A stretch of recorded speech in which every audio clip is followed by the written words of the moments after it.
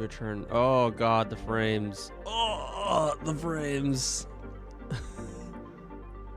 The game really does not run anymore. All right. One more. So I was thinking about this. So I was looking at this machine for the Grand Vortex or whatever. This machine. And I realized that it has this like empty space here. And I think what's going to happen here is while this machine is being fed, it'll produce a portal. And this slot here is an input slot in order to turn in these 3 resources. So I think these 3 resources can only be turned in at this portal, and they probably can only be turned in like at this rate. So like if I run these 2 belts here, it's gonna make 2 belts of portals. So I can only turn in 2 belts of resources, which kind of sucks because it would have been nice to get at least like 1 belt of each of these things. But I don't really want to go back and like re-implement like expand everything just so I can run these all at a full belt. But I think that's probably what's going on here. It's possible these things can take in a full belt each, but I kind of doubt it.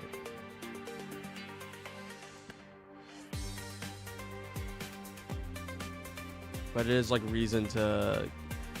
It is an actual reason to actually expand the production rate of these earlier things. Although in theory, I can trivially switch like this thing over to give me emeralds. And then that will let me at least... Because I'm making 8 belts of this. So that'll give me 4 belts of emeralds. So I can at least just expand my gold onwards.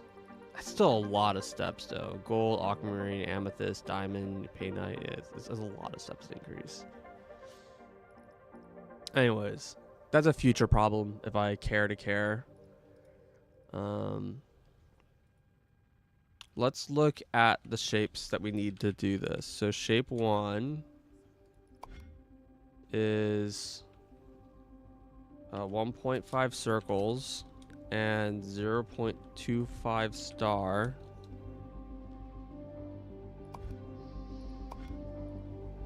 Shape 2. Go evening blue. Let's see. 1 circle, 1 square, and 0.75 wedge. Okay.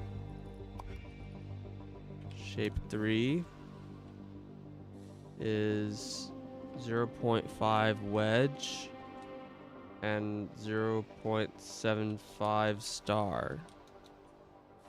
Okay. And then shape 4 is... Are these posts? Yeah, okay. 0.5 wedge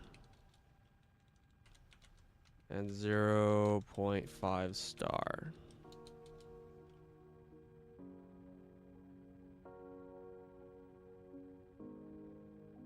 And this is yellow. Yeah, this is yellow. So what is that total?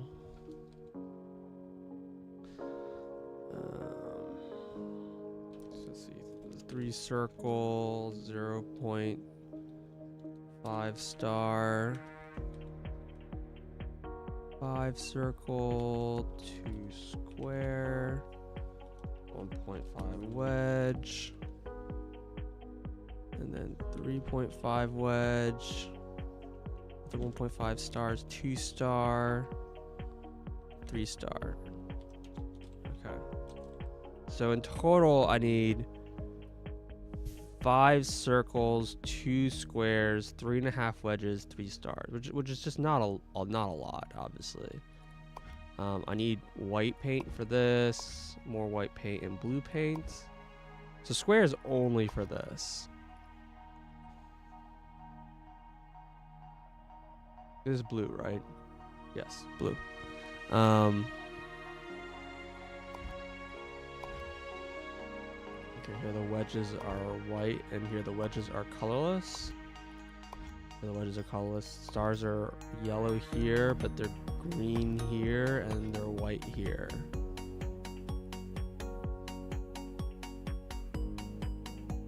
I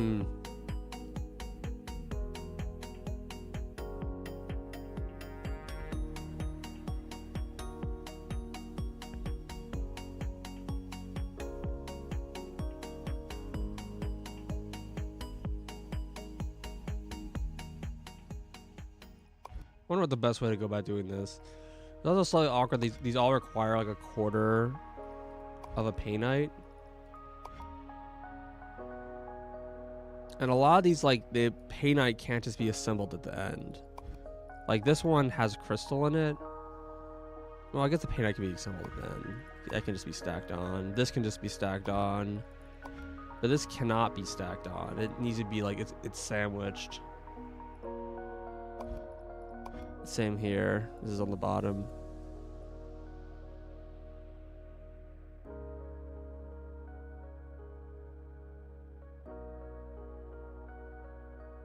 I mean, technically, you can have this shape without the wedge. This pin will fall down. And then if I stack this shape on top of a wedge, what would happen? Would the pin get pushed back up? I think it would.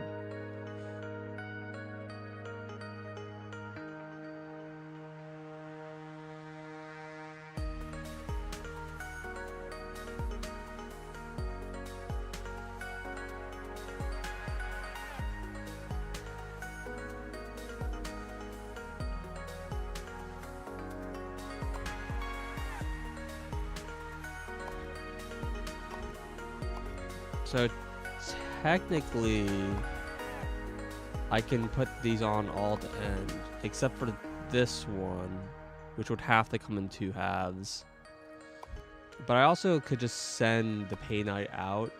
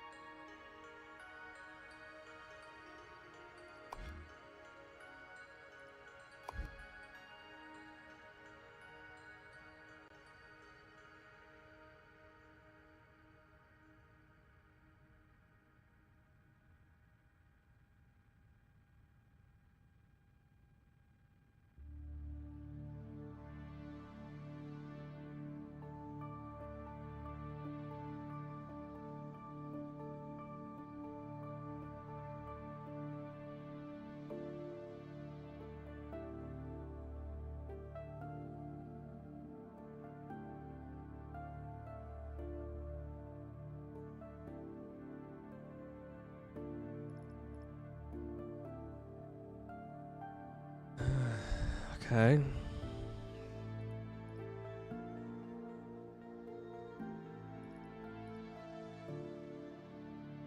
So,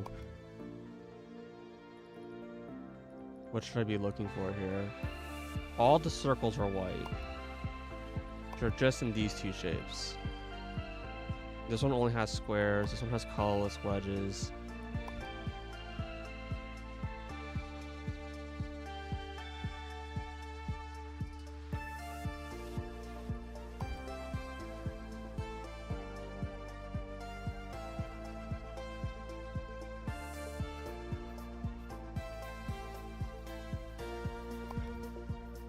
I mean, I could just focus on making this one shape at a time.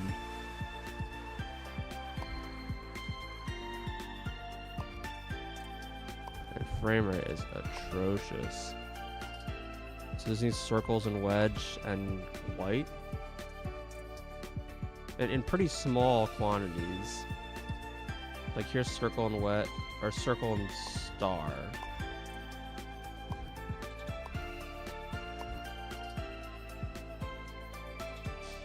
I almost feel like I need these 2 together. This is a wedge, circle, star, and this is circle, star.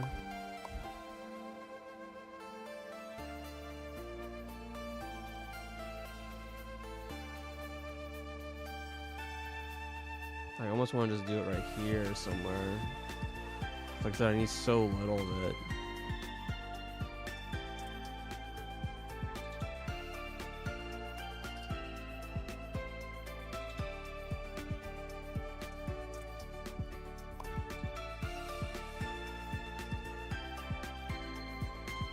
Got a nice 3/4 star for this.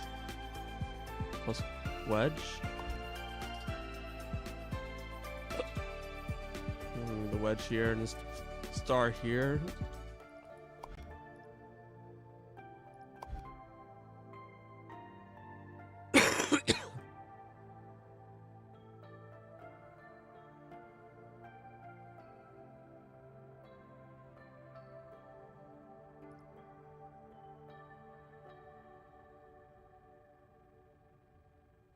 My mute wasn't working. I don't know if I was muted the whole time or not.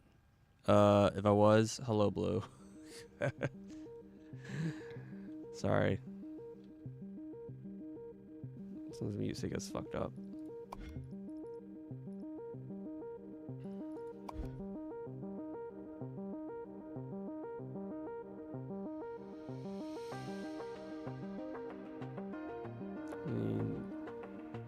You hear me fine? Oh, okay, I just got messed up now. Here's triple wedge for this shape again. We also have star and wedge. We have our stars right here. I mean, it's just so much easier if I just use whole shapes.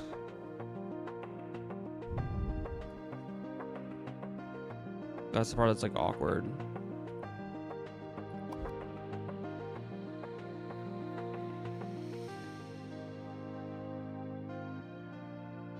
I just need so little.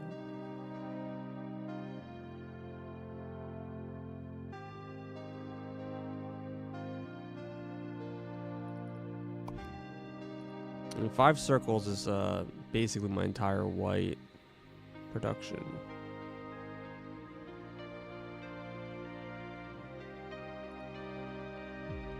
I know this is going to use a lot of my white actually.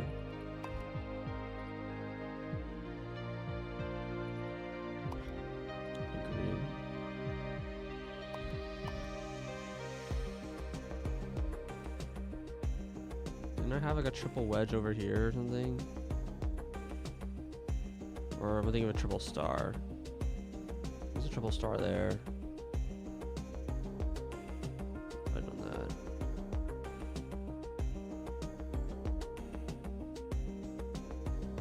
It also has a triple wedge and a double wedge.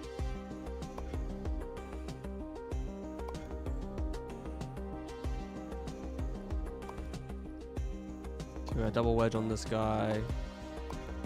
Underneath of you, yeah, just a star. Double wedge and triple wedge. So like these two.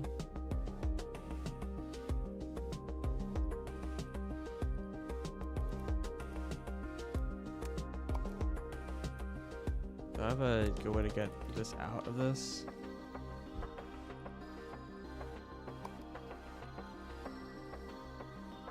Whoa, look at this. What is this frame rate? There we go.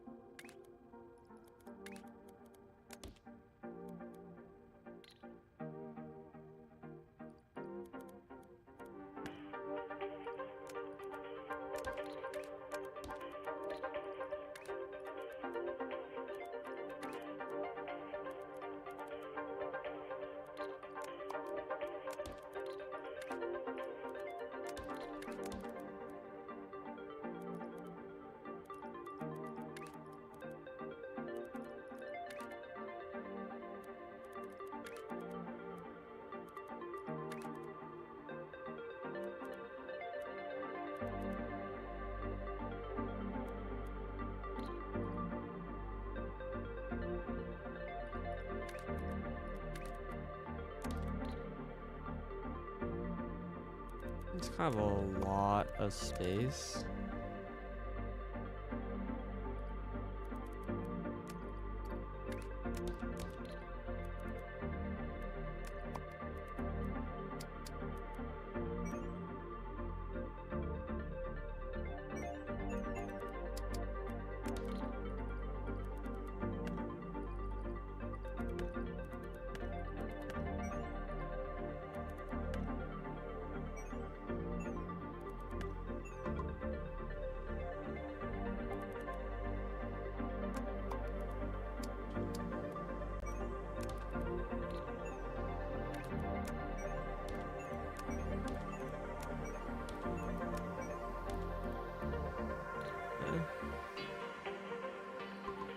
Why are the shapes different now?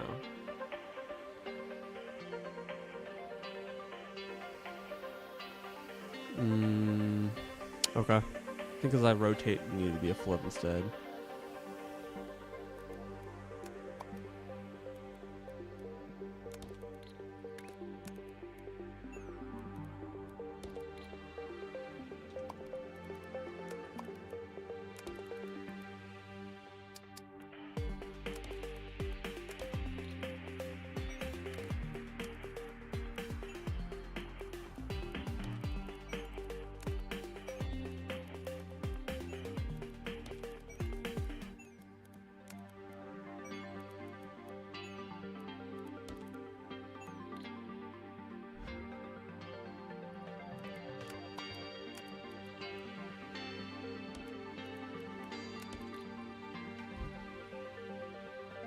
These are not outputting on the same lane.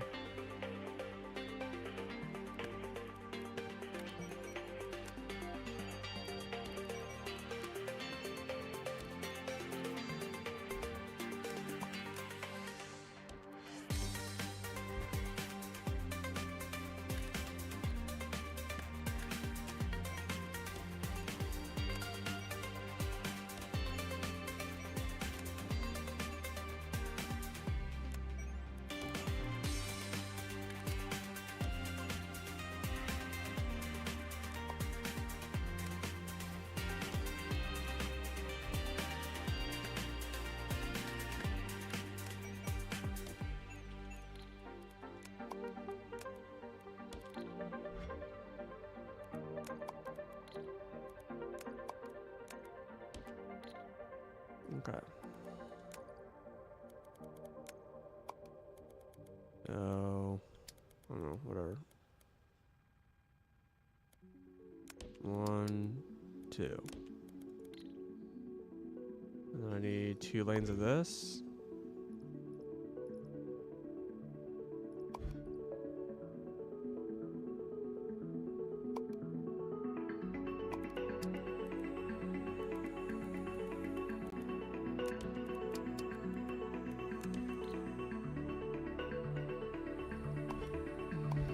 Okay. Stars are up here.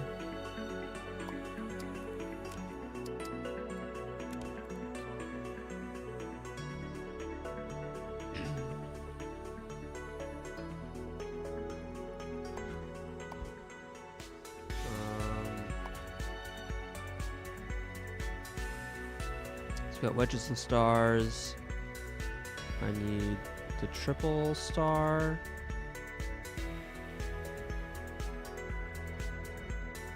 The quadruple star down there.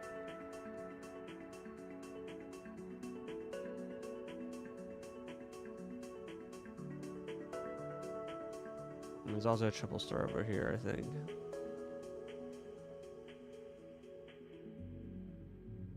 Which we could just use. It's like triple star plus 2 half circles.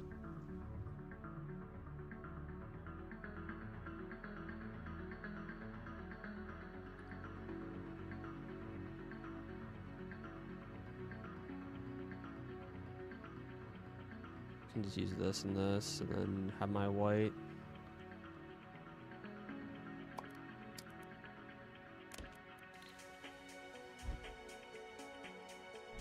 I need to be the shape.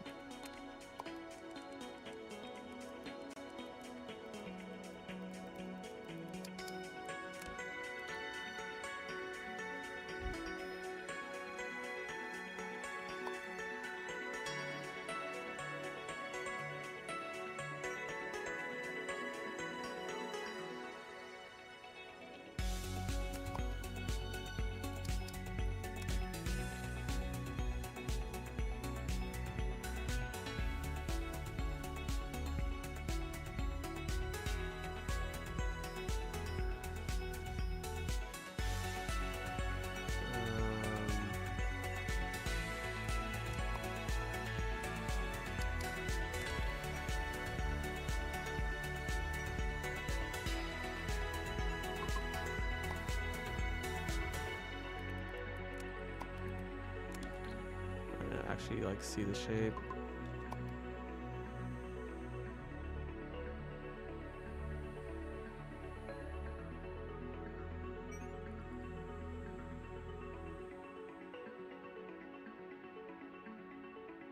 I'm deleting the wrong half.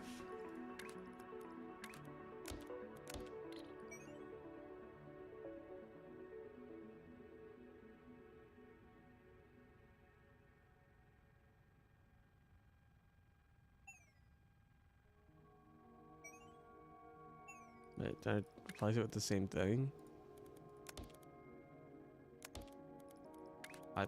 What? Okay. I'm bad at clicking, I guess.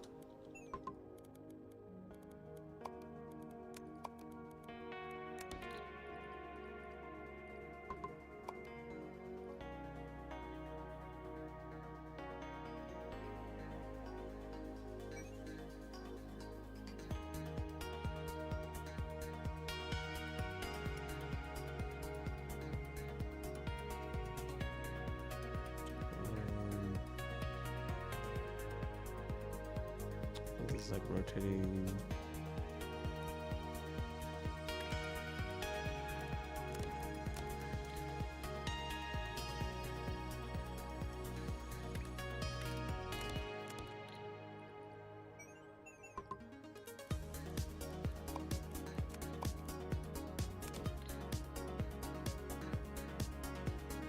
So you need two different shapes.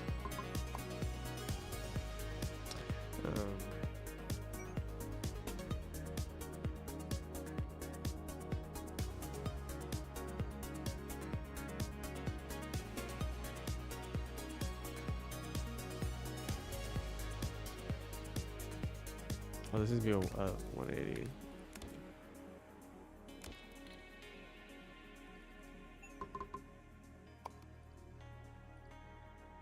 Okay.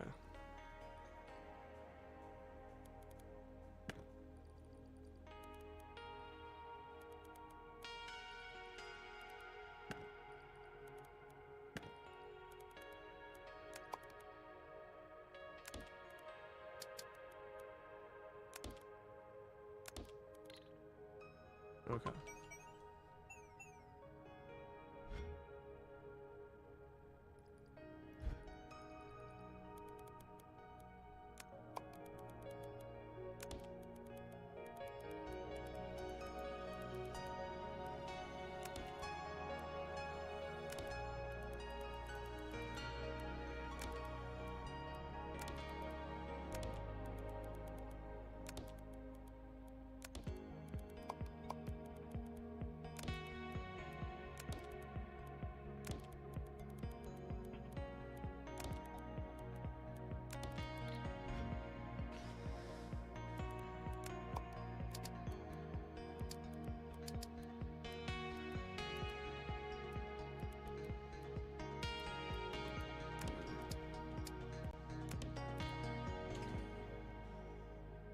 The stars, and then I need half circles and green and white.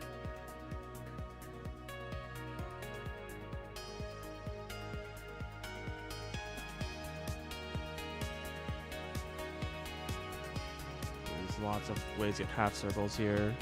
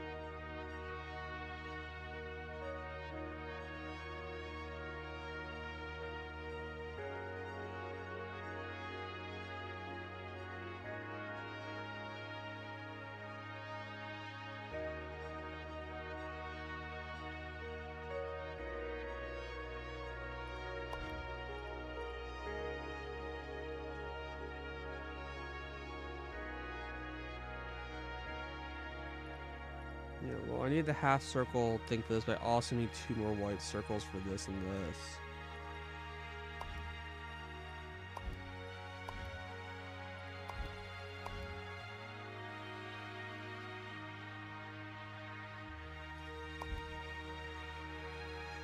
This also needs a white spike. Blue square. An easy square right here. Let's just focus on just making just one shape. Not go crazy here.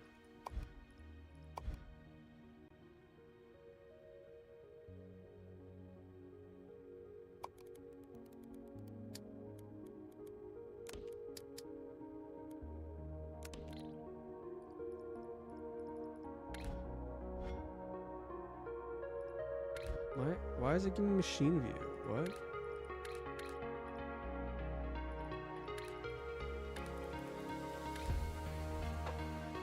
I can't put... What is going on? It's not letting me... Oh, is that... oh, okay, I'm... Apparently don't remember how this UI works.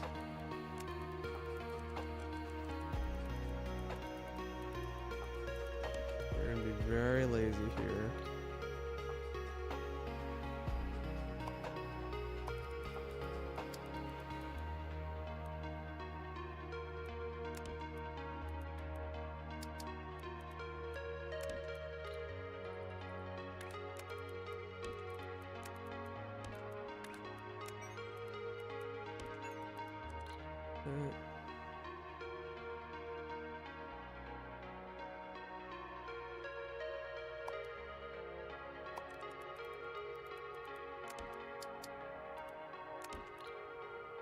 I'm back.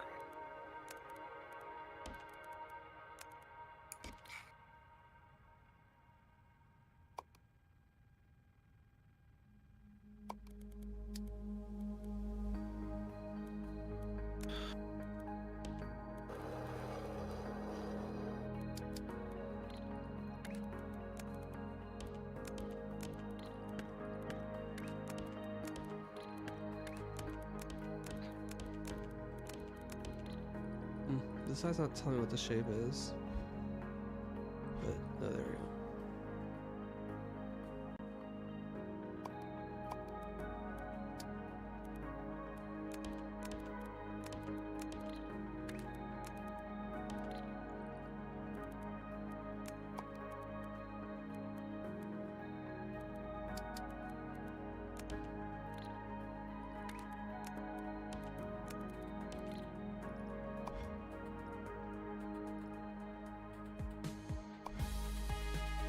So this needs a painted white.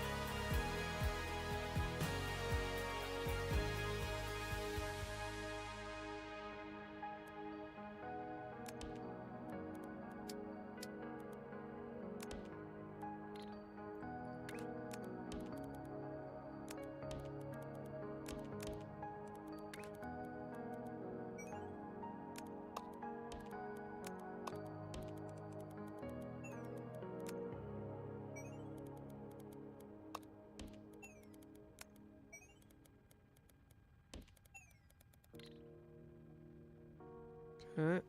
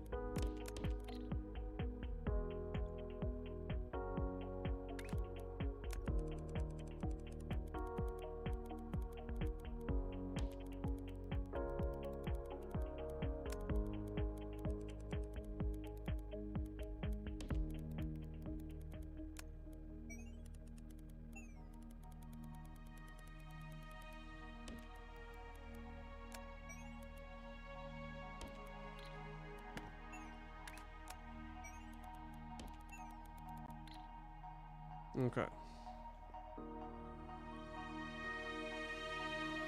This is making one shape.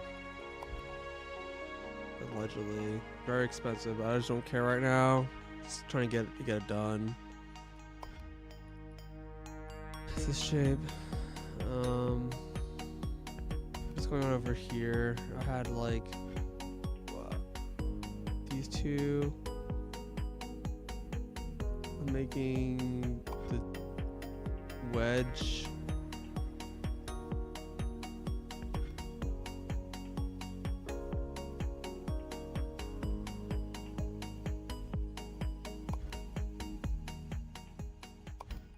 Half wedge and star. Right. So I need to paint, and you get red over here. There really isn't any of. Orange, yellow down here. I can just belt this down, I guess.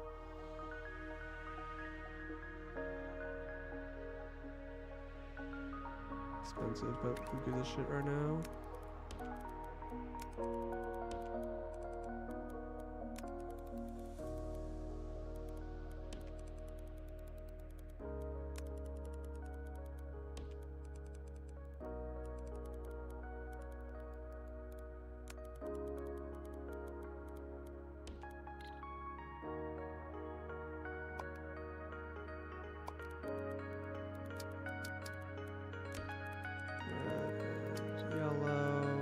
Red and green.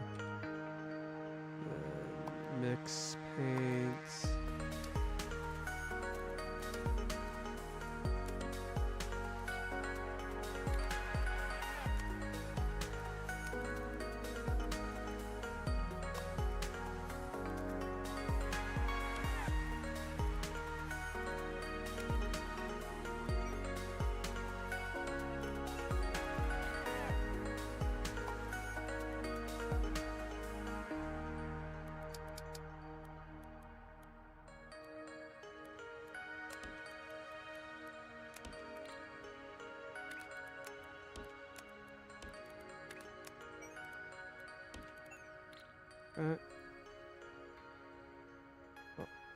That makes this part, and then I just stack it with this thing.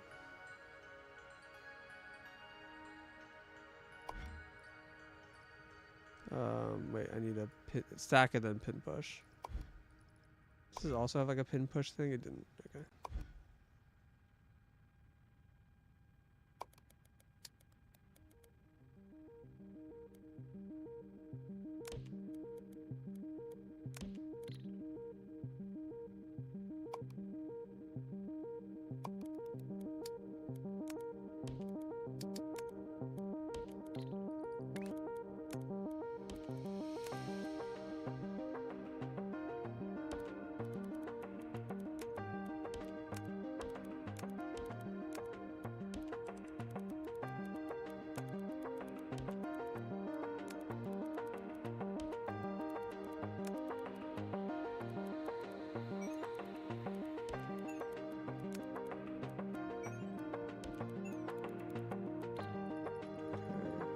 That makes this shape.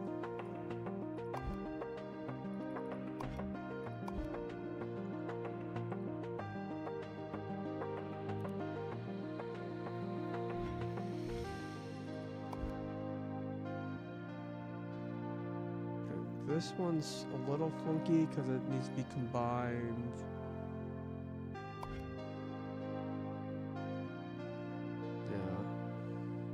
Yeah. A circle, square.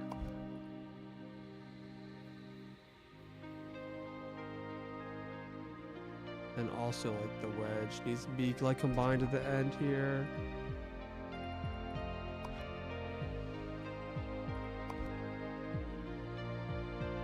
So I don't know about this one right now. Made this shape. I've made this shape. I need to make this one. So I need circle and spike. Is there just like, I don't know. Circle, spike, circle, or whatever. There is. But the spike needs to be white.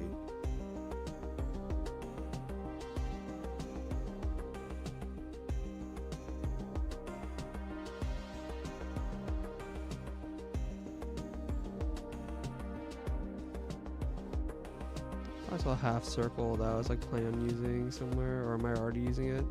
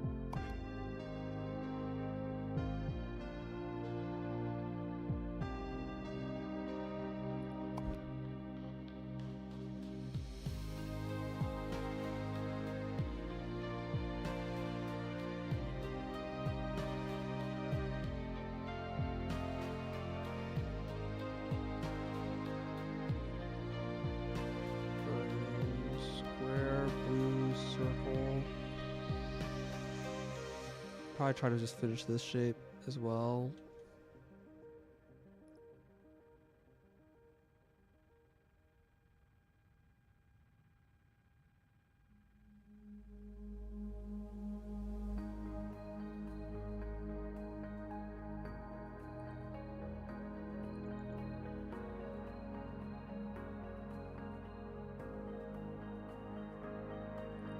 There's actually probably just enough stuff here, right? The center's got like lots of like complete shapes in like small quantities.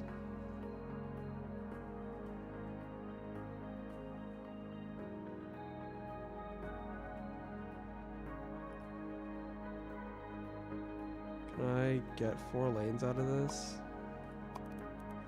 No way. It's a little too small.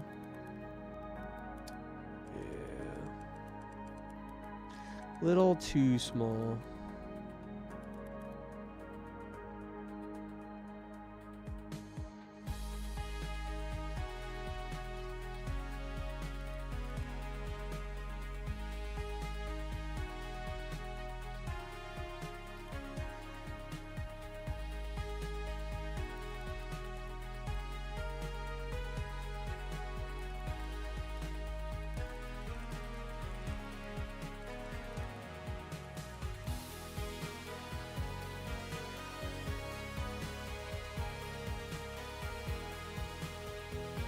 Is green enough? How many of these do I need to make? Well, I just do this shape.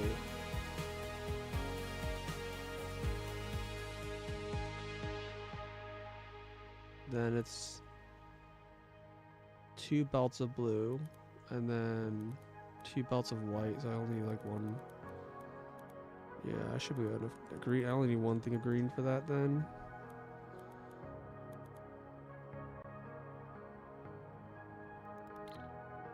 So what I can do here...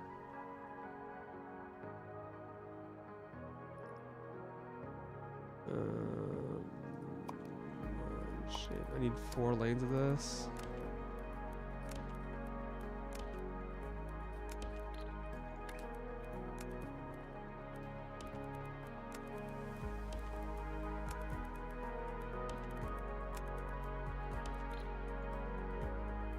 Do I have a swap horizontal?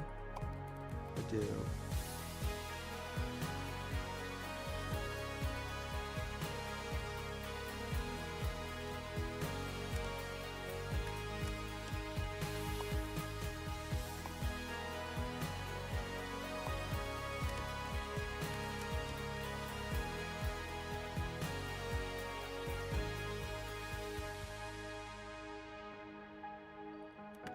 Should produce 2 separate shapes.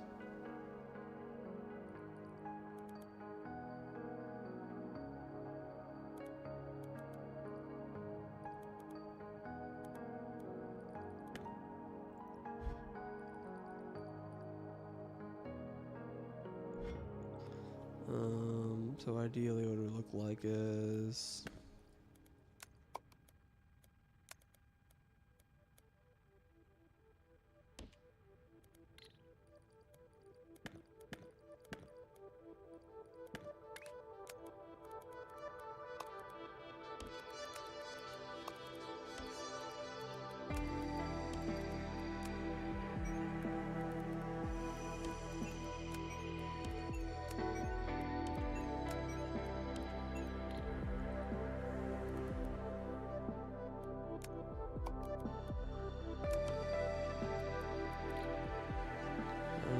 Belt square, belt to circle.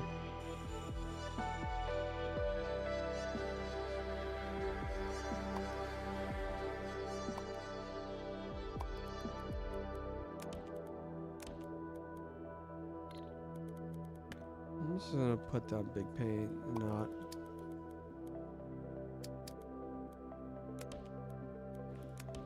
We'll work and not worry about it.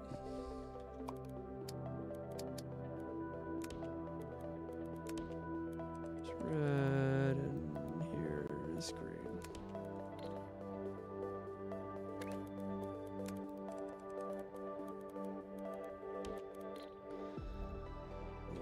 Paint.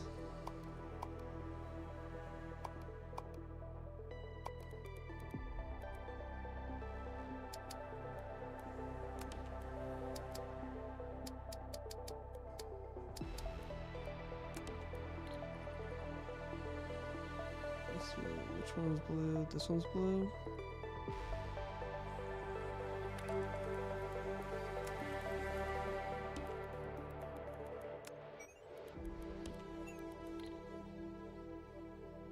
Is this broken?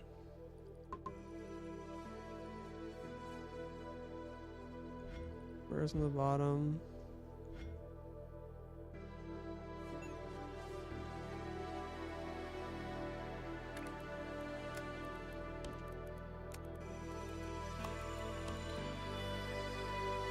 Circles on the top. Alright. Okay. Mix white.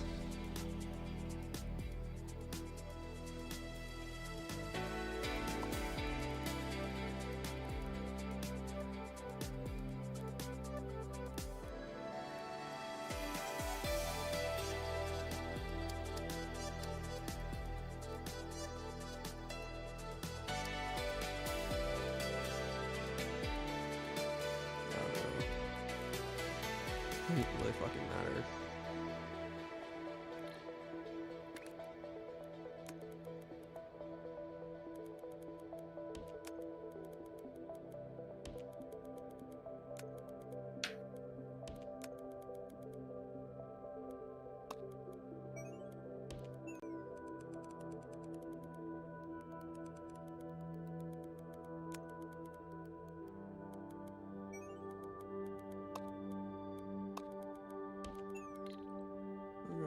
paint.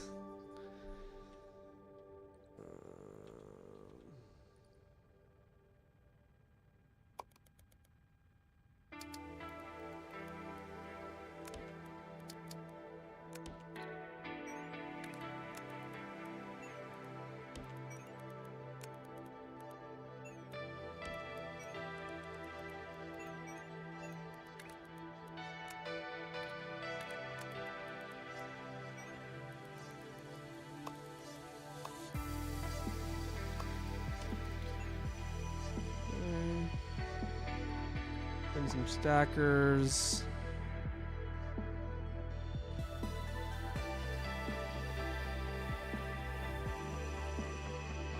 We need to stack this external shit, and this circle needs to be pin pushed.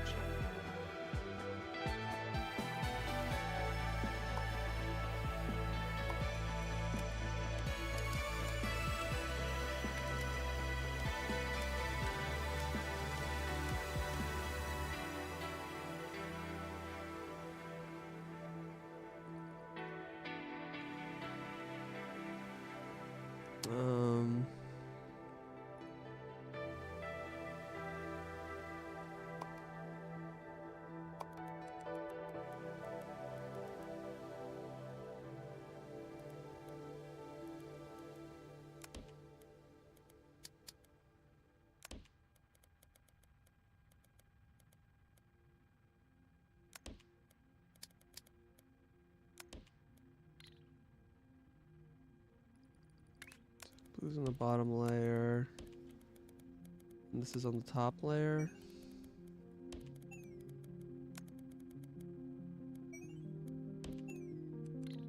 Okay. So I need to get this shape over here.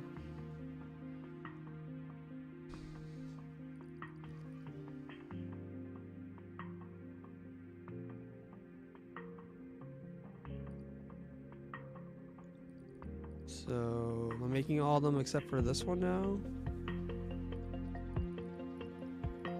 Need more white, which I should have here. Maybe.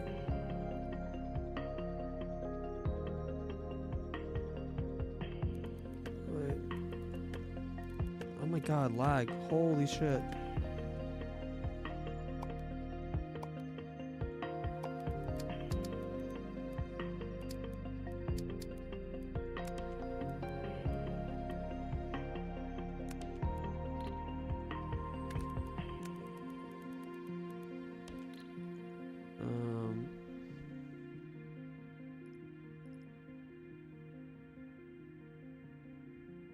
I need to paint some white circles and some stars.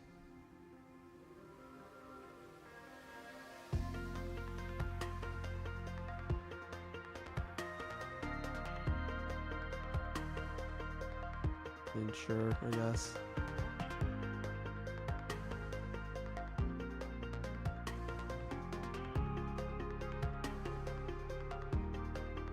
Make the half circles here and the whole circles here, I guess.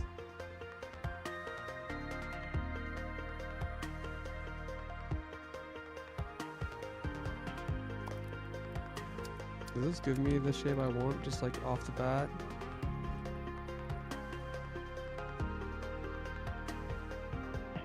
One of the things where it's like, there's always like a... something probably needs to be like rotated.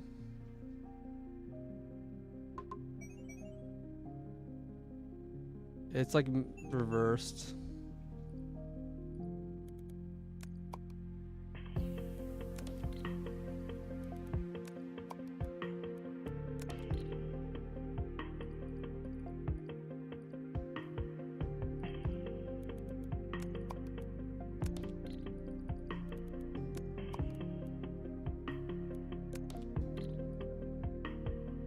That didn't help.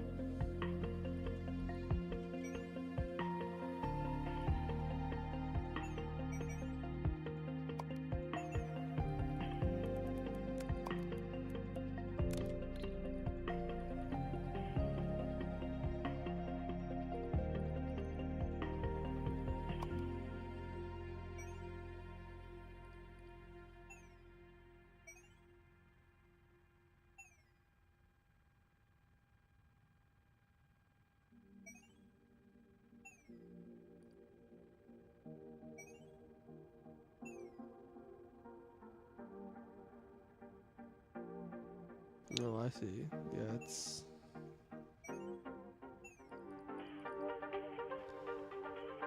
pretty busted. I could fix it, but there's probably an easier way to do this that's less efficient.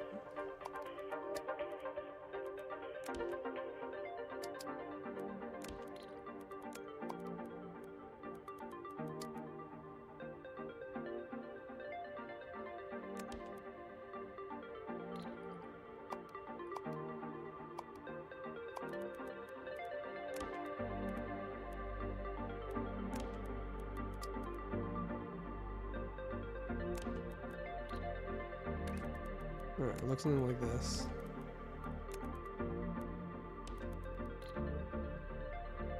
Um,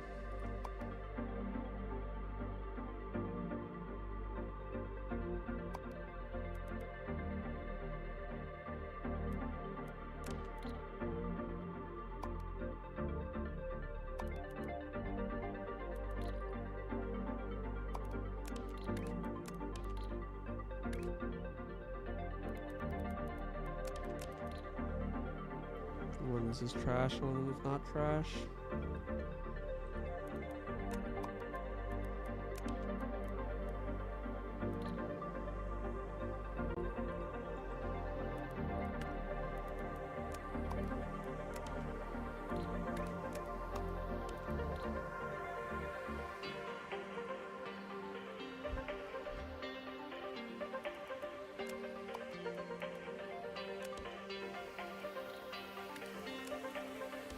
Waiting for the shape updater that goes and figure out which side is good and which side is bad. And this one's like the same thing, but I'm using instead of using swapper,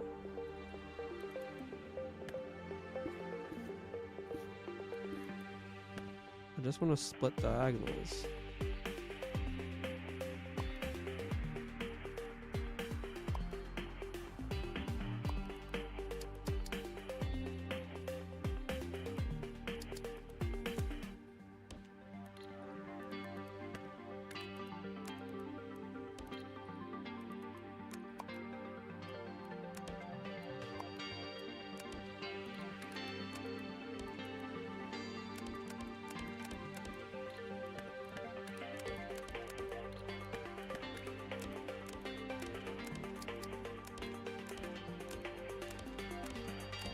Let's see what shape ends up on these. Alright, so wait, this produces full circles and diagonals? Oh, that's even easier. I didn't even intend that.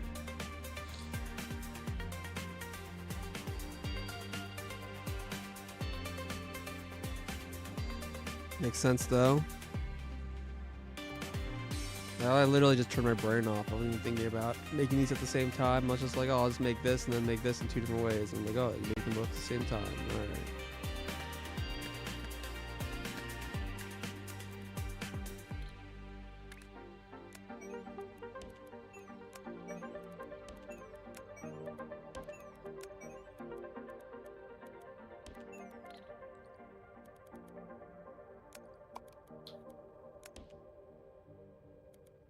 Yeah, that makes this, we don't even need this thing anymore. Then I also need to make the spikes, which spike miners. Again, no, I just need to. I mean, surely I can just throw in the. Whatever, it's fine. I don't think I actually have a delete half.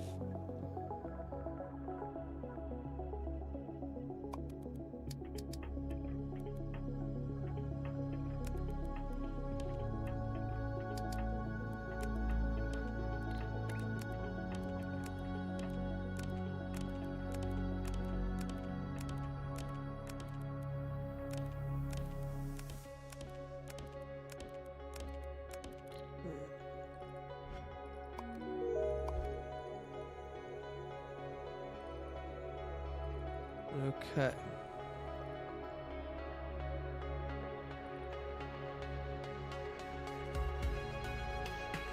It is taking its time. Half circles on the top. Okay, in this shape, the half circles are facing the wrong way, actually. Whatever.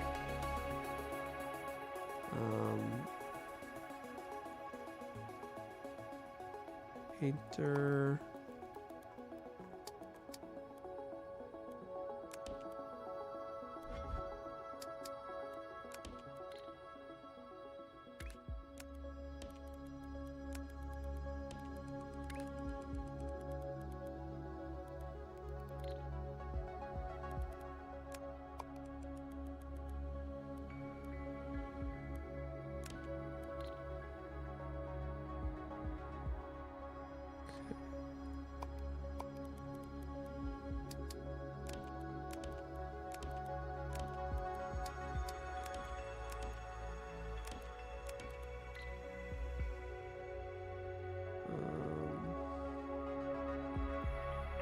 These are...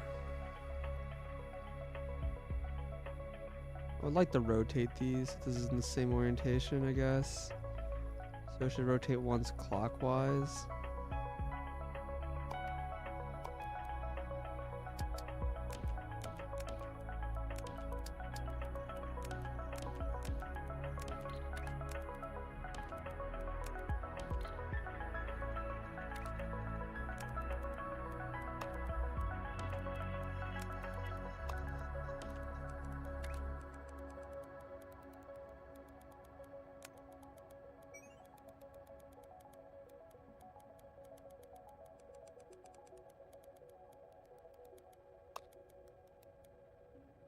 Wait, where? Oh, up there.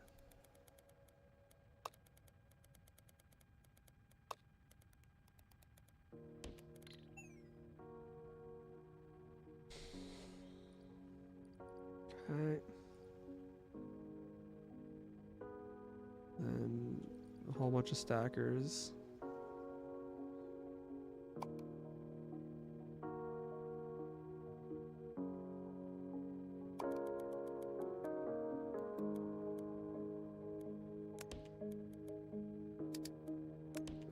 These get the circles placed on top of them.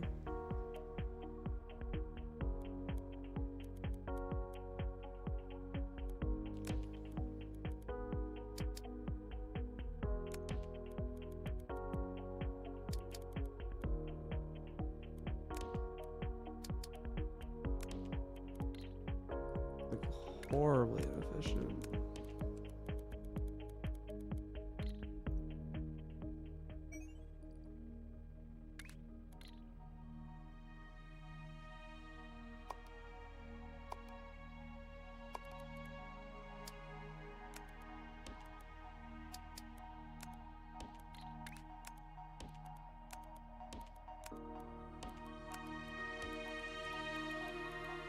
So this needs to go here.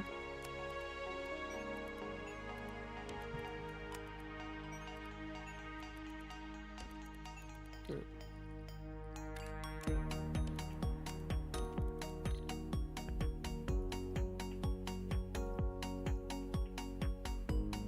And the other shape needs to show up. Then the circle on top. Any pins? Yeah, pins are on the circle.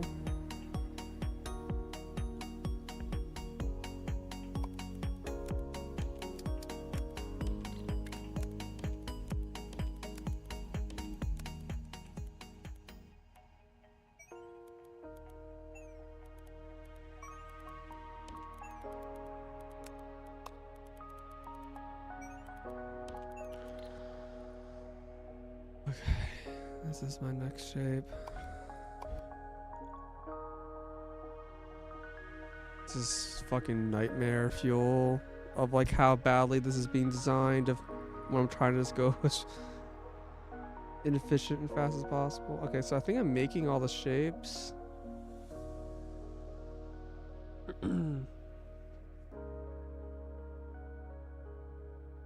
They're not necessarily like going to the right places.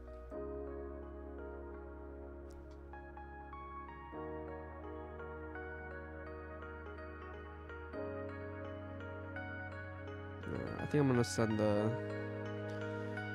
quarter pieces all over the world.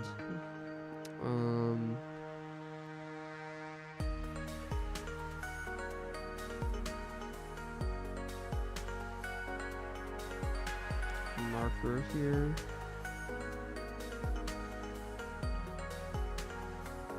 That's wrong. Is this with this shape?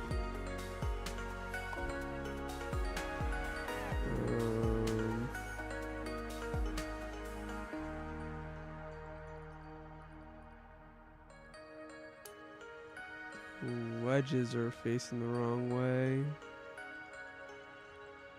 Oh boy.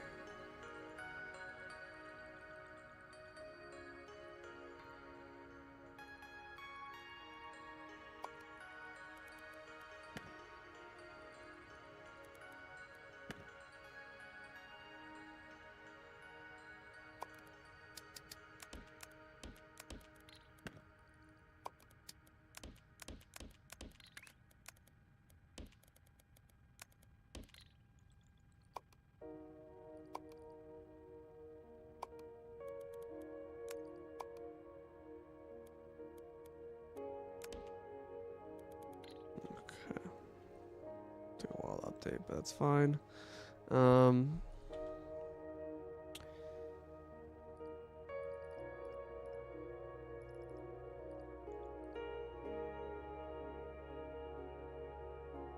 Yeah, I think it's the first time I'm gonna use the technique of basically trading items back and forth.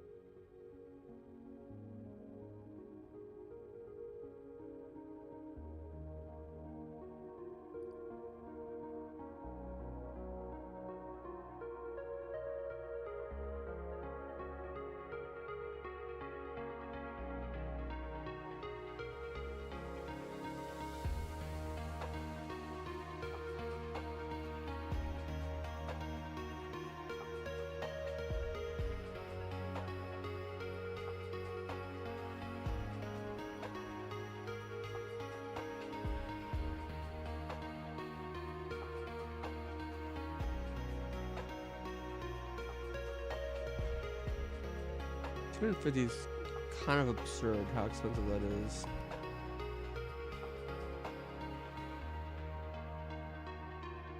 I don't think I have enough platform to actually build the MAM. But I'm gonna worry about that later. We have left half, and then this should be right half.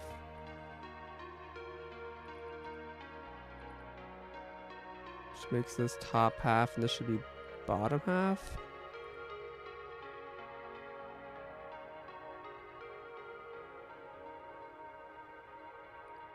No, they're both top half.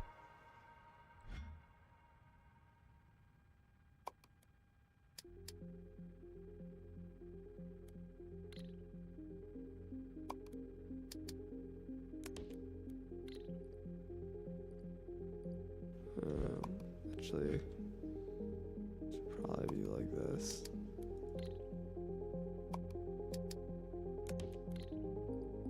So this one's top half and this one's bottom half.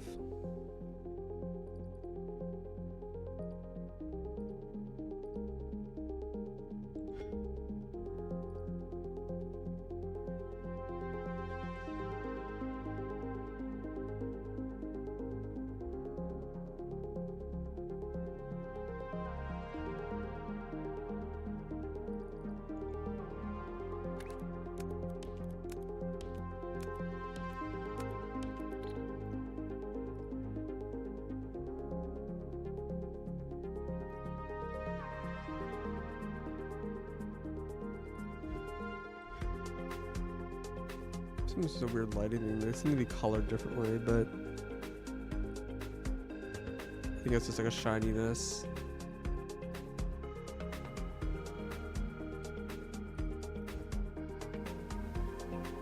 Okay. This is bottom left, bottom right, top right, top left.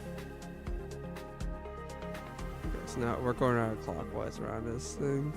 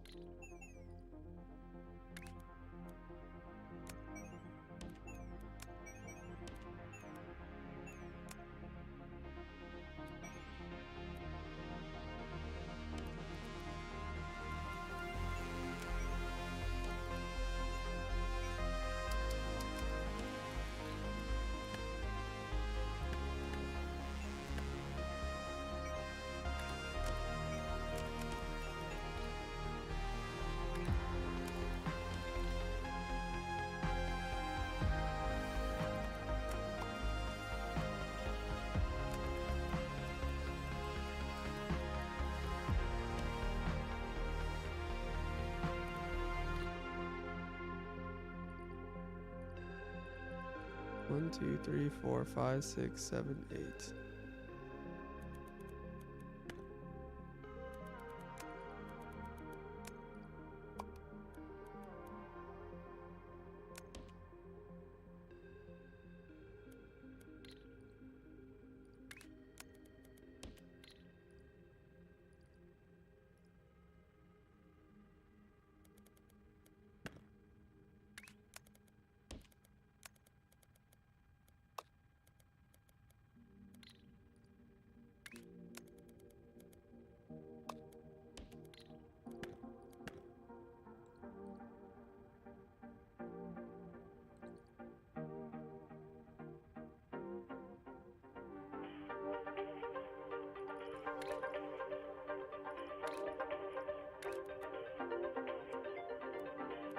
So each needs to look like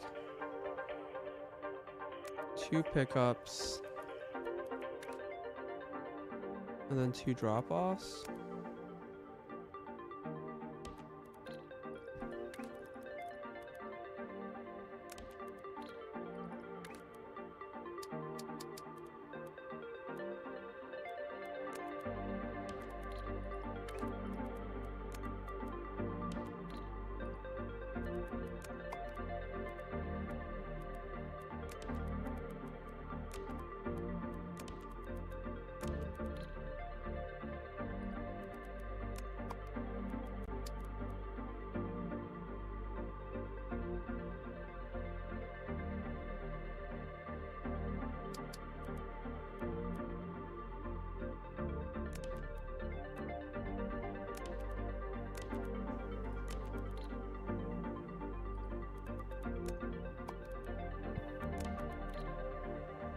I don't think it's gonna be nearly enough space.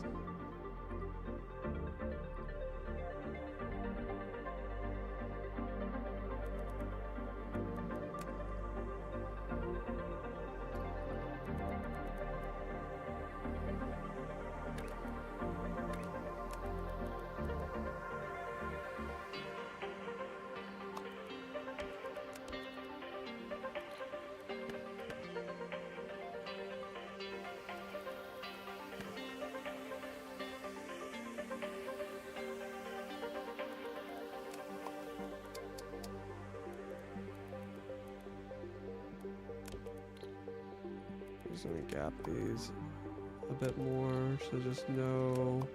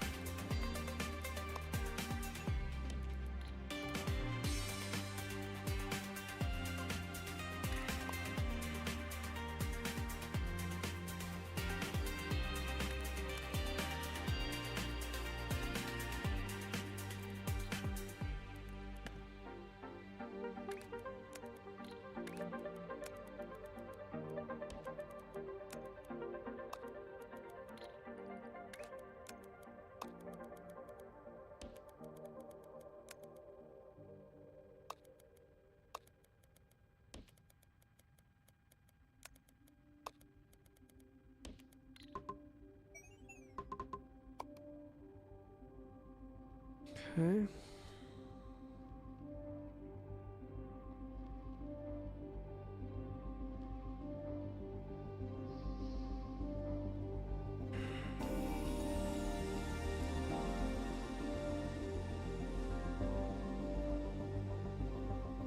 Make sure I'm sending the right part to the right place. So I want to wait for these trains to start filling up, so it's like way easier to route them around.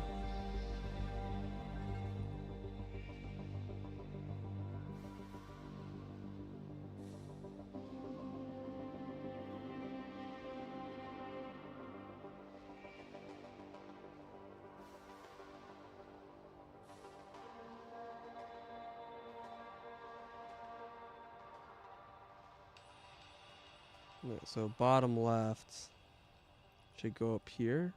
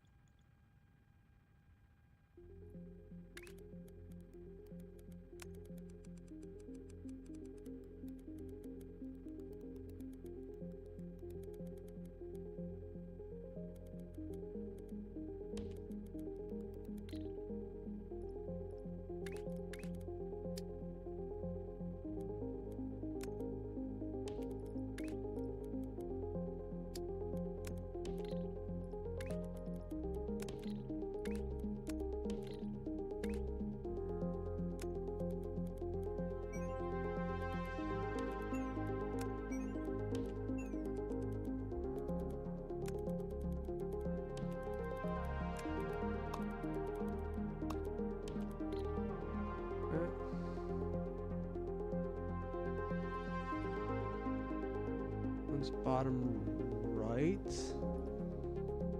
That's what, down here?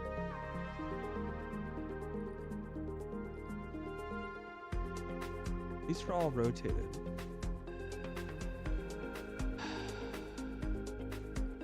I don't even know how this happens.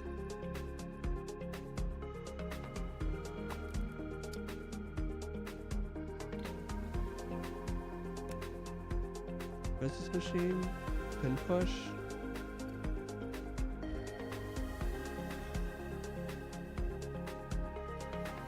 Must be, okay.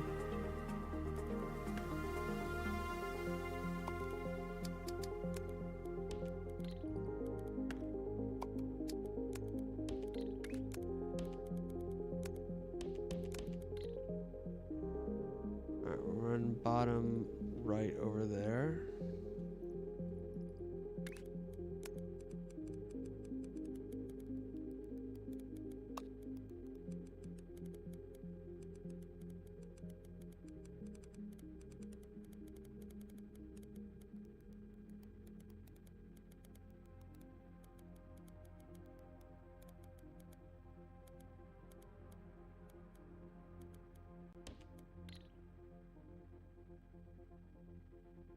Didn't break anything.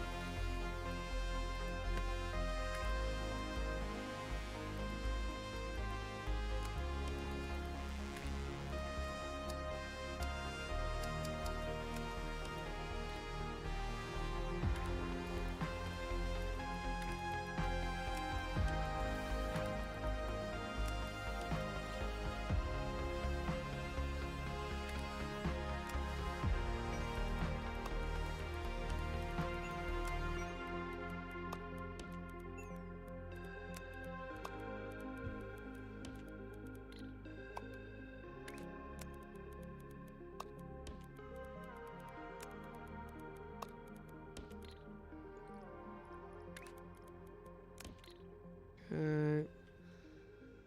These might be backwards, for all I know. Oh, loads in the back one. They might all be backwards.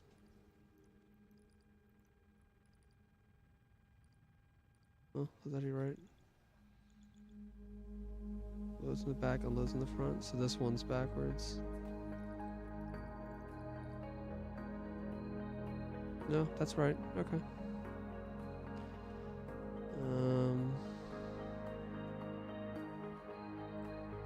Next, top right. It's the star. I think it's also down here, and it's like incomplete.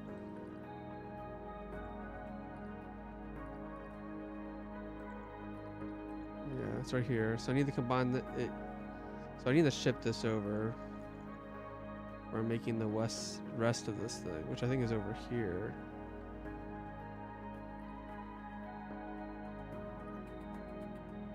No, here it is. Star. Yeah, just right here. Okay, no one.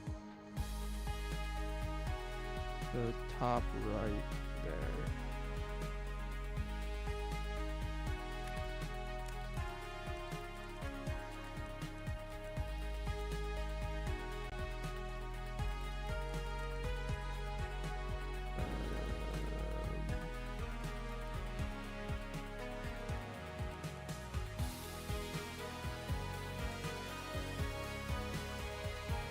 Here.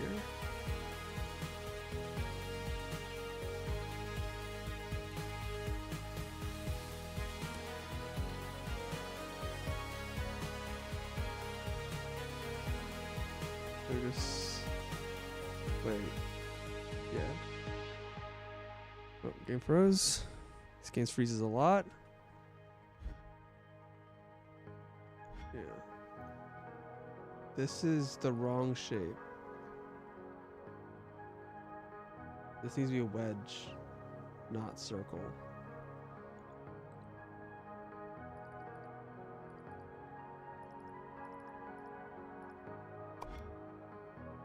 I fucked up.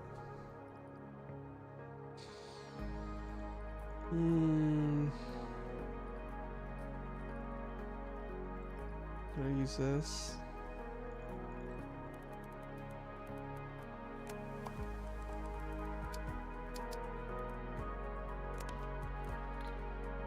And then just rotate it.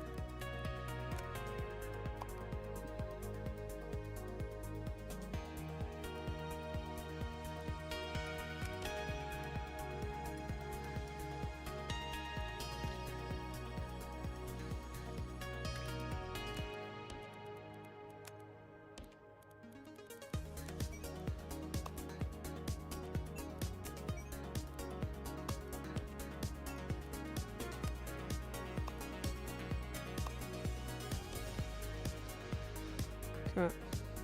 Next shape.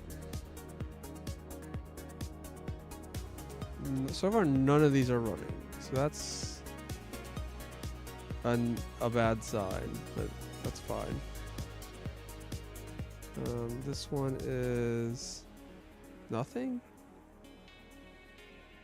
Wait, what? These aren't running anymore.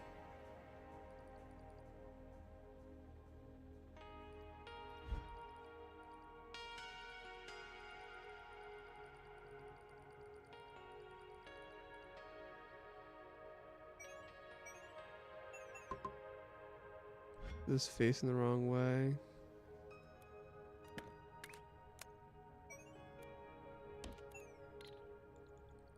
They all are like this?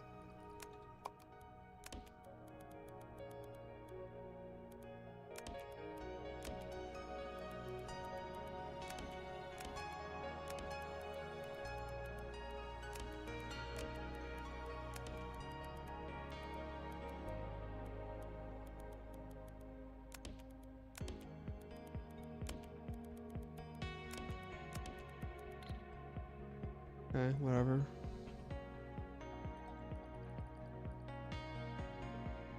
So this should be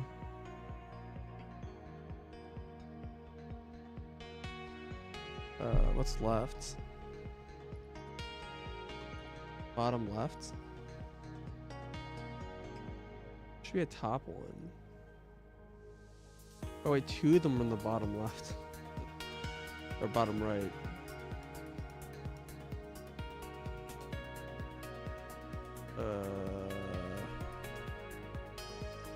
Okay.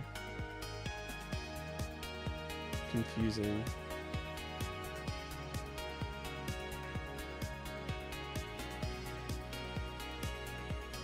I did not even realize. I thought I just assumed there'd be one in each corner.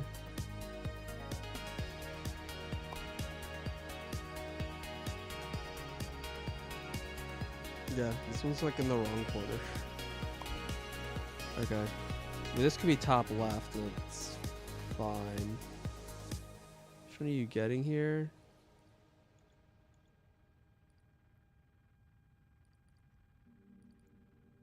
I'm sending bottom right here.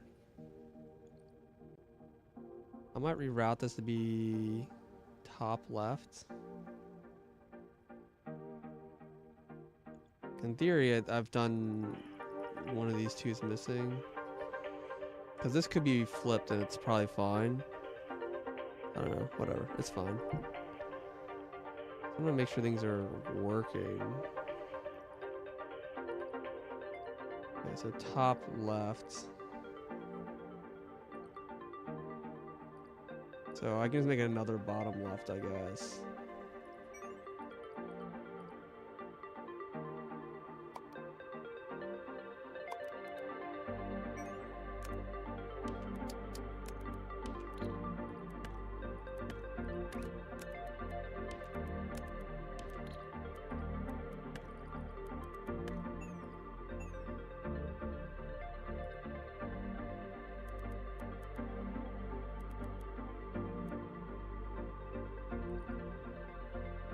Or second, sorry, bottom right.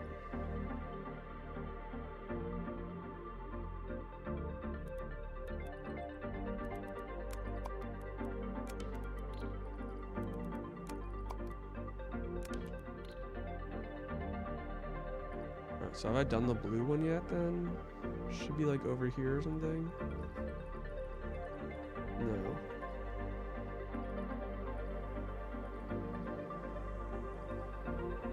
So it needs to get stamped here and then retrieved up there. Okay. Cool.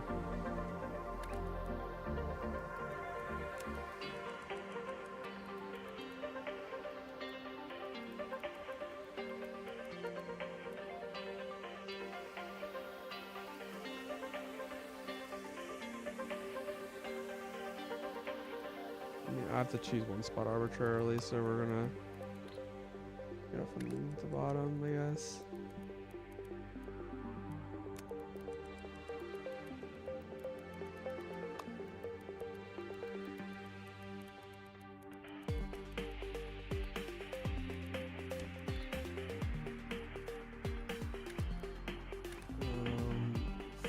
Front should be pickup.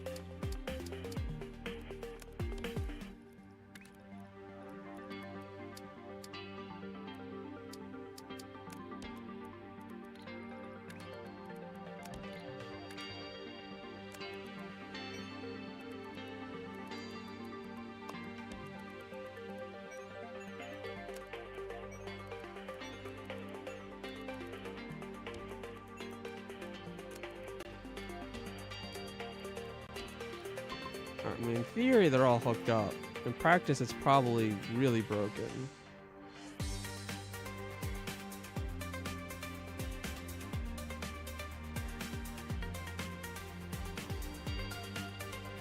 I'm also like making something down here that I am not using.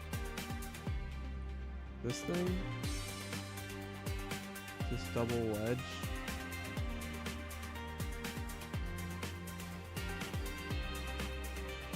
I clearly don't need it. I probably needed it for this.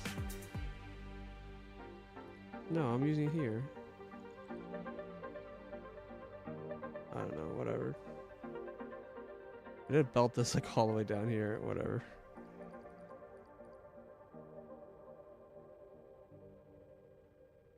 Okay.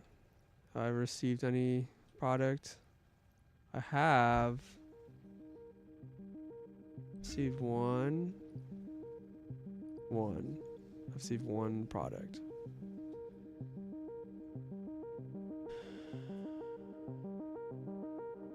Okay.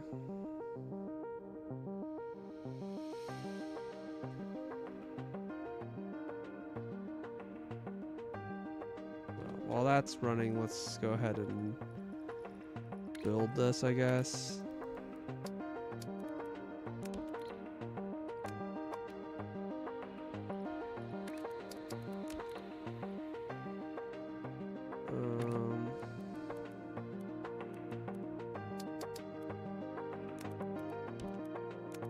Running is a little weird.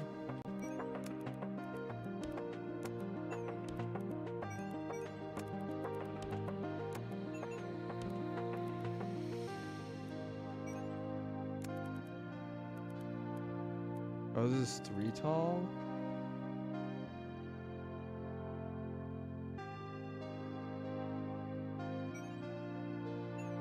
Okay.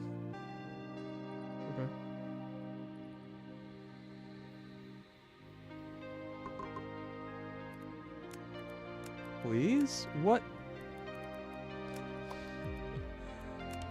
Lag is gonna...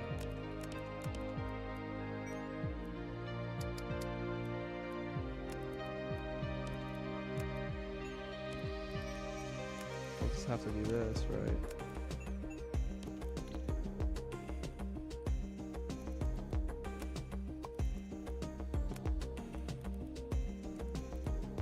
Three, four, five, six, 7, 8.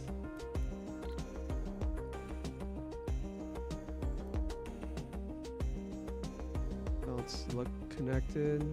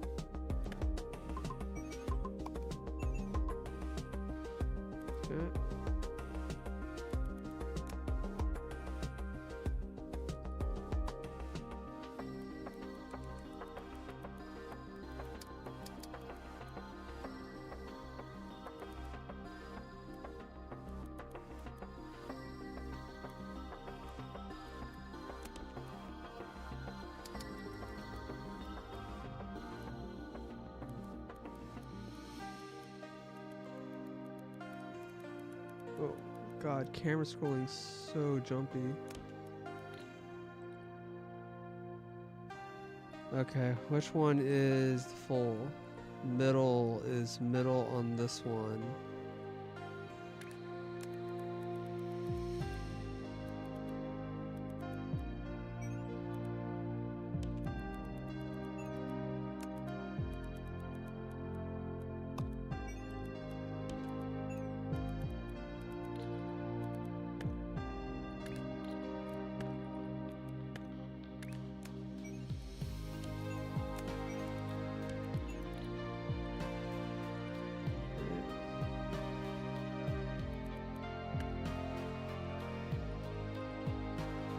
Still only have one shape, which means everything is still broken in various ways.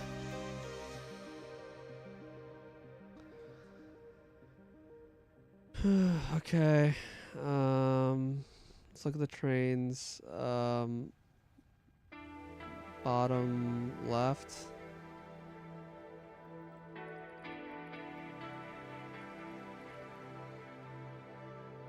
Looks correct. Not being frozen. I'd appreciate it.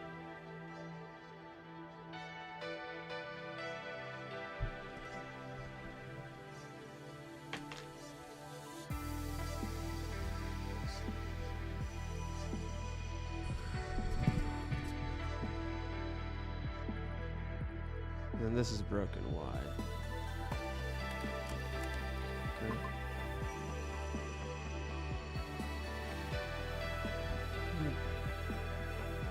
Pins on this thing?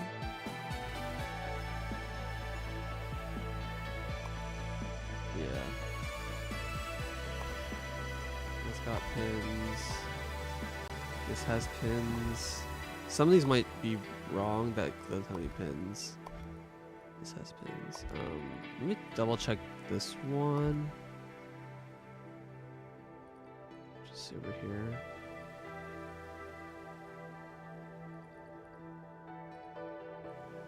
Yeah, circle's being pinned here. Okay. So what's wrong here?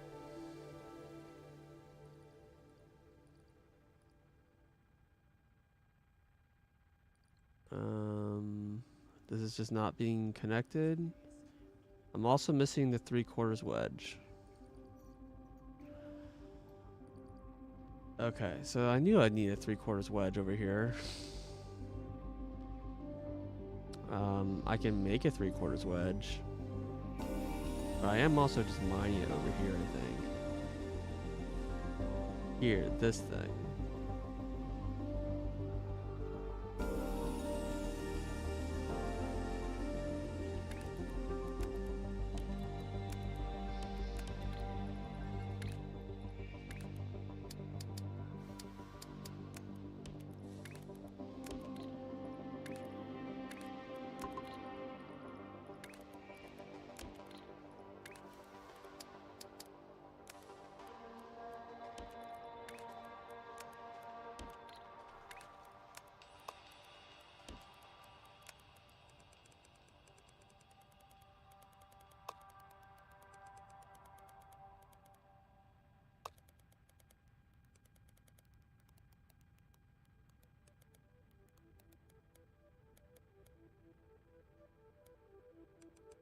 Where's this going? This is the one that's missing it, right? Where were the blue squares are being made? Here, right? Yeah.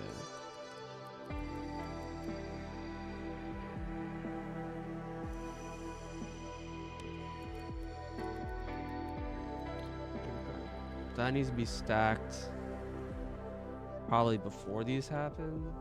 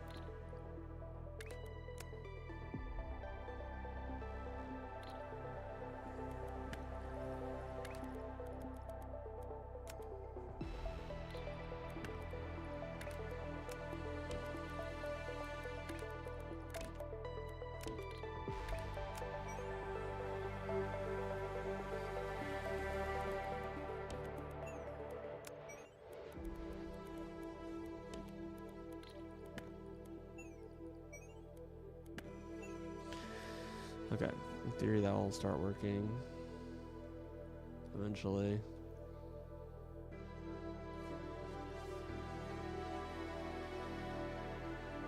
See, 2 of these are working. Hopefully it's the right shape.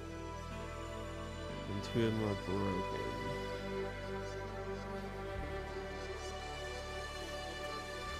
Alright, 1 second. Let me go feed Molly.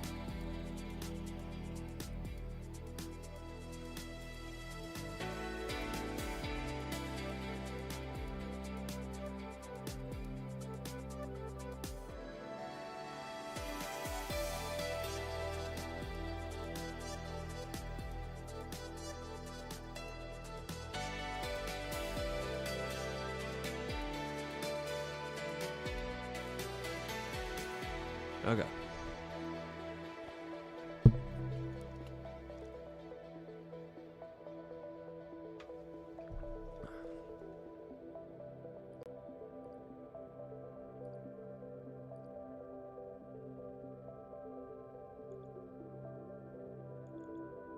Alright, let's look at this one now.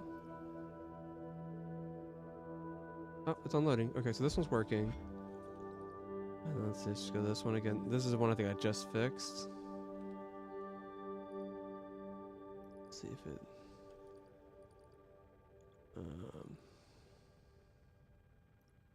it gets the shape over here. There it is.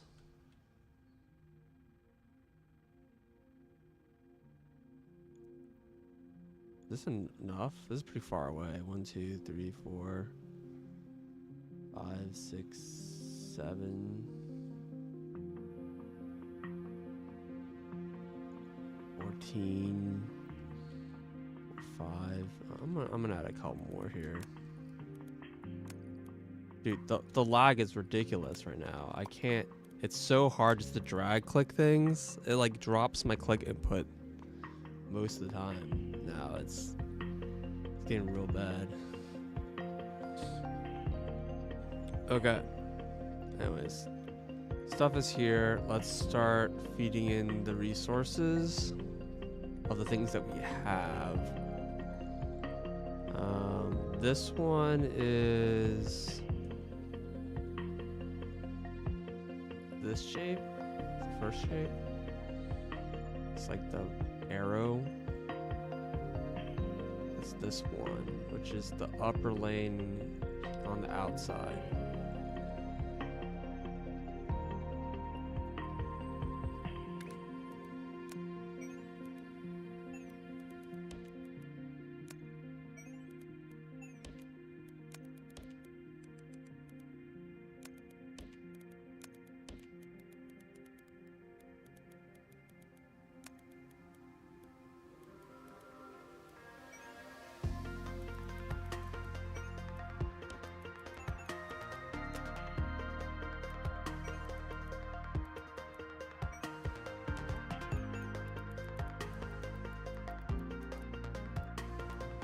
Okay. Next one is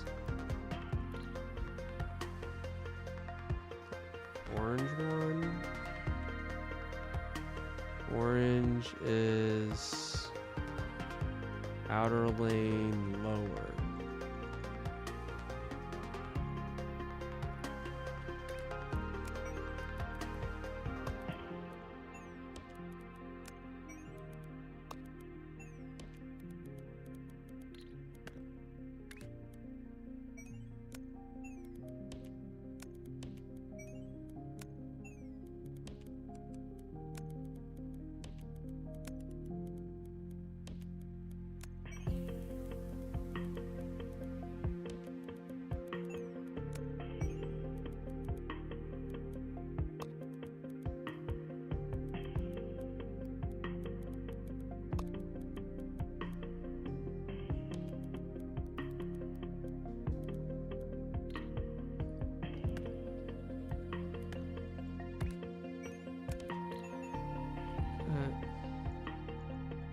Next one. This is the wrong shape. Fuck. No, what? Number 3.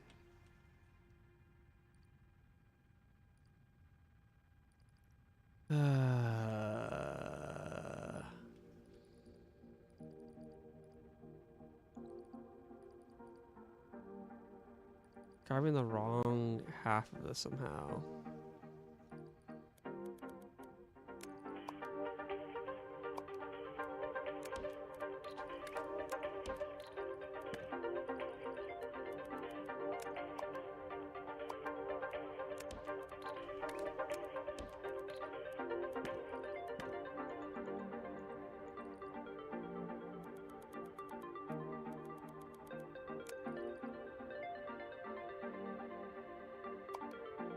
I gotta reload this all and dump everything.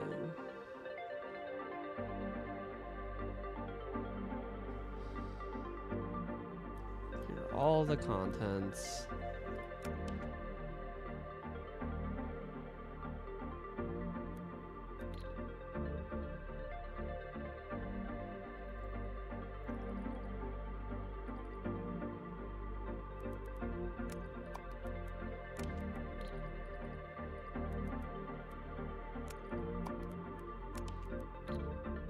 Well, I'll wait for that to fix itself. But what it should be... Alright, and this one's also still not running. It's just a belt delay. Yeah, looks good. No, things I think are just backed up. Okay.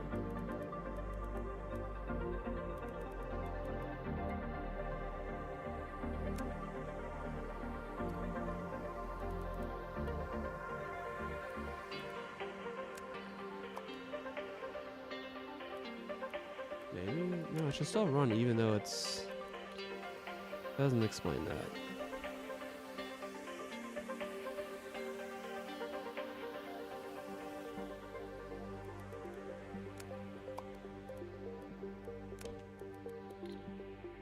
That doesn't explain that.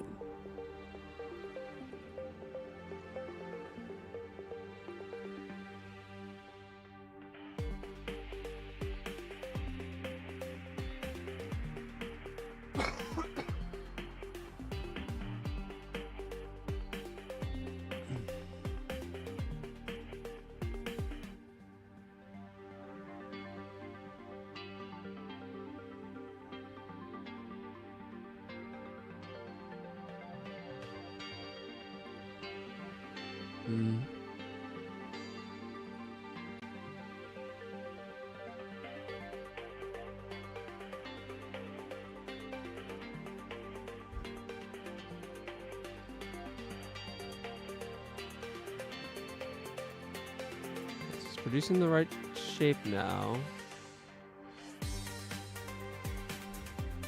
At this step.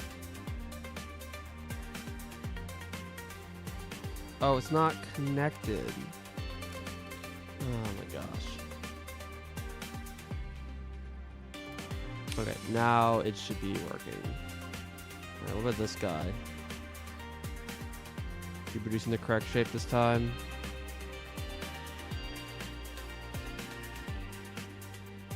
You're broken.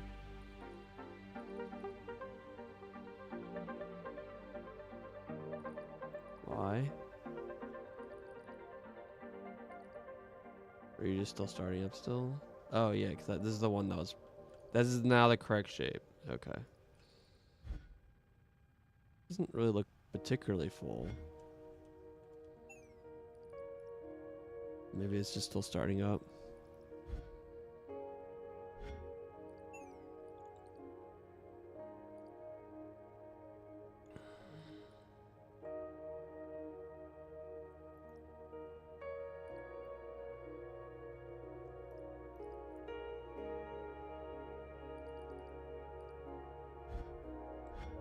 Is that the right shape? That looks... What? Just two kinds of shapes being made.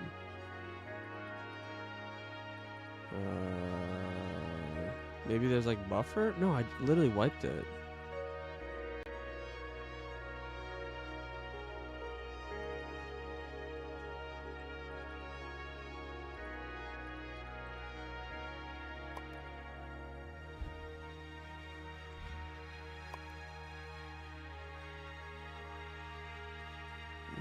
Those are all correct there.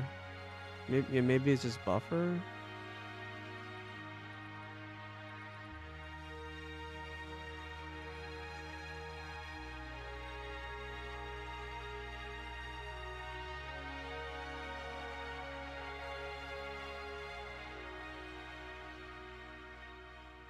I thought I cleared everything, but maybe some of it was like wrong.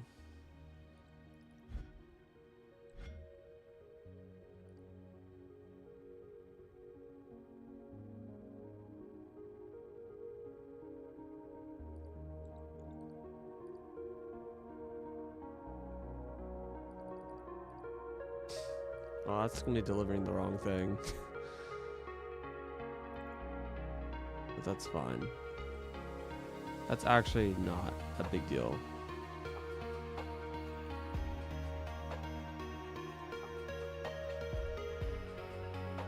Okay, so number 3 here. No, neither of them have arrived, so we'll make sure they're actually down before I like route the wrong thing to the wrong place.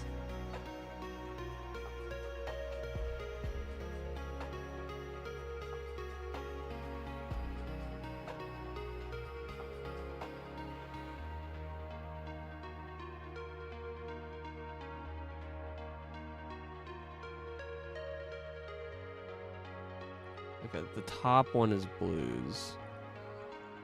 So blue is the top layer of the center.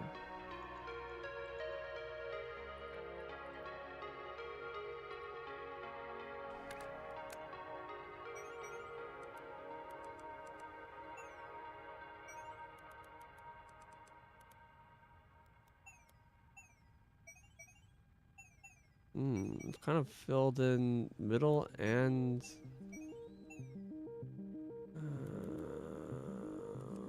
oh, I know down here. What?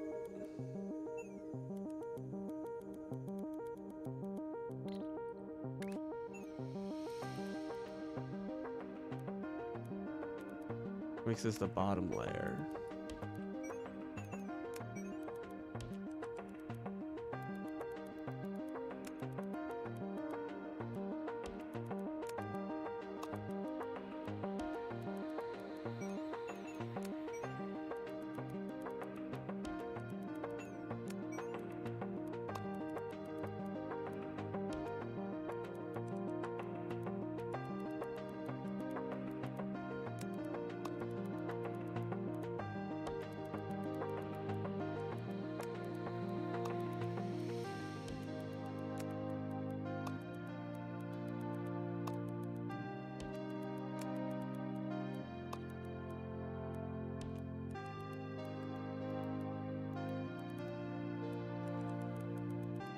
So blue is top layer. So this should be top layer of center.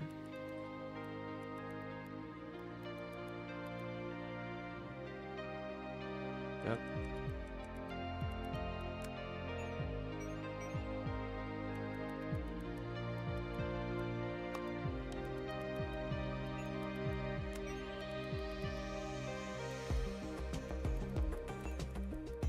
And this should be bottom layer of center.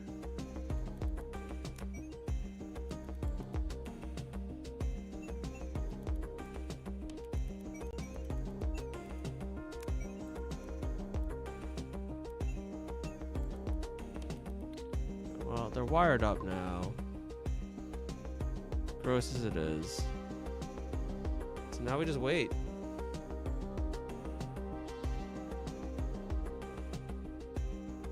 Nothing bad will happen.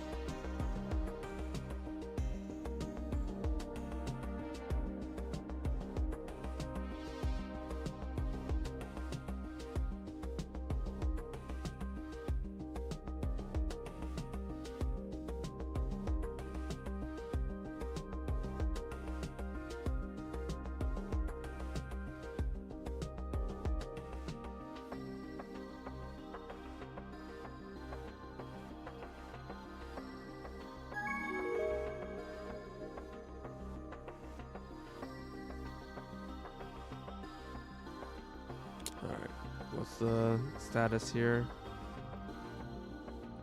This is just traveling. I think the simulation is running slowly. This is like taking a long time to move.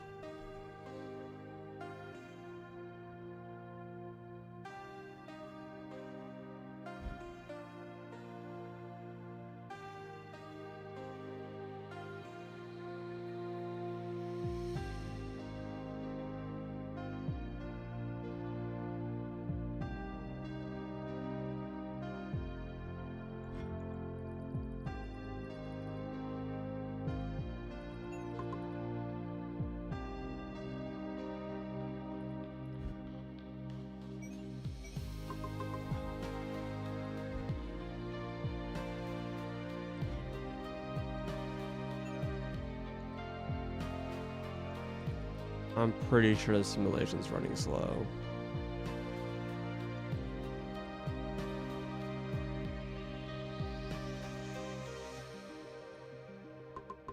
I should probably consider restarting.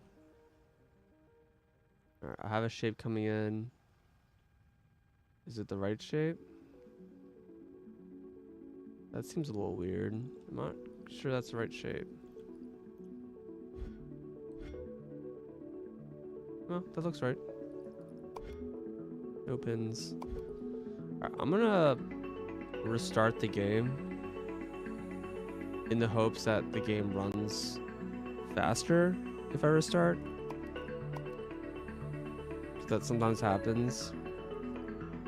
Because right now I'm just wait. I'm at the stage where I'm waiting.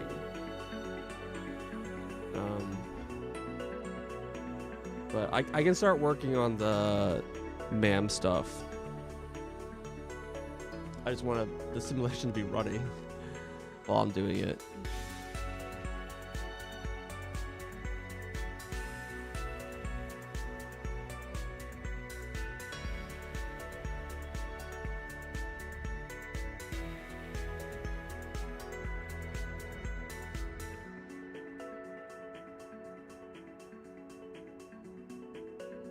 I guess this is kind of the downside of running the whole manufacturer mode thing, is that the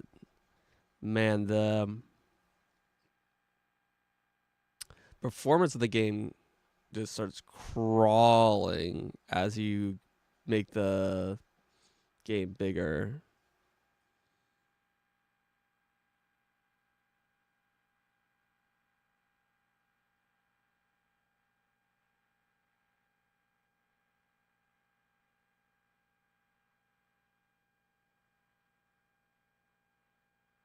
I think the problem is the game's maxing out my memory. Yeah, the game right now, the game is using like, holy crap, yeah. Currently, the game is using 30. It's using 30 gigs of RAM. Jesus Christ. I don't think I've ever seen a game use that much RAM before. I wonder if the parallel processor stuff is bad.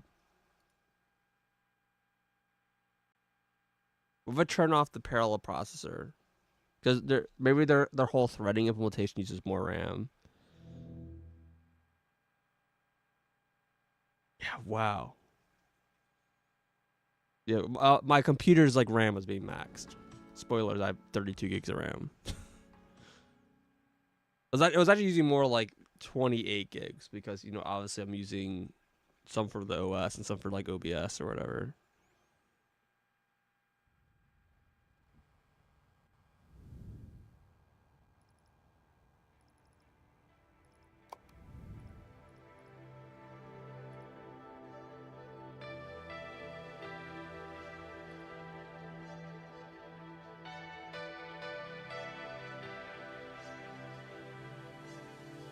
I'm gonna turn this off.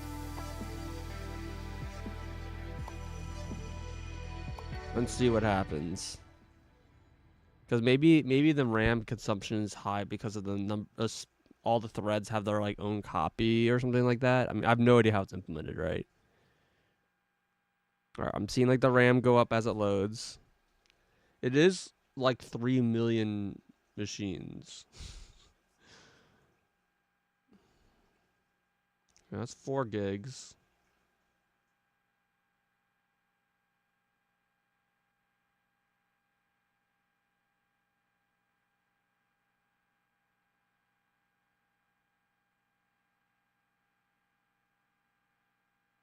Okay, we're at 6 gigs now.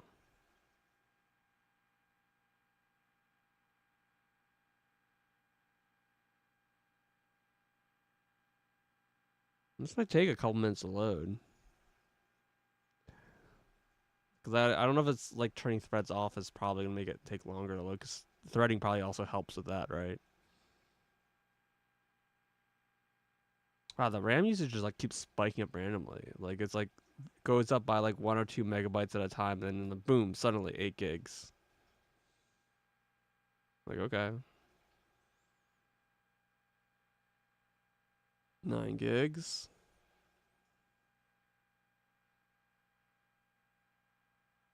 10 gigs.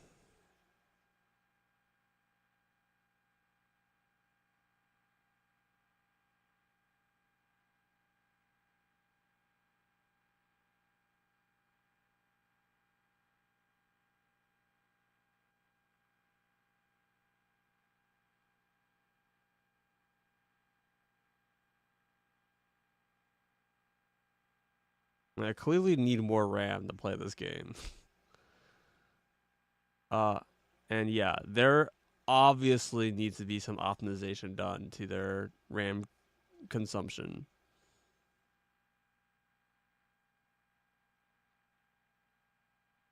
11 gigs. 12 gigs. 13.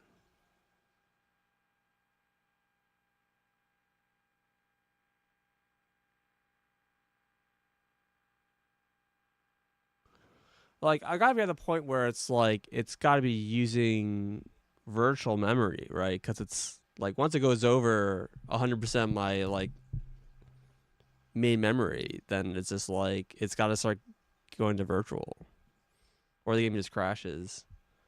I'm surprised that I'm like a little surprised that OS is like, yeah, here, have all this RAM. And it's like the OS is fine with it, I guess. For some reason, I didn't think. I don't know why I thought that. I mean, maybe 32-bit systems, obviously, but like I don't know why I thought that the OS doesn't like giving programs more than like 8 gigs of RAM before like complaining or something. We're at 14 gigs. Okay, it's clearly taking way longer to load when it's not threaded. I probably should just turn the program off and turn it back on with threading on, because it's taking... Oh, there you go. Oh, boy.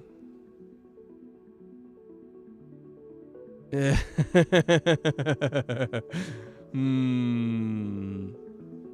I see the problem. Duh, duh, duh, duh. One tick at a time. Tick, tick, tick. All right. Yeah. Also, it took so long to load. Holy crap.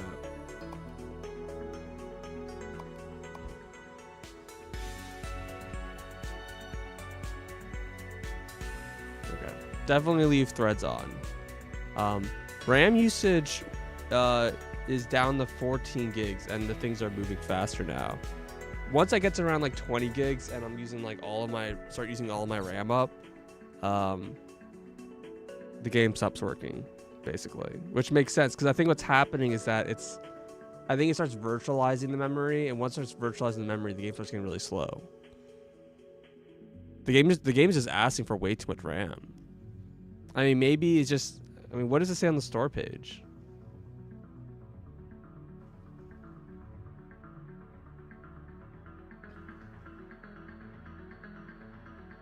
recommended 16 gigs of RAM. Like, bro, I have more than 60 grams of RAM, like, total loaded right now. Sometimes when I play video games, I just, like, I feel like I'm playing it like a normal person, and then I'm like, am I the... I'm definitely doing something weird, right? I'm clearly not playing the game like the developers, like, intended.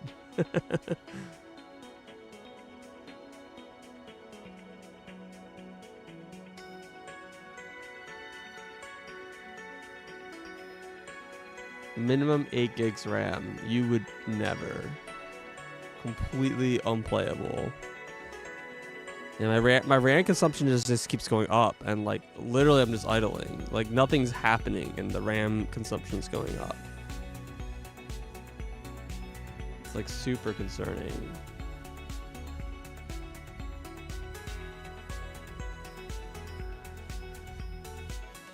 I don't know if it's like a really bad memory leak, but like it's really bad just like on load. It like clearly has to load like every single machine individually. And like conceptually in my head, I'm just like, okay, if I was writing this game, right? Like how would I like try to optimize this game so that like it could be performant at scale, right? And like the first thing that I would like that comes to mind, like the very first thing that I could think of doing is basically like imagine basically breaking collections of machines and like determining what that machine is doing, like what is the input output operator, like calculating that, and then now that like collection machines gets like, okay, I don't have to individually calculate that again. I just know that I have a new machine that goes from this input shape A to this output shape B. Like you create like a mapping between input output like arbitrarily. And then you can do that at like different scales. So that way like you have caching, and then it's like if you modify anything, it like can validate like the parts and then validate like chains out. And then when you actually run the factory, you don't have to like simulate every machine. You just assume like this is this machine, this is how long it takes for like this to propagate through from the beginning to the end. And it may not be like perfect, but maybe it's like statistically correct, and like that's good enough, right? Like in my head, like that's what I do. And like when you zoom in on like a machine, then the game's like, oh, you actually really want to watch like how this machine's working and not how this factory is working statistically. And so like when you zoom in, it like will actually calculate that the machines that are being rendered, like, and not approximate them. But when you like zoom out and you're like not like looking at it, then it's just like we're not actually going to be simulating every single machine. We're just going to be like approximating what these machines should be doing. And if the belts are full, like if all the belts are full, that is like completely correct. The only time that's like not correct is when you start having like partially full belts. Then like it may not be outputting at like the correct rate or whatever, or the correct delays. But yeah, I don't know. In my head, that's how I'd handle it. And then you don't need to have in RAM like all of these things. You just need to store these like machine clusters, and then like when you zoom in, it can say like what actually is at this machine cluster and like load it in. I don't know. That's in my head. That's how I would optimize it, and maybe like that makes more sense when you assume there's gonna be a shit ton of machines, and like the game just doesn't assume that. Like it's not designed around having these giant factories. But I don't even feel like I have a giant factory. I feel like I have like a normal. I feel like I have an undersized factory right now, to be honest.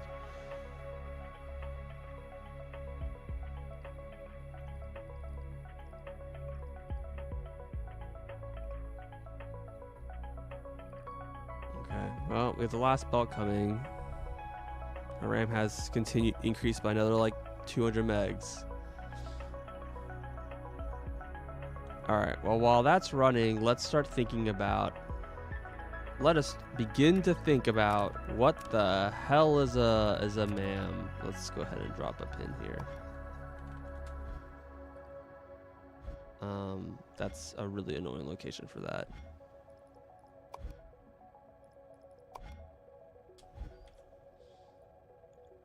Wait, there's one right here too? How? What? Let me... Oh, it's because it's dark. Got it. Oh, no, not train station. Alright. So... Operator signal. Sees operator.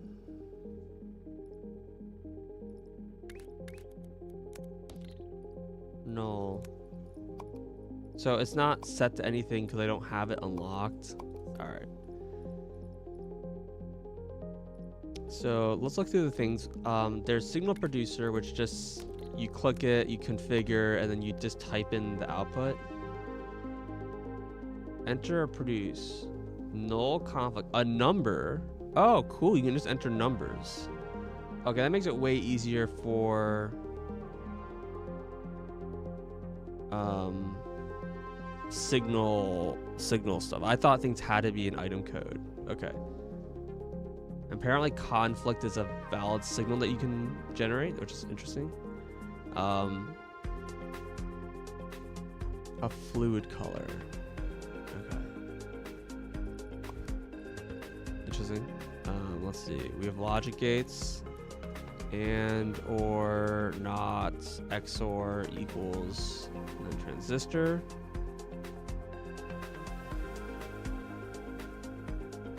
Or the input signal if the trigger signal on top is on.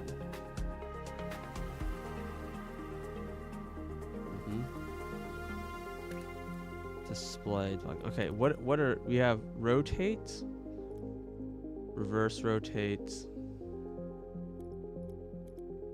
half destroyer, stacker, unstacker, painter, crystal, swapper,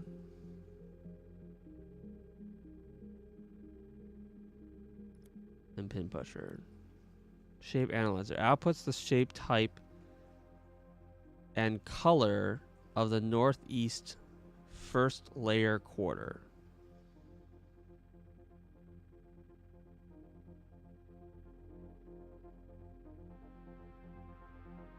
Okay. Shape, type, and color.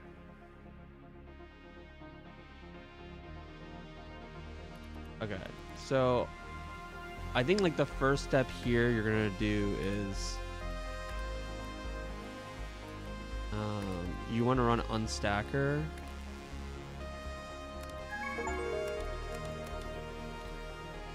So you have these are the top, middle, and then this is the bottom layer.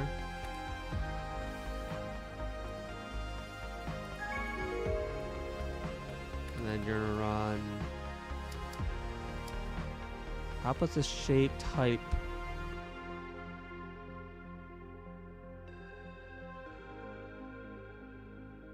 color goes out one side and shape goes out the other side. Okay, interesting.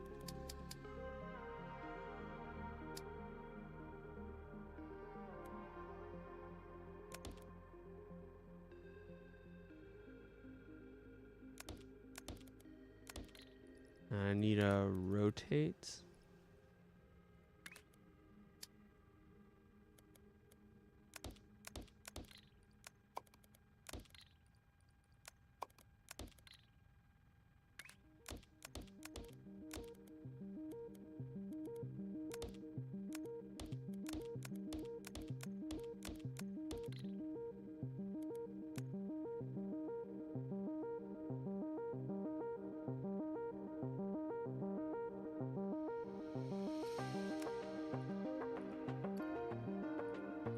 That's stacker. I want unstacker.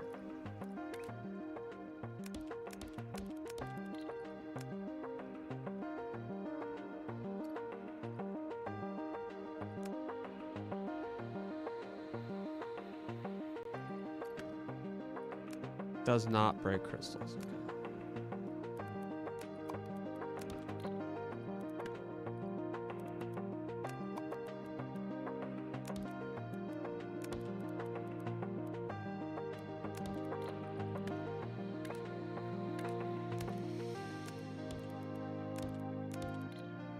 So you something that looks like this, and this gives me the color and shape for every single piece.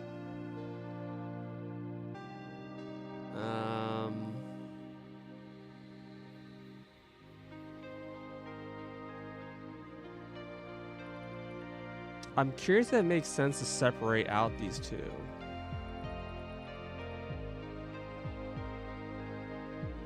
Like, does it really help me to have color and shape on separate lines?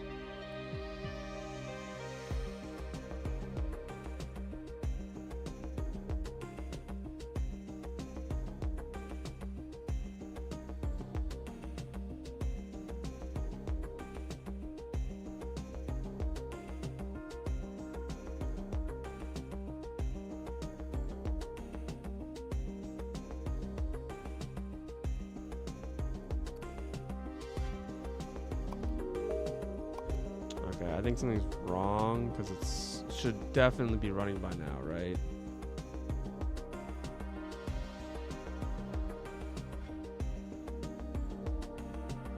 It's flipped.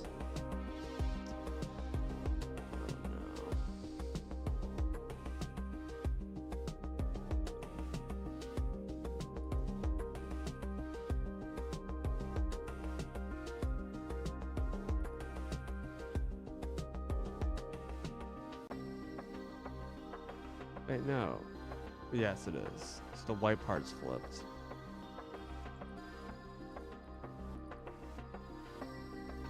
So this needs to be flipped.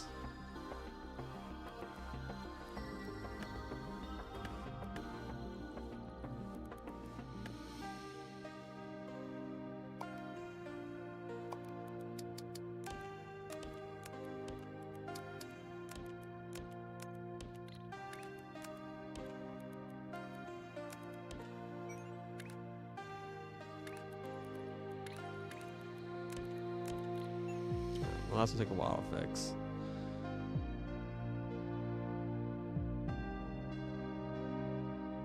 Well, looking around has added a gig to my RAM.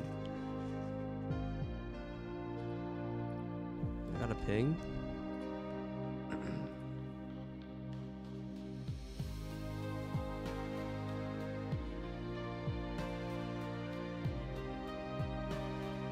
No, it's not important.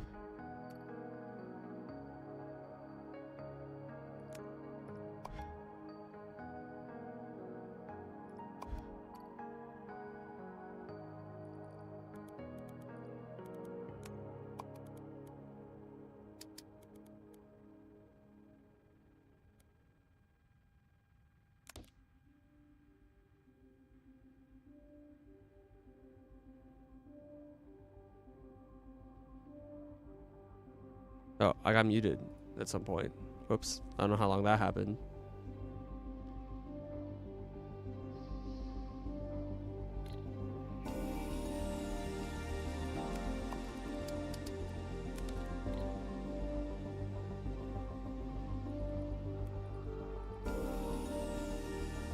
Why can't I click on anything? Huh?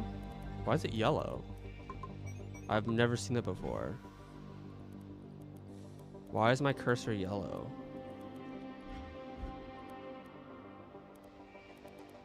Huh?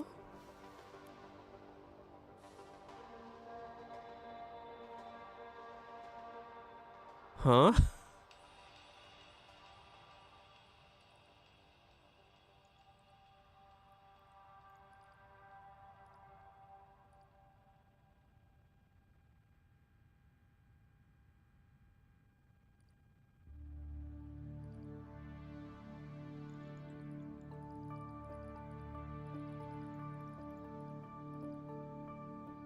It's still wrong. They're gonna be wrong for a while. Why is it yellow?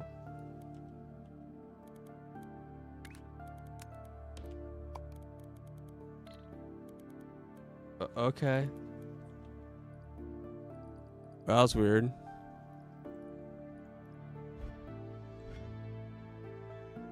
This is still wrong.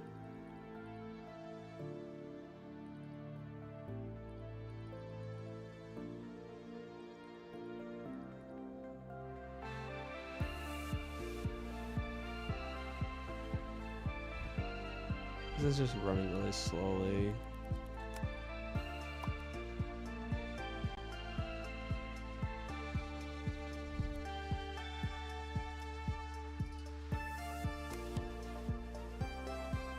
I just need to clear the buffers. Thought it'd fix itself, and it is not.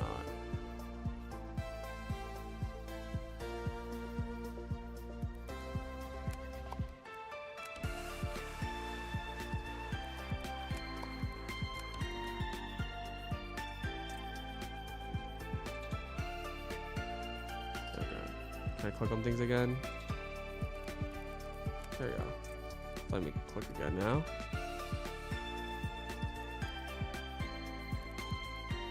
Hey, what is going on?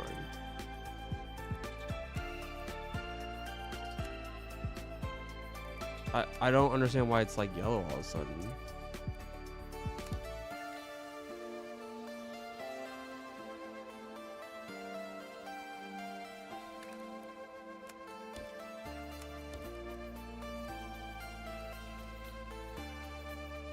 It seems like wires just cross each other.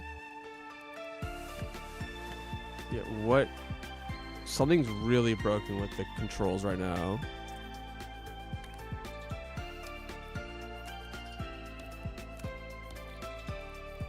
I cannot like right click anymore or left click.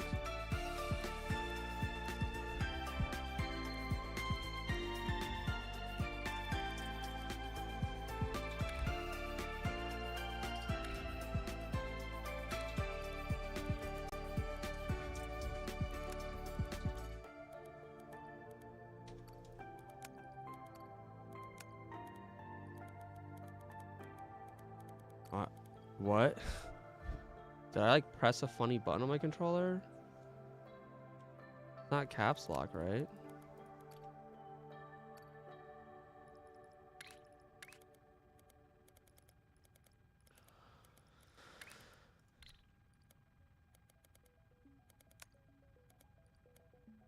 I can't like edit these machines anymore because I can't click on anything.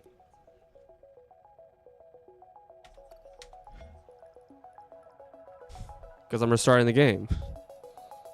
I don't know what's going on. The game is getting like really broken.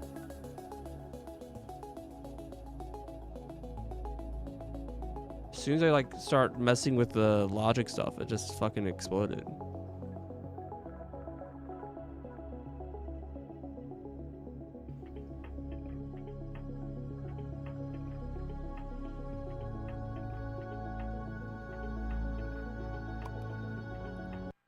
It's really frustrating. game really just kind of has become unplayable.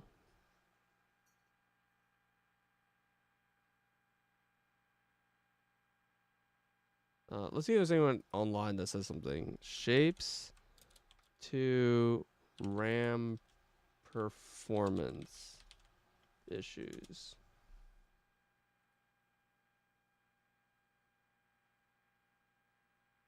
Yeah, it's from 2 years ago. Someone complaining about the RAM, and they're just comparing it to Factorio.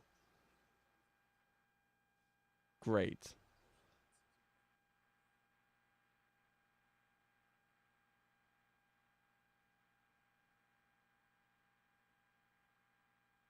Where's Shapes?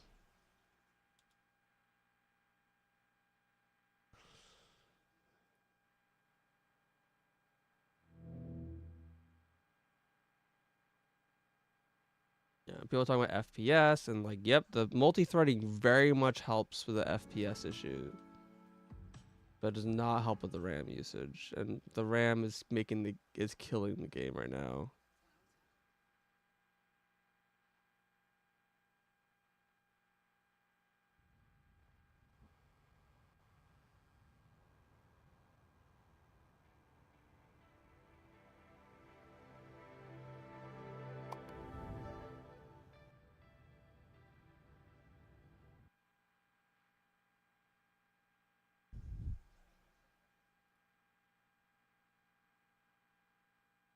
I mean, there's probably nothing to be done about it.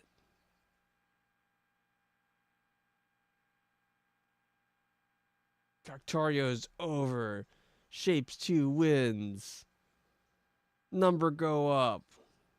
Okay.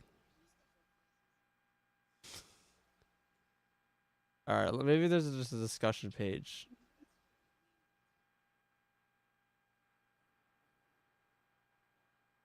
Reviews are ridiculously high.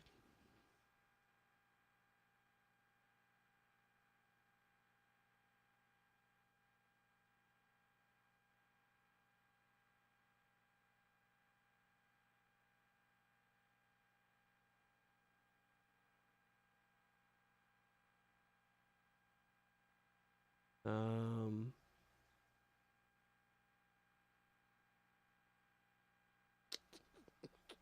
is there like a discussion page?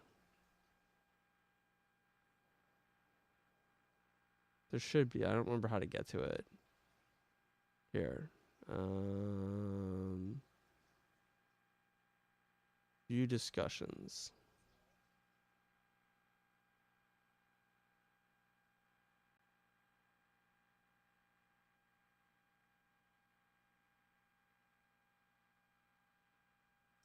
Critical severe memory leak in endgame, long loading times, and autosave lag.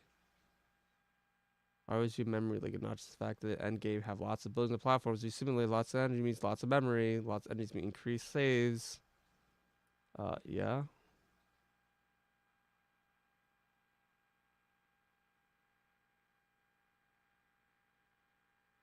Not follow the game with limit of your rig, bro. I don't think there's a memory leak. Well, actually, I think there is a memory leak because a few days ago, if you let the game run for a long time and then reload the game, the memory clears out.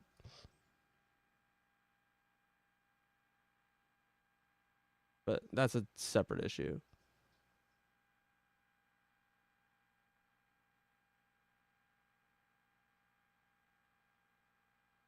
People are just talking about if you have a shitty, if you 16 gig RAM computer, you'd never make it to endgame.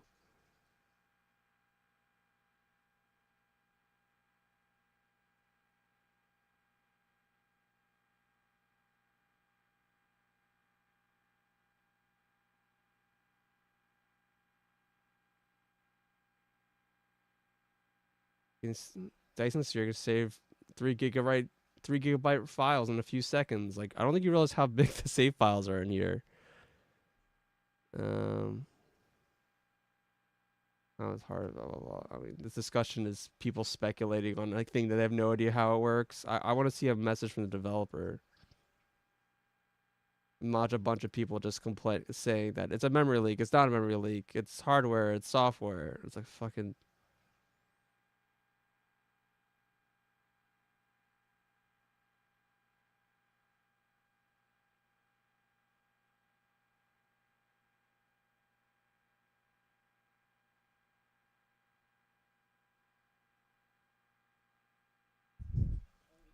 Game still takes an eternity to load.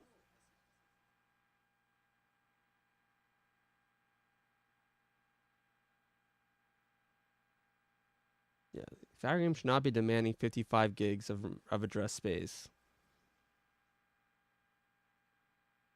Leaking over allocated memory beyond physical limits.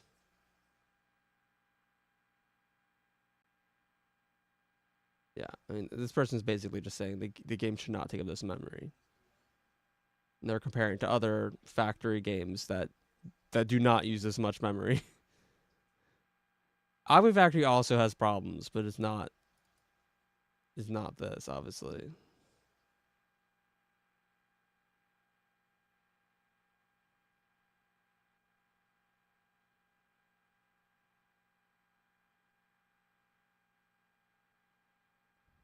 Oh, game loaded.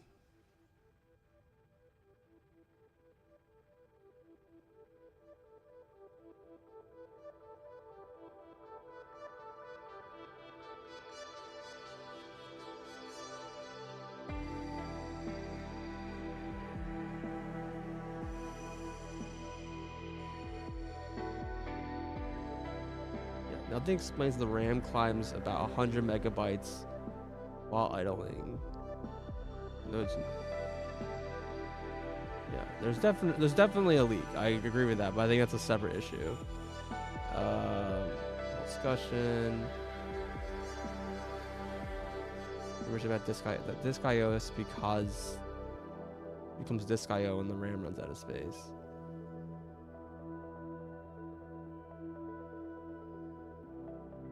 Yeah, I mean, this is a hell of a discussion. Half of it's in Chinese and AI apparently.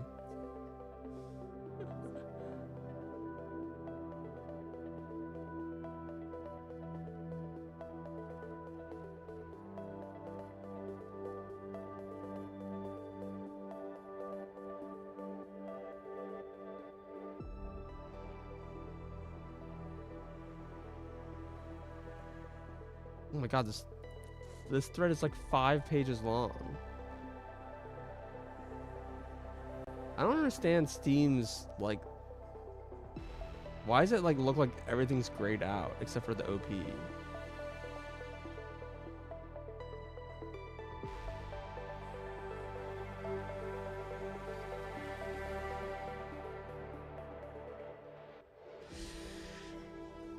Can I click on anything? I can click on things. Holy crap. I don't know what the hell the yellow selector was. Very weird. Okay.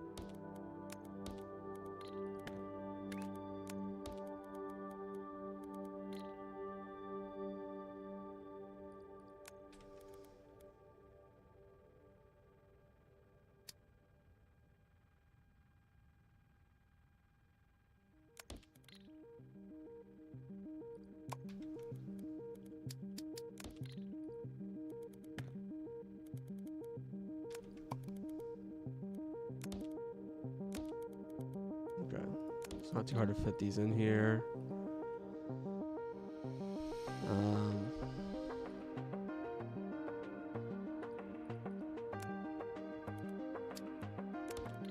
Well, emit score. square for the shape info, and we'll emit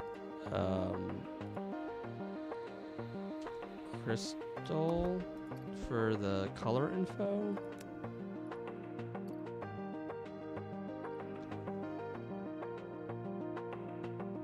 I don't like that. I'm gonna emit circle.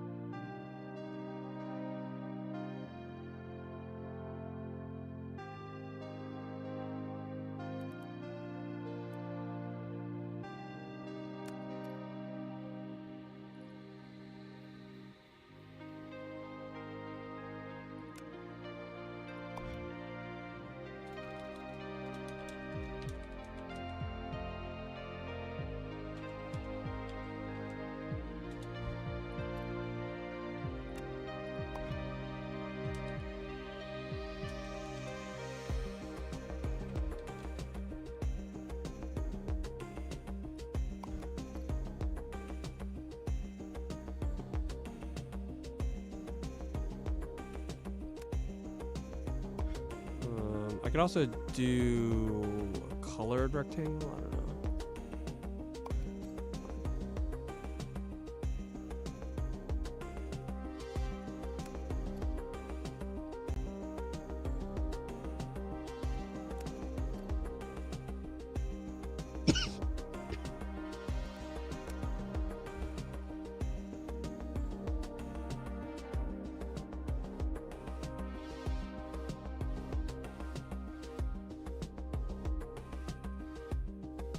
I'm gonna grab a water. I'll be right back.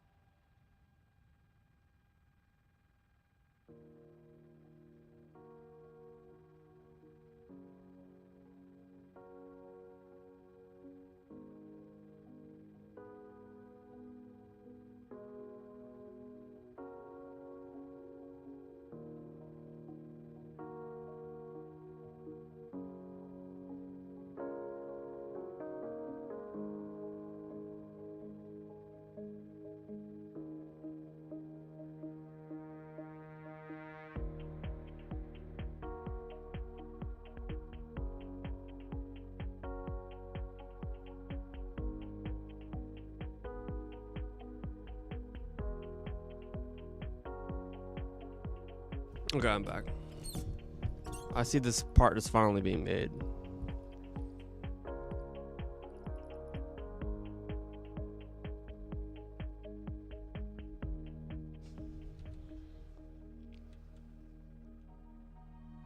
I don't need to do it this way, but it's gonna make things a little easier.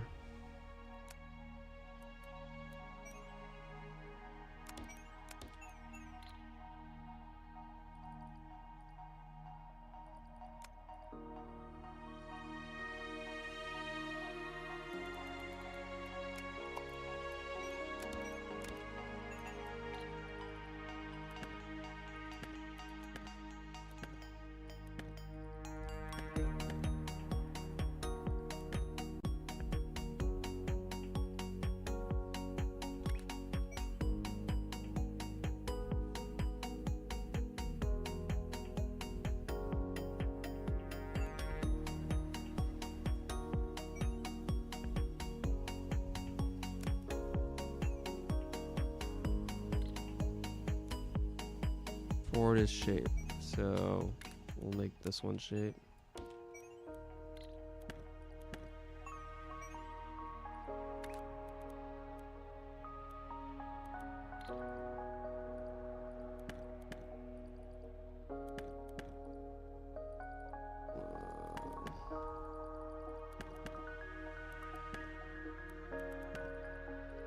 I don't know why this looks like this.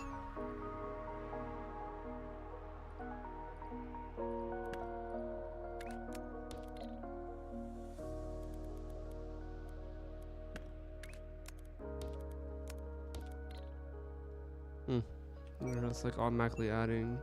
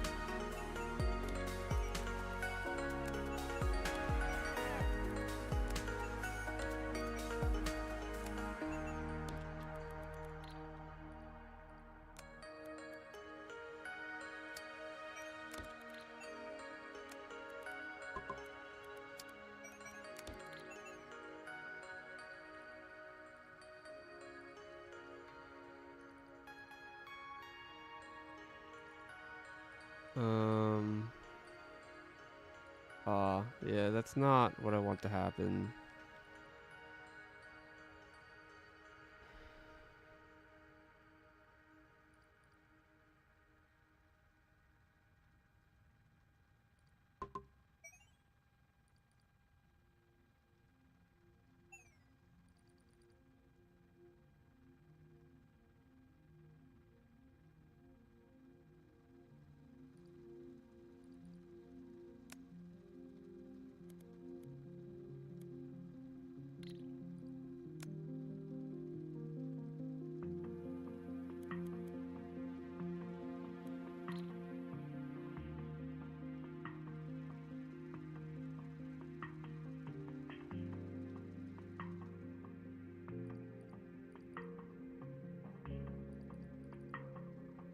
Alright, can't just feed it in just the one, but I just wanted to prove that it's actually matching the same sampling location.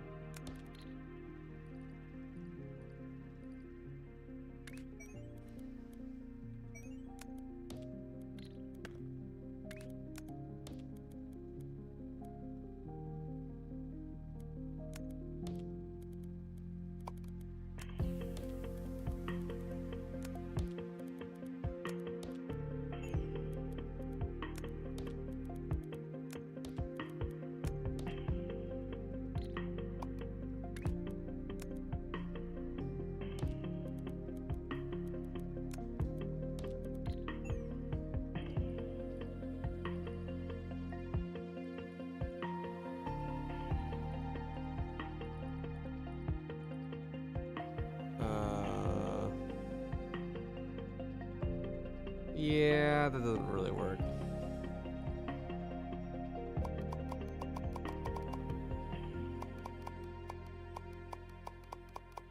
I realize that's wrong. It's always gonna be the same spot.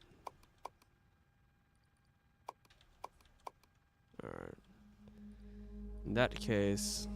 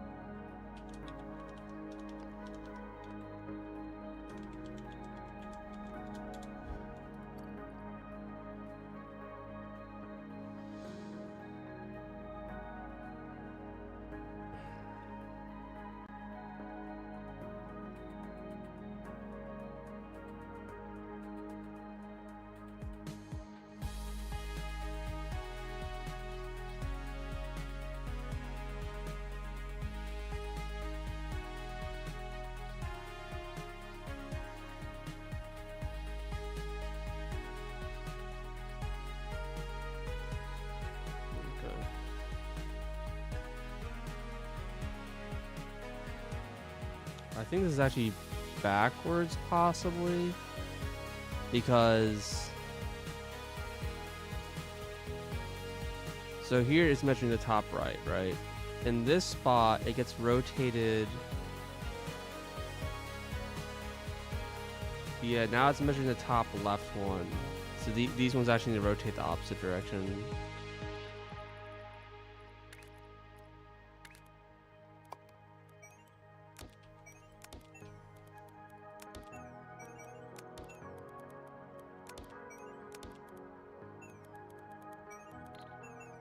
Okay.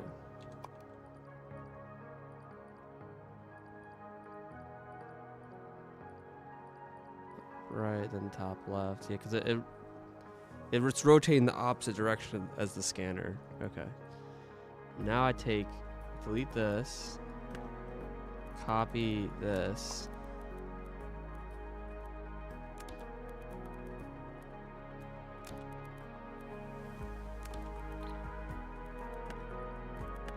Delete all this.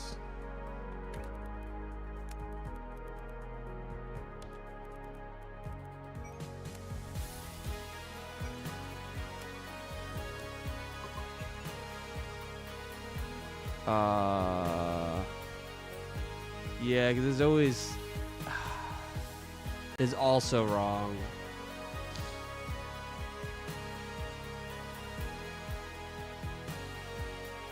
Yeah, I can't. I just have to manually put the thing down. Okay, that's fine because there's no machine that will just move a layer up and down.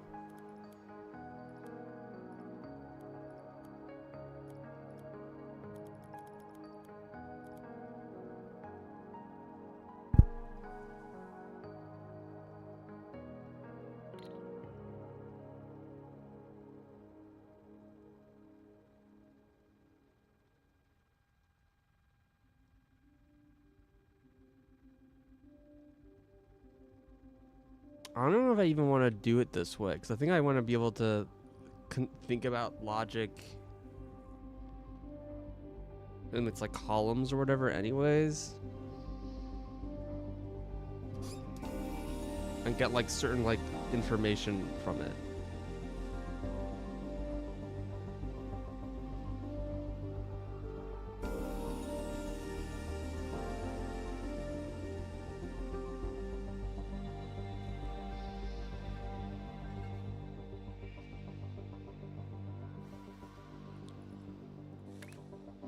Outputting numbers doesn't feel super helpful because there's not really a lot in terms of math. Yes, technically you can create binary logic with this, but like, no.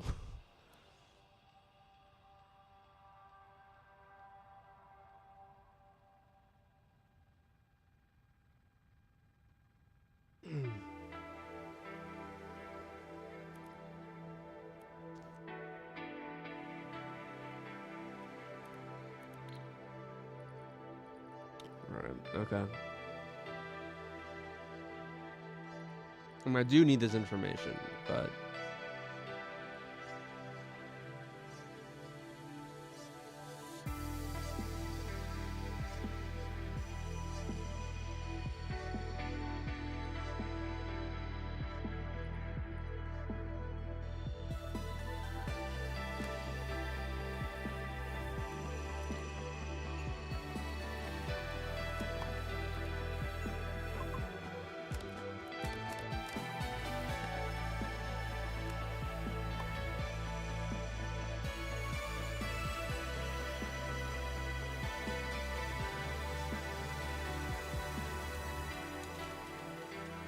is this allowed? No.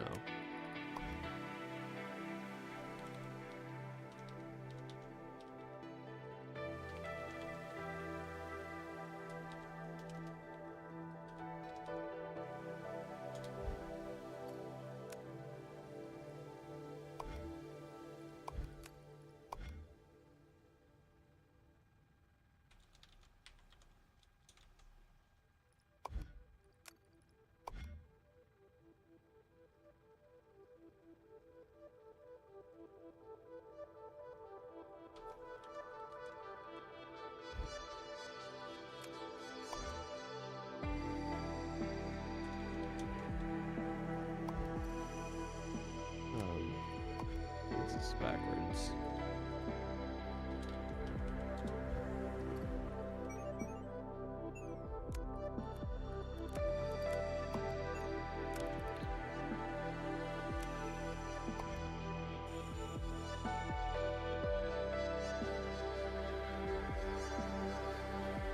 Huh? Okay. I don't know what the heck that was from a copy paste. Oh, it must have been a paste of the blueprint. That thing that goes in my clipboard. 3, 4.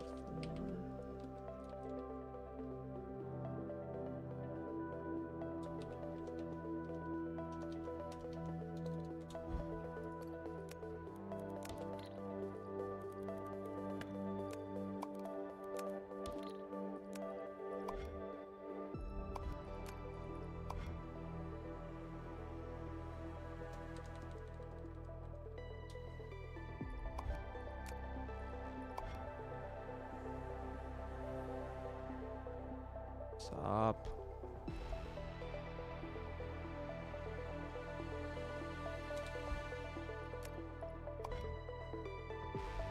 It's really annoying that I have to do this so manually, but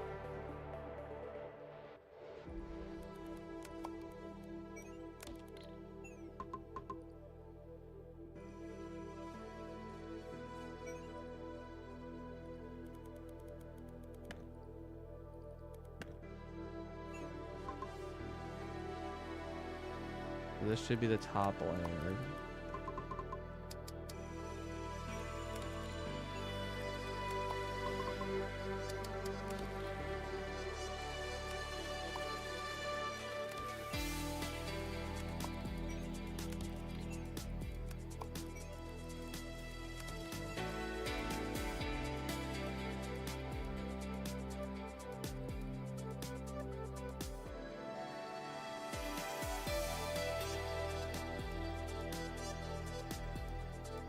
Okay.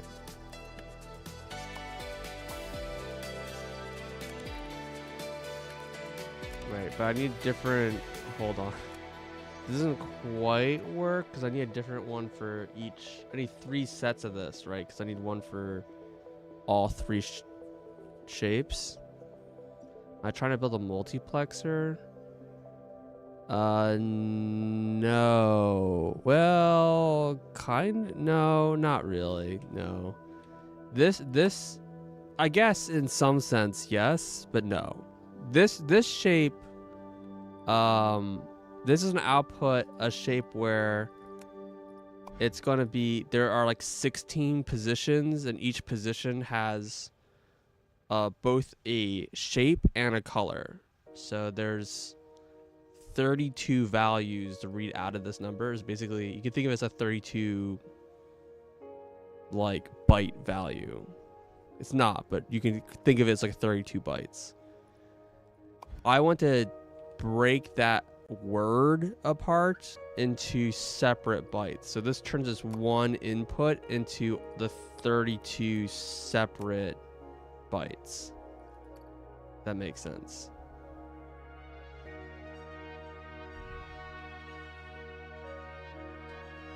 Because each byte needs to be acted on like separately.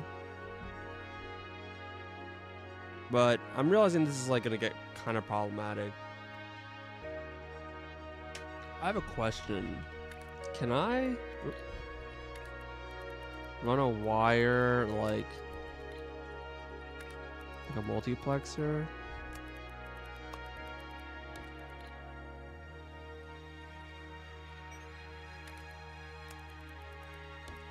Okay, you can run wires between sections. You just can't, there's just no space wires. Wait, no, there are space wires. No, there's no space wires. Okay. This is going to be important for me. Not really. Like a multiplexer, like is more like a like demux and demux is a different operation. So like a multiplexer is like, yeah, let's say you have like two values. Actually, hold on, there's a thing for this. Let's say you have two values. They can be, press tab. Okay. So if you have like two buttons that you can toggle on and off, then the idea is that each button can control one thing. So two buttons can control two things. And so the idea with a multiplexer is that you can put like 4 logic gates here, and then like a different combination of knots in front of all these.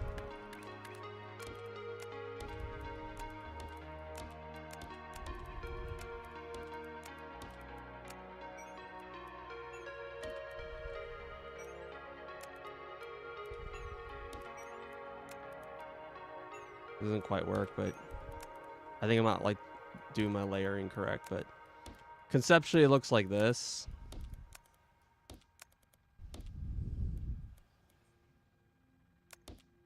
You know what it is, yeah. And so anyways, the idea is that like this isn't like set up correctly, but the idea is that like between these two buttons you have 4 different states, and you can encode 4 states between the 2 inputs, right?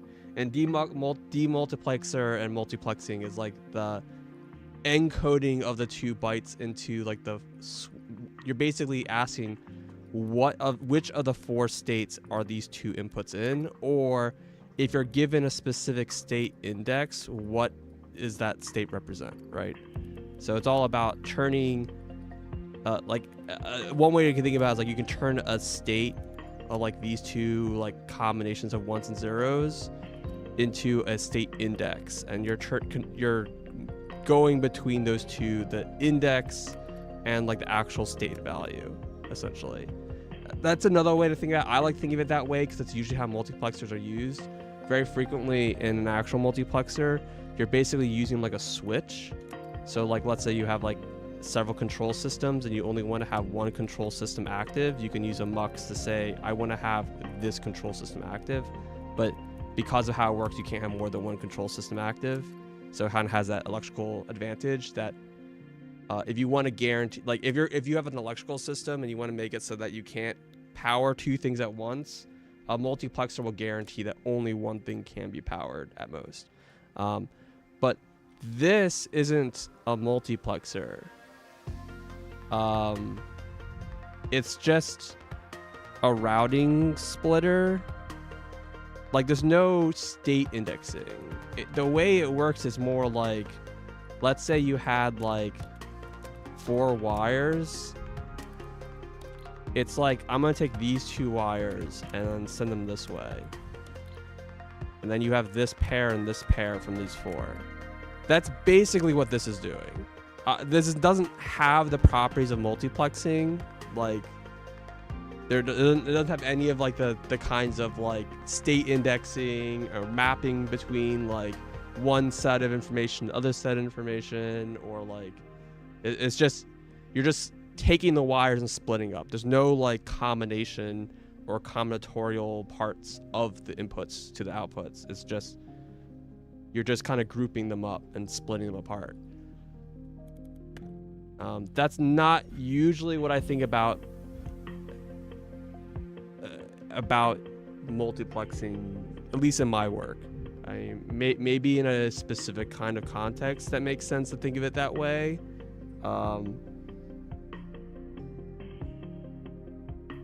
There is a term for this specifically. I'm trying to remember what they call it, but I think it's usually just called routing. Like I don't know. That's what I've always called it. But I don't know. Because like this is outputting like 16 values, and this is just splitting each of those 16 values into a different thing. Like they're all bundled, and this is just splitting them apart. And like it's not like it's denser information. Like most of this is just zeros. It's just masking out the parts that I don't care about. It's like just 32 different masks. So like I don't know. But I think I don't want to do this anyways, because apparently you can do this. And that might change my thoughts on this. It's a little awkward because this process requires I mean, it shouldn't be a problem. What I wish I could do is, so when I enter the channel here, it takes a signal, and the signal is a shape, but there's the things that shapes. Oops. The thing is, shapes say they can be, the signals can be either null, conflict, which aren't helpful to me, a number, which is interesting, or just a color alone, or a full shape descriptor. I really wish I could use a number and a shape, but I don't think that's like allowed. There's like no like, it just has to be a simple like either 5 or shape, and there's no way to combine that. Like if I put 2 numbers just like next to each other, I can't like just, sorry. Well, what happens if I do, what is output? Number 0. Not 3 is 0. So it doesn't even do a bit not. It just,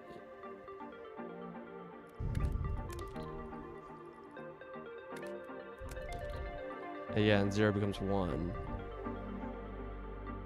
It's like surprisingly unhelpful.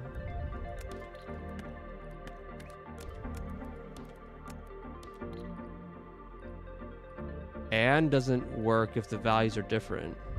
Wait, that's a little surprising.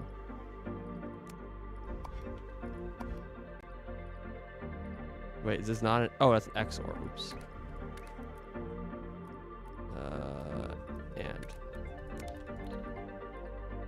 And always outputs 1. It's like it always, yeah, so these logic gates always output 1 or 0.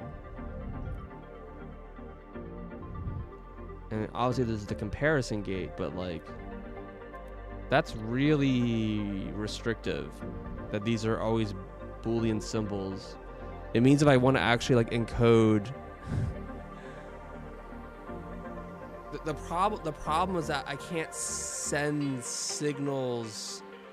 I have to, if I want to transmit a signal, I have to transmit them as individual bits over the global. That would be garbage. Yeah,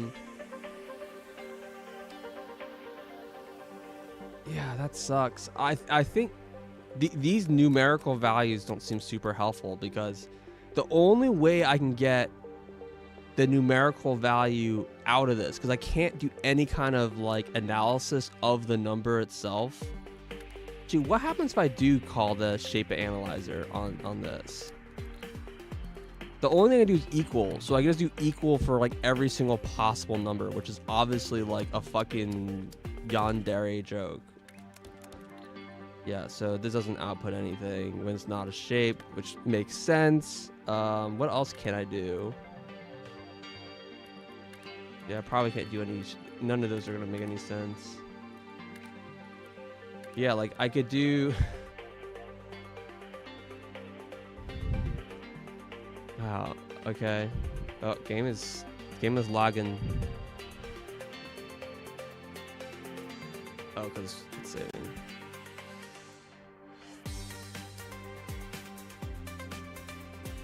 Can you divide the signal? You mean like if I split it? I mean, I assume it's there's no math operator.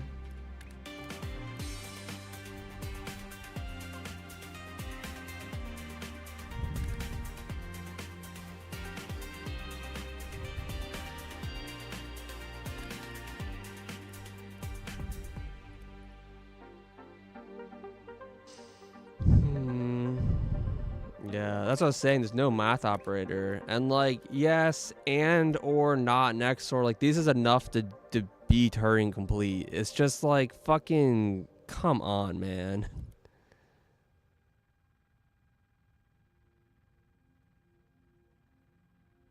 Yeah, it's weird that you put non-Boolean value. Like it's weird that you can put numbers in here at all. Like I'm trying to think of like how to use the numbers, and the only way I can think of to use numbers is to use the equals operator. Which is going to be like an enormous like you'd have to check, is it equal to 1? Is it equal to 2? Is it equal to 3? Is it equal to 4? And then like execute that way.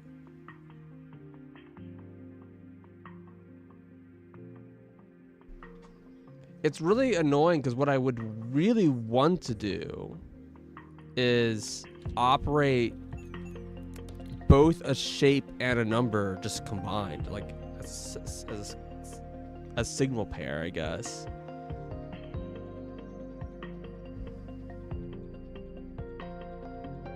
But that's just like not really a thing you can do very easily.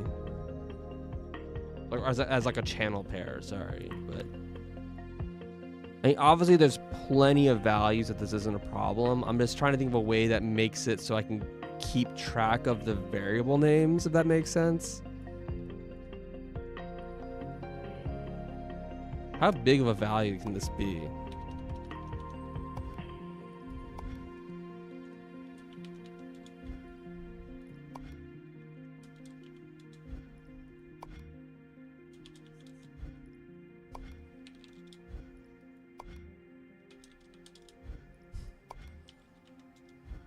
Oh, you can't even do decimals. Oh, I see. Can you do negative numbers?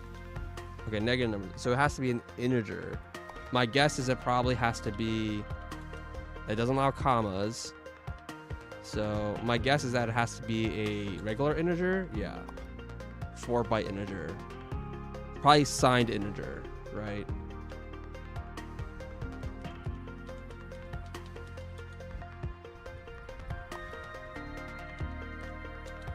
Yeah. So it has to be a signed integer, apparently, is the value being stored. But like, even with that knowledge, why is this going so slowly? Hold on. What is happening here? Okay, 2 of these belts are just empty, which is bad.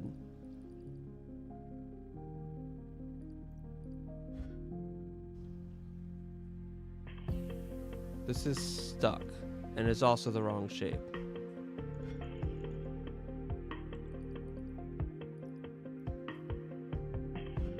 This is also not moving. This is also disconnected.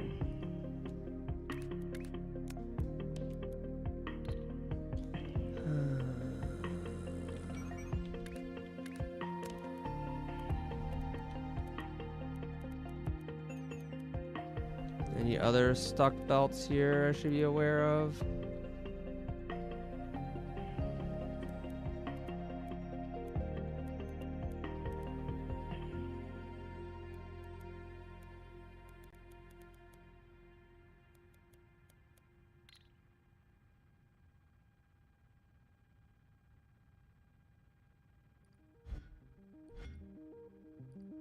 Most of them are empty, which is bad, but that might just be the trains aren't like long enough or something.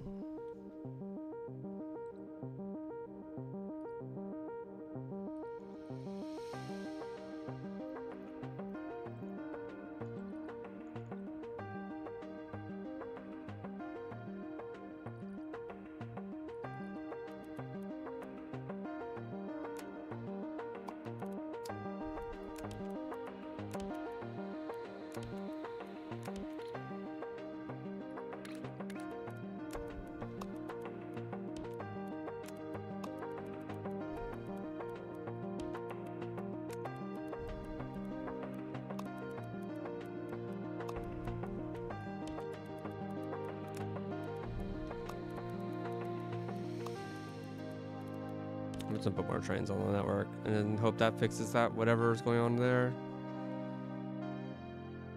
It's probably broken. Anyways, there's no bitwise operators, which is like weird because it's like hard to do. There's no bitwise operators, no math. There's no like greater than equal to.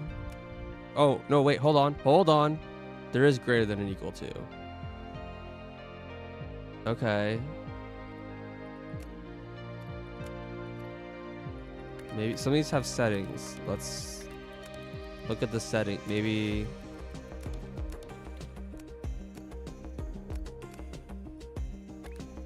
I just replace like all of them with the same thing somehow.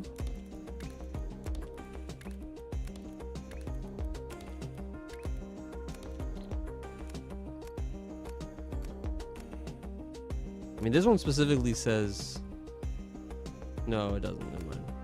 Okay, only this one you can set greater than or equal to.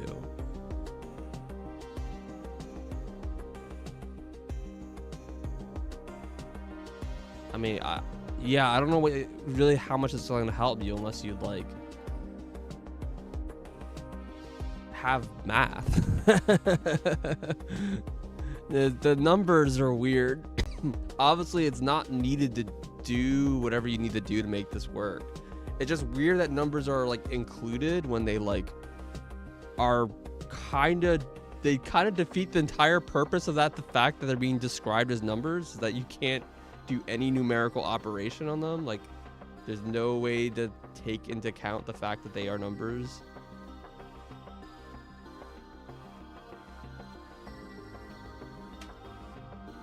So weird.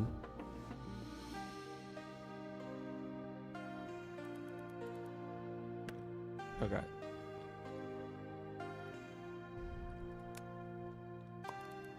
So I can actually have like all of my logic on like a giant, you know, physical like array space or whatever. So that's good to know. It's a little awkward. The largest size is 4 by 3, but whatever. I've not been getting any research credits in a long time. And that's kind of a problem because you can't like unlock stuff.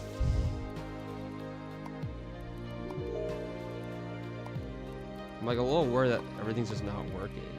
But I think these numbers have gone so big. But I do wonder if they're broken.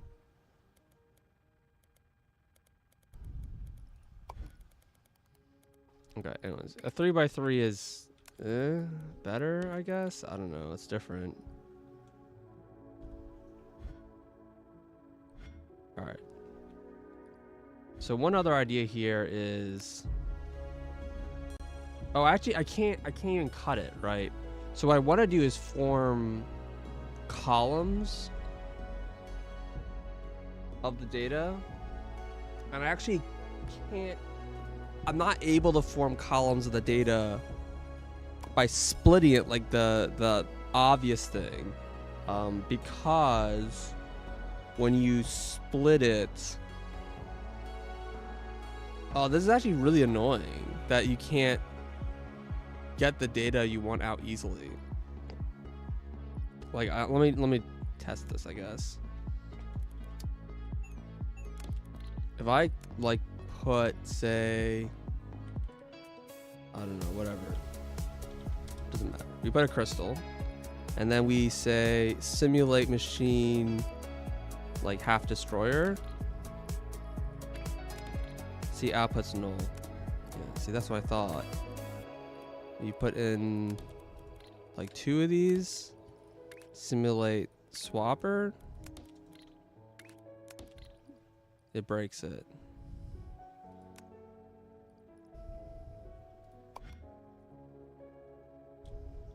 If you replace half of this with like, yeah. So the problem is that these machines, when they like simulate they do the logical decomposition.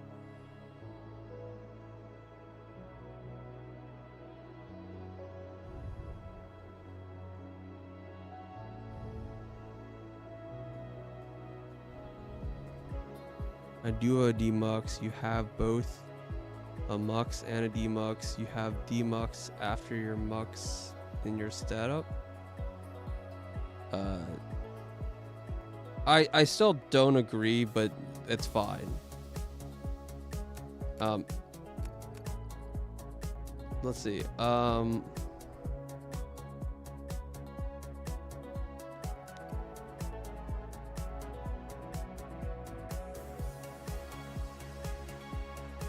Yeah, so the problem is you can't just split the tiles up horizontally. Like, the only way to get these information out reliably is use the signal reader. But when I use the signal reader, oh no, this is actual garbage. Because if I have the signal reader as like the individual parts, I can't even recombine it. Because if you stack the pieces on top of each other, they break, right? So like, for example, we have these 2 tiles here. If I do the only way you can stack is with the simulated stacker. And if you like run this output here, it's just this, which I guess it goes on top, is broken. So there's no way to reconstruct it. You just have to use it in its parts. That's kind of fucking annoying.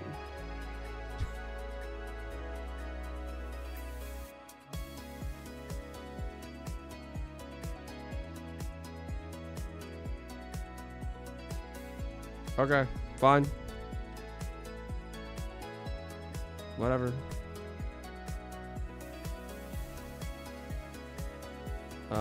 I think what we'll do is we'll just color the signal red, green, blue for now.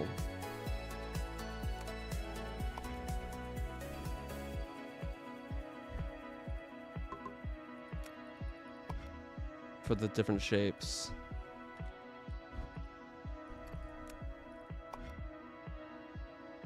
Like, this is also gonna be so much like manual entering these values in. Like, if I wanted to like copy things around, it'll suck ass.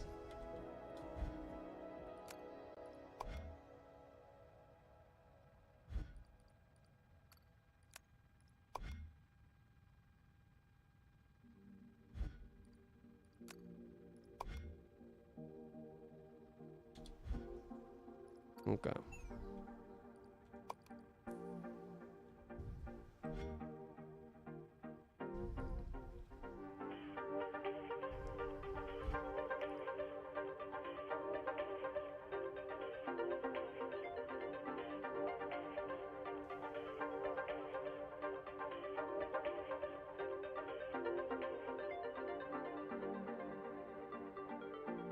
So you basically just have this running. And then this fits in a smaller size, right?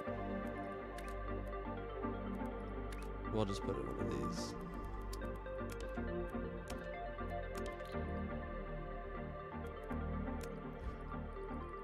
The thing is, like, you can't, there's just like really useful operators that are just missing.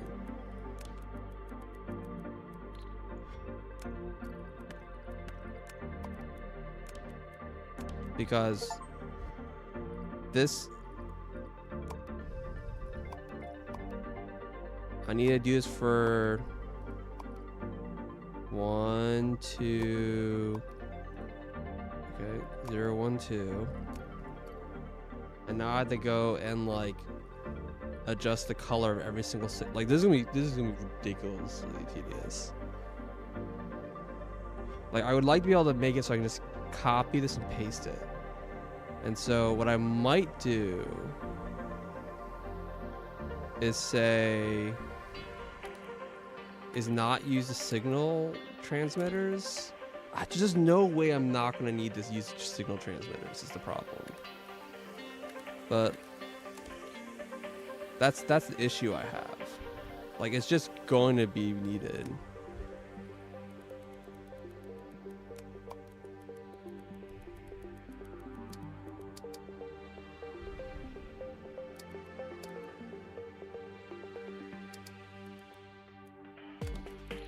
Yeah, so the idea here is like I can just output these signals out like rails here. Like you have 4 different, it just takes this value and splits it into the 32 bytes and then just has 32 wires, 1 for each byte. And then don't use remote transmitter at all. I don't know, man, that just seems like a lot. Maybe it's fine, but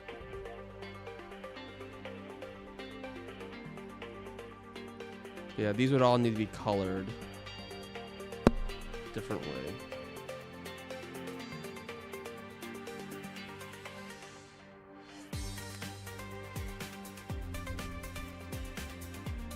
Alright, well, this thing's almost done, so let's go look at these machines.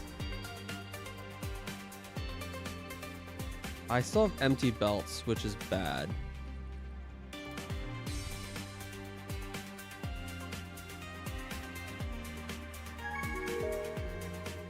Alright, milestone.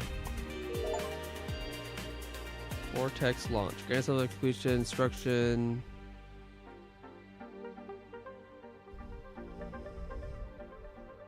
We'll consider reinstating your factory clearance as promised. Infinite goals. Alert and challenge earner. Challenge it. Okay, make anything machine. Gradual.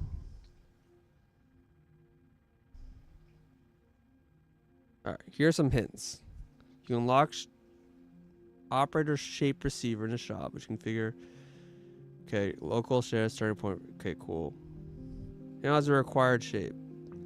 In shape analyzers and simulator rotators, you can analyze every quarter of the requested shape individually. You can also find out what factory needs to produce in the first place. Okay. Dynamic shapes like follow the result previous hint. Dynamics core recorded once there. Dynamic painting. Stacking. Combine shapes again. You need the quarters to be empty. You need to be smart about how you stack them, only if needed.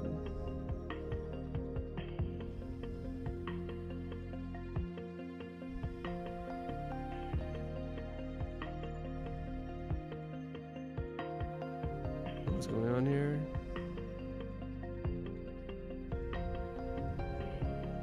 So just 1/4 the other quarter are combined.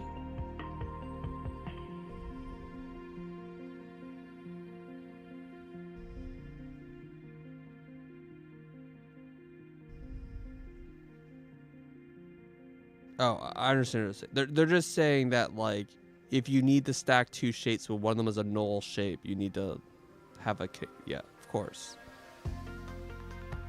Okay, this is unhelpful. Consider starting point. Random shapes. Higher operators require multiple shape layers. Pins, crystals, Mars. Yeah, okay. Yeah, completely unhelpful. As expected.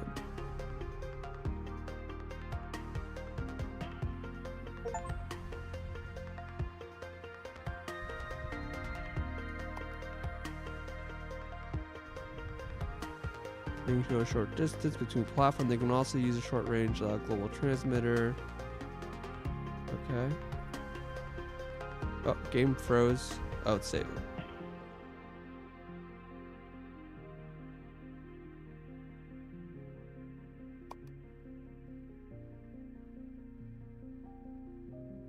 Yep.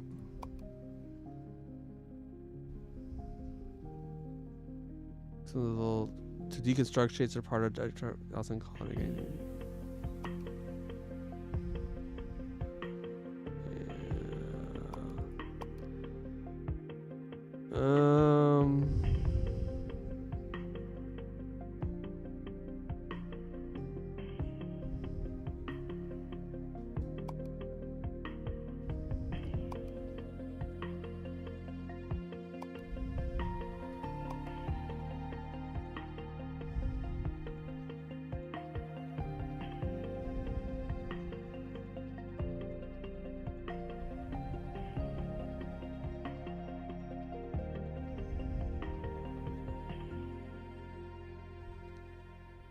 Will only forge shapes if the signal is not 0. Okay, so any number greater than 1 is always. Yeah.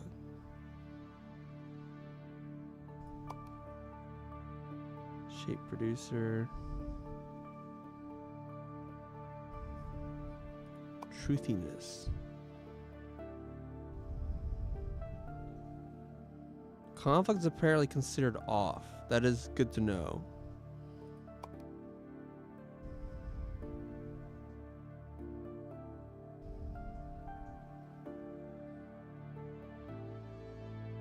Okay.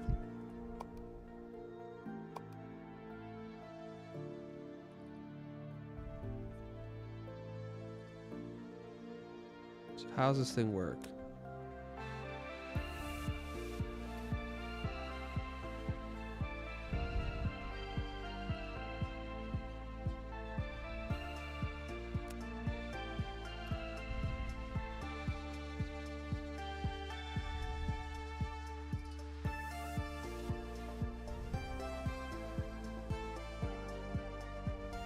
Do I not actually turn into this thing?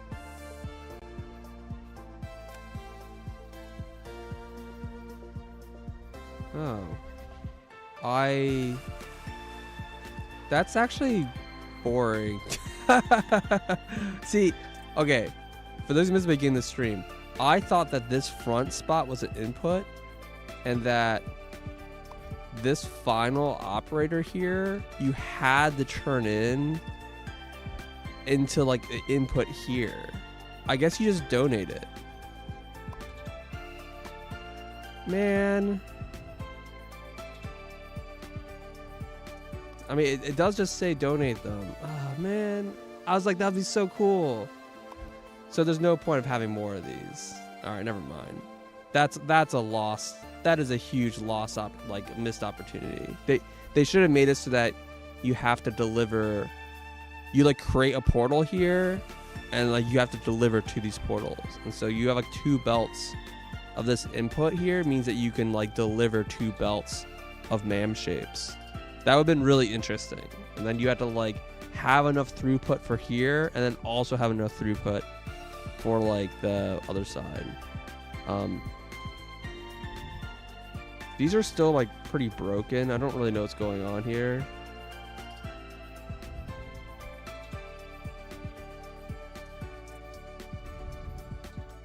I don't know if it's like a throughput issue or what. All right. Let's we need to plan the MAM first before I was trying to think about like what does decomposing the instruction set even look like, and I have some idea, but it frustrates me of how tedious it's going to be, and I wonder if there's a way to do things that is less less manual labor.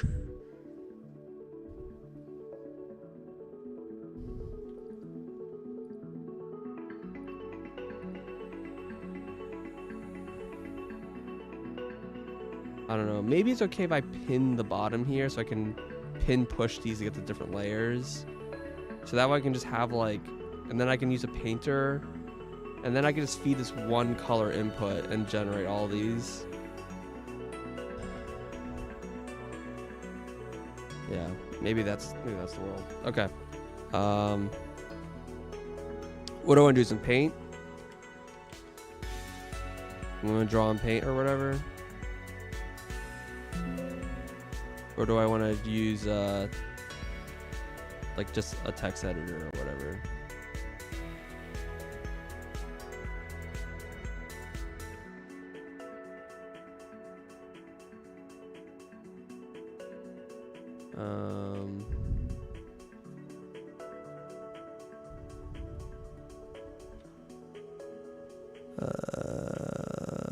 Paint. Okay.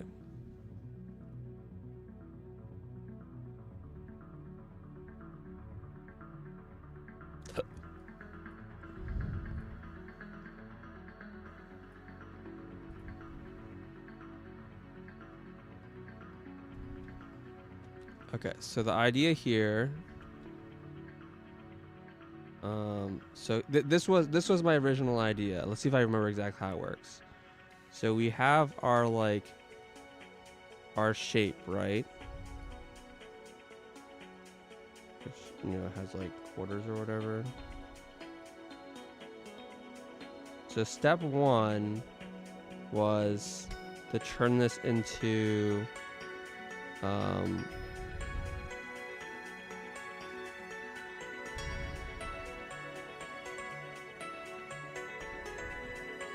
just like one tower, right? A quarter.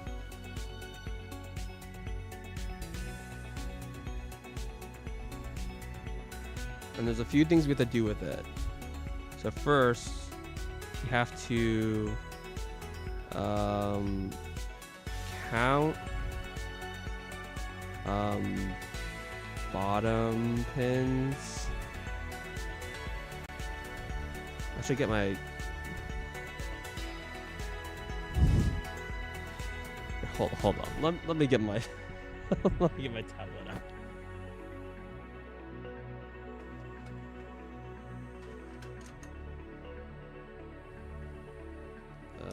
Where's my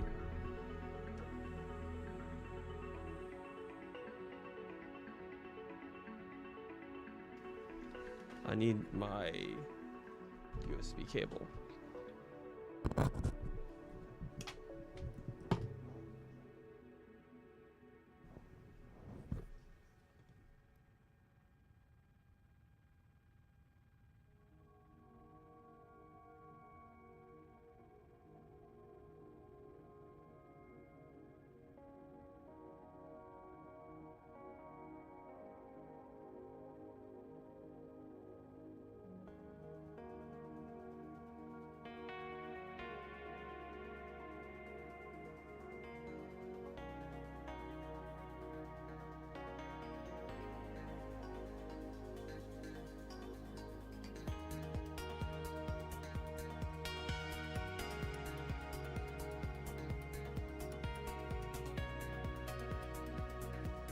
I can't find my USB cable.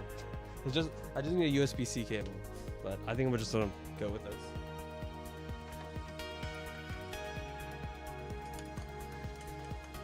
I'll just go back to using my mouse. Okay, so we need to count the bottom pins. What else do we need to do? We need to count.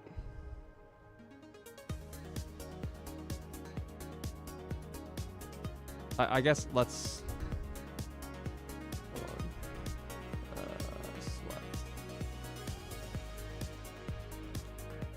Oops.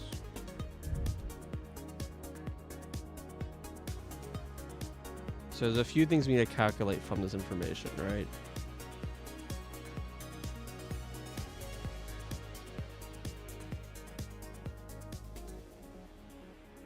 We need to count bottom pins. We need to calculate support structure.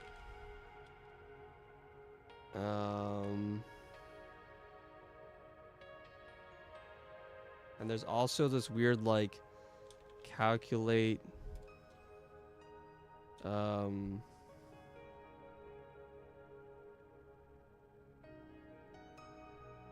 dropped shapes. I think that's the three things we need to calculate.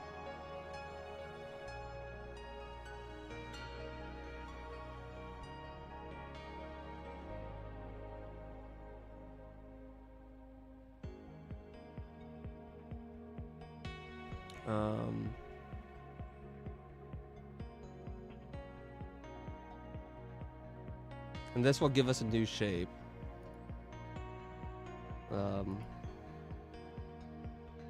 This will give us two shapes, right?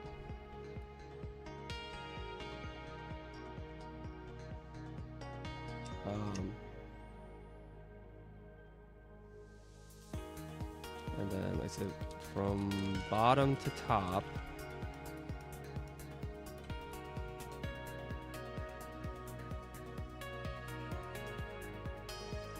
And then there's like one of a few cases that can happen. We have shape. I think shape, pin. Yeah, shape or pin. I guess shape. Yeah, they're kind of the same thing. There's shape, there's pin, there's crystal, and then there's null, right? Those are the three options here.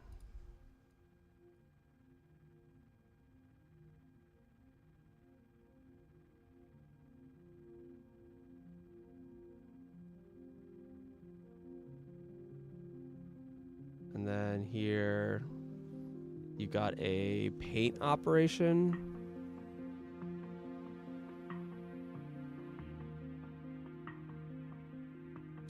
Paint.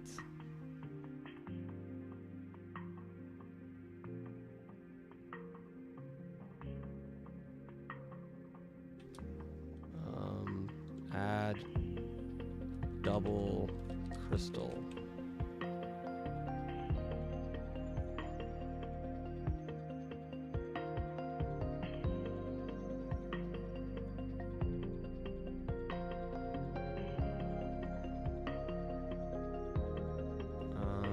This needs to stack on previous layer, right? Stack.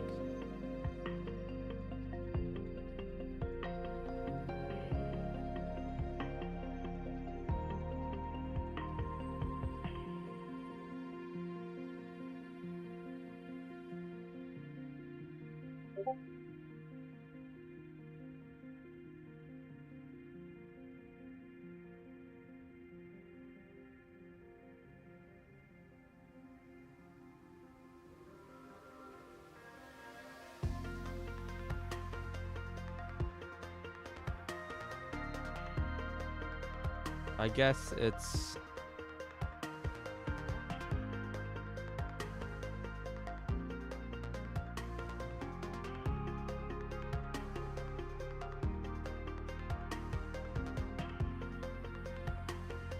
yeah, let's write it differently, I think.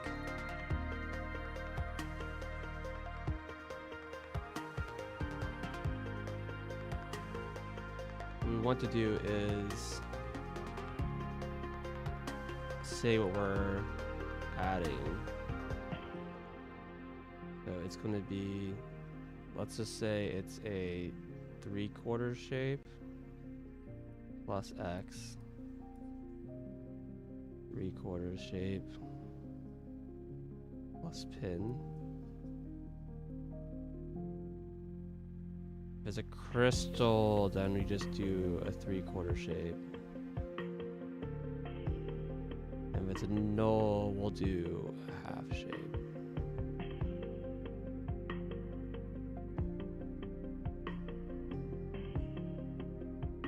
There's an extra paint step here.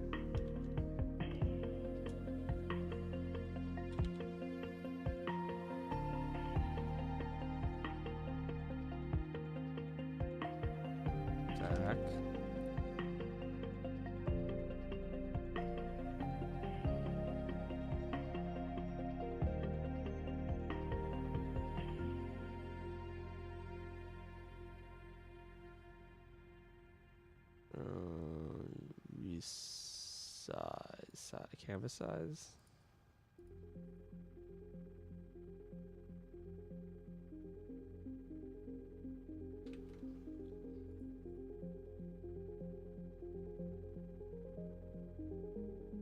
And then again, we do the same.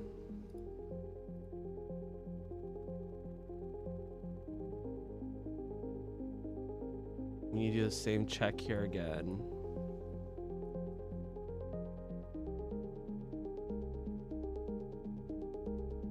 Okay. We have, in either of these cases, we crystallize.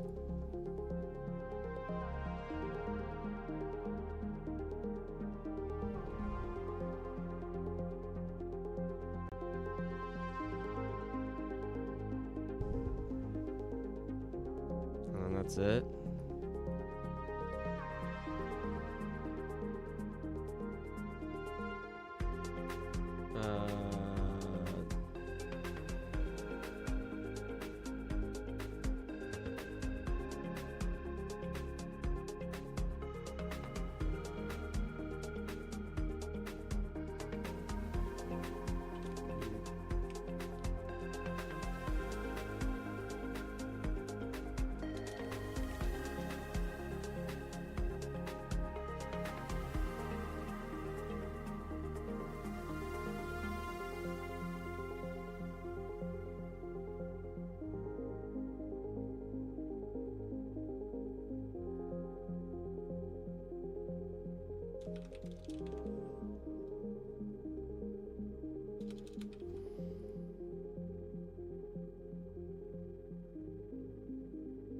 Okay.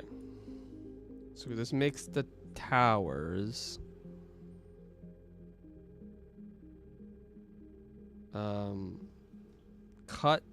Cuts vertically. So this null shape should actually be facing the other way around.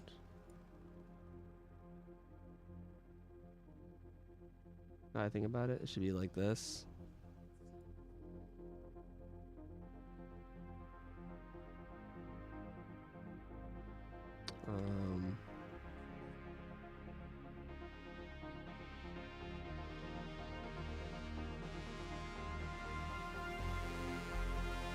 So this should be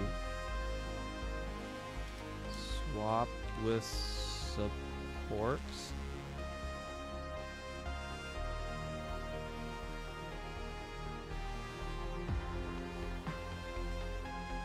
Almost rotate, swap with other support.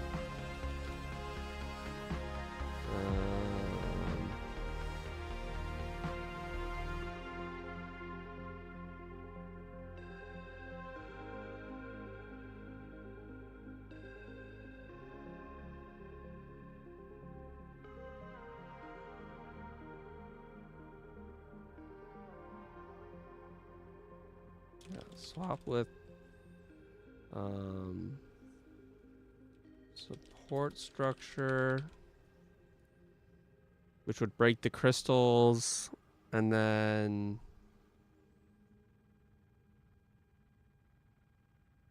rotate, Swap with support structure. Now we'll drop all the tiles that need to drop.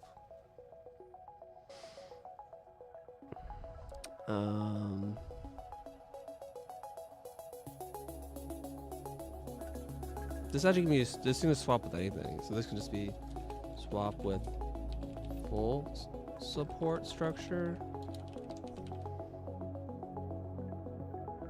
Rotate back.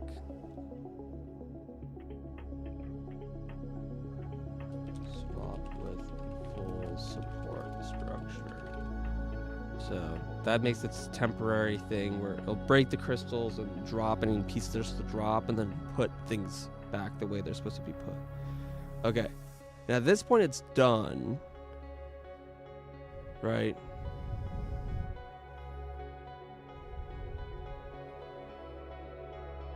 The column should be finished now. And then we need to pin push now.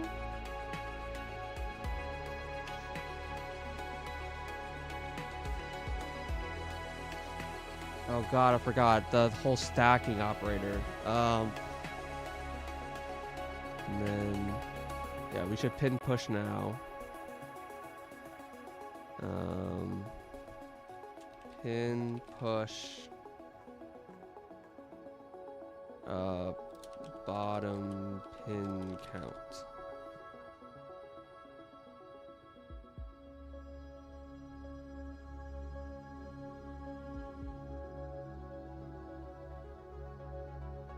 And then this is done now. The only thing that's missing is this actually is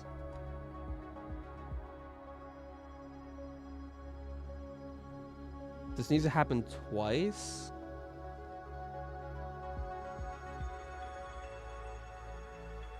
Yeah, there's one other thing I have to calculate.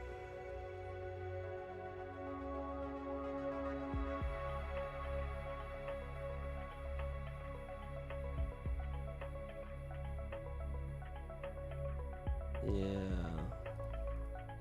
Hold on.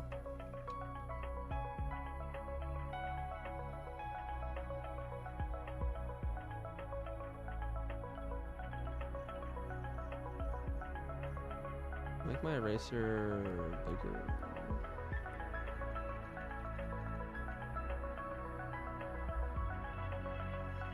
Oh yeah, this thing.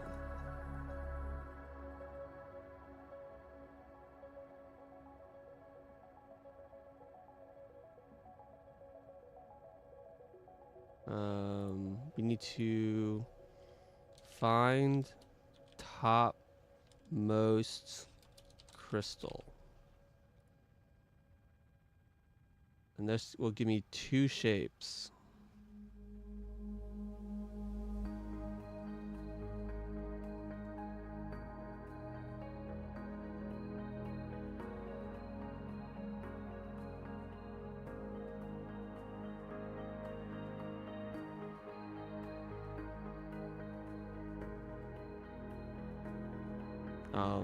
For the upper shape, it's a lot simpler because there's no crystals in it, right?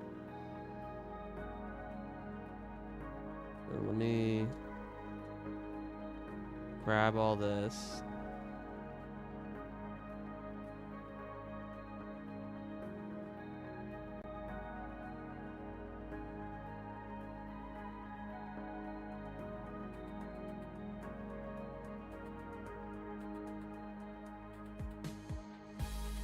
I can make the eraser a different size. Whatever, it's fine.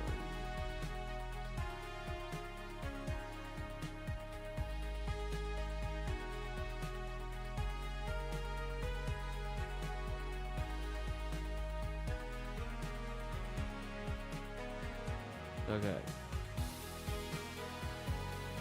So it's simpler here. From bottom to top. What's annoying is I can't actually reconstruct this shape in the way I was hoping it would, because there's no, well, I guess this one I can reconstruct because we know there's no crystal. Do we know there's no gaps? Are gaps allowed in the top half? I don't remember if we decided that was allowed or not.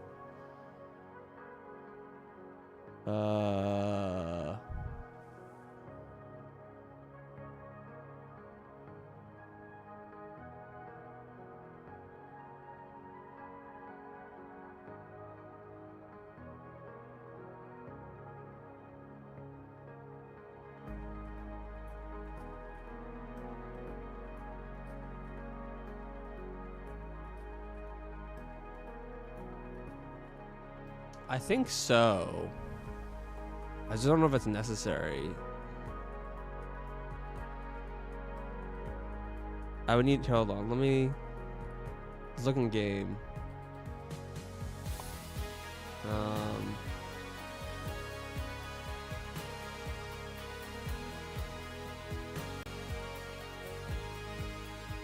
Okay.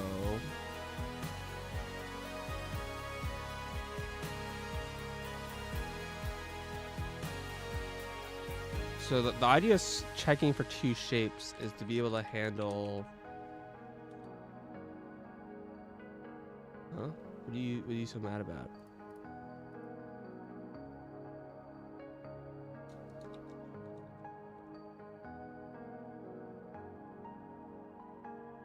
This is just too many. There we go. Okay, so this shape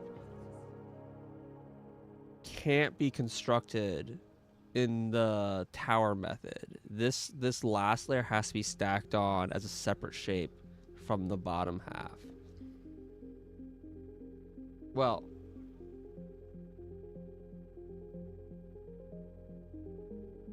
right?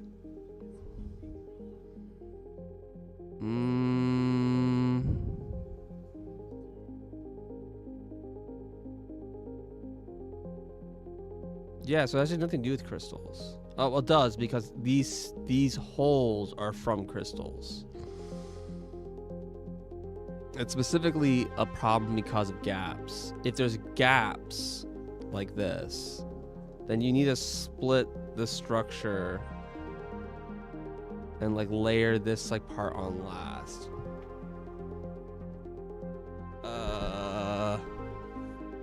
Right?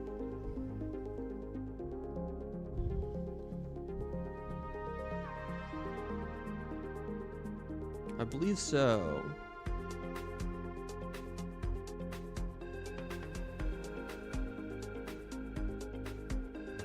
Because this is like a normally very easy structure to make. You just layer this on layer by layer. If you do in quarters, you can't put this tile into the rest of the shape. It's just not possible.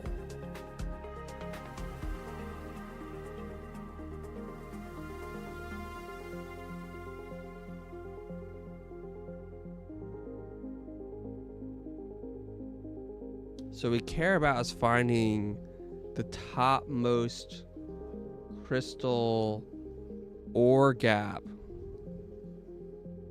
I mean, really just gap. We just want to find the topmost gap. I think crystal's not a problem, because these can just be on top of crystals, and that's not like an issue.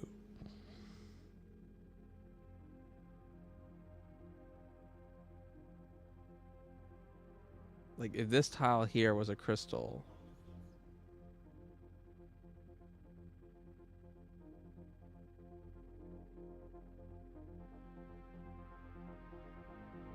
what would that mean if this tile here was a crystal?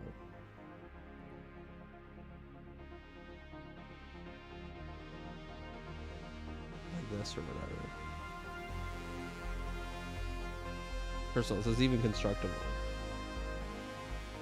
I mean, yes, because you can build this tower and break these tiles. This is supported, right?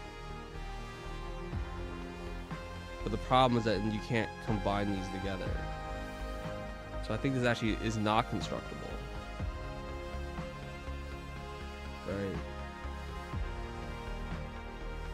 Well, no, you can construct it because you can put these two tiles together and then layer this on top.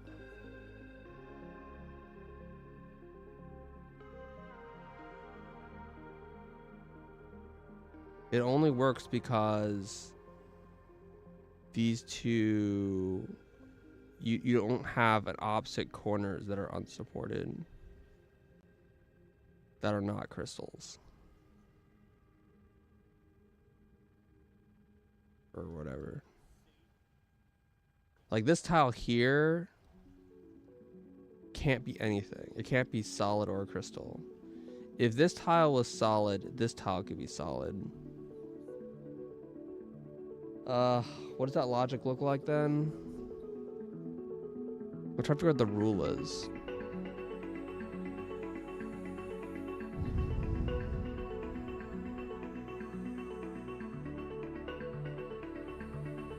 I mean, if these are both solid, you also still can't construct it in columns. You still need to layer this on as a layer. So it's still, if these are both solid, you still have to look for the... Well, it's actually awkward because if these are both solid, it's gonna look for the topmost gap and see this square. But it's not, it's this square.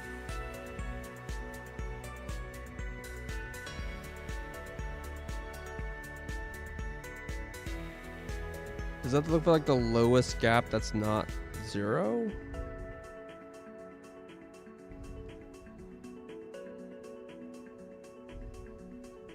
And like if this tile was here instead, like the opposite corner, then it doesn't work, right? Because then it'd be unsupported.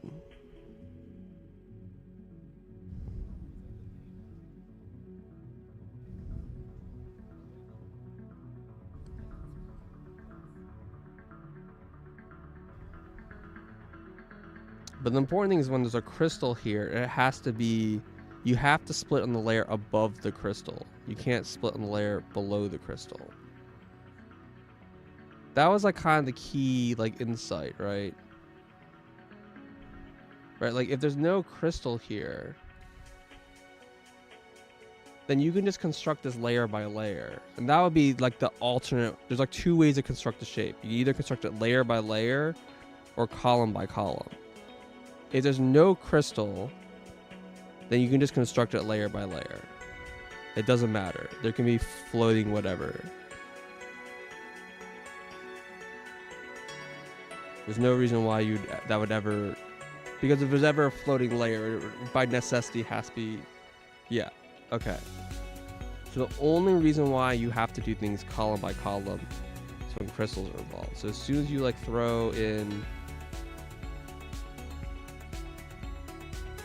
well, like even like on the bottom layer, right? Like if a crystal's like here or whatever.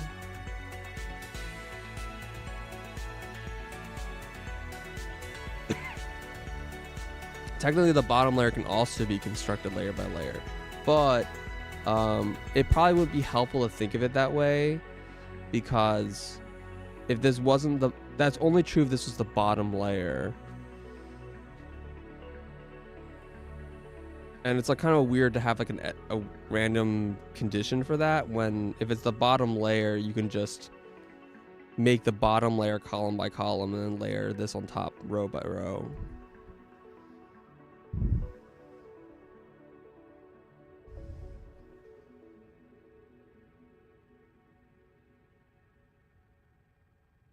Okay. I think that makes sense, right?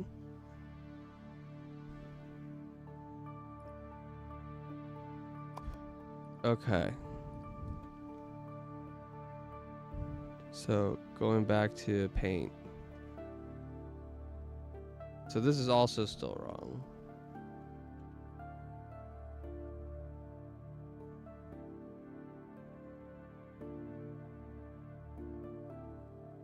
Okay.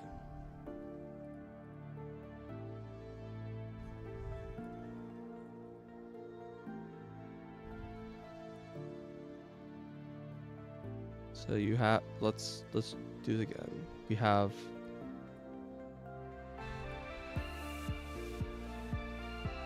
So let's start with our full shape cake.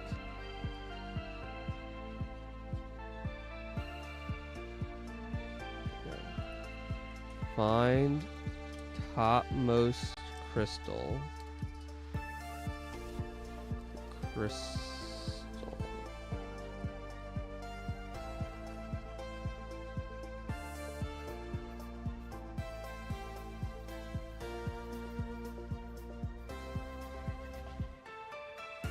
Shape. Top.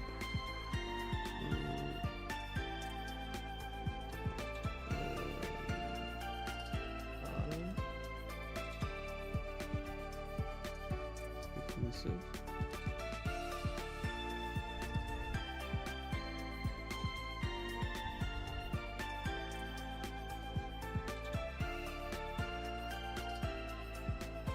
Split by layer.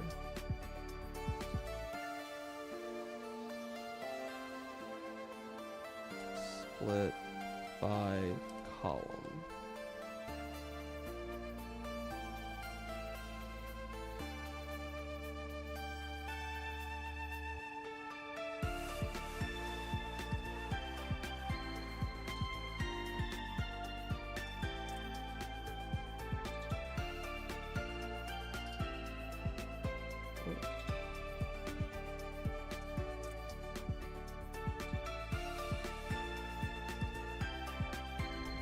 Okay.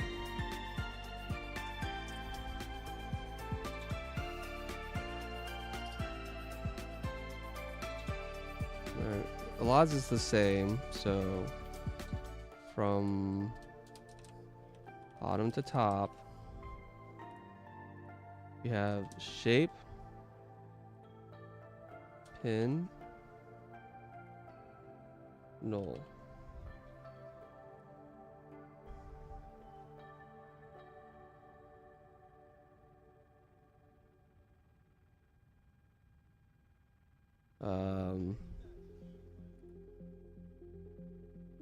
Paint. I mean, you can always just paint it.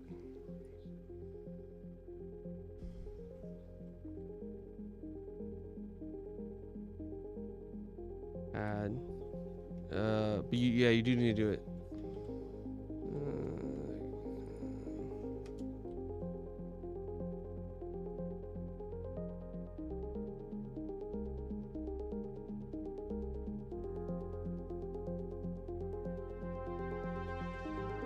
Yeah, it's good.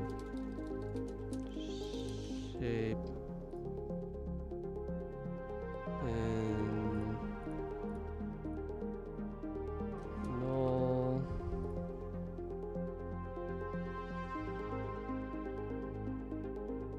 Yeah, paint.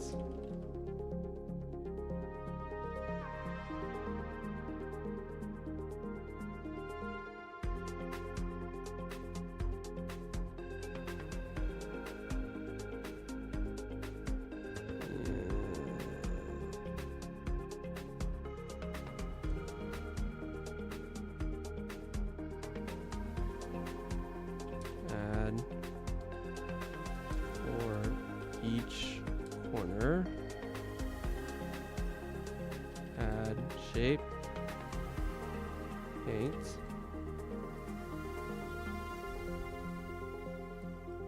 Back with layer.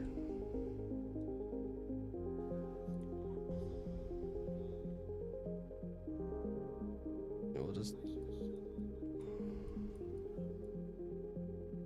then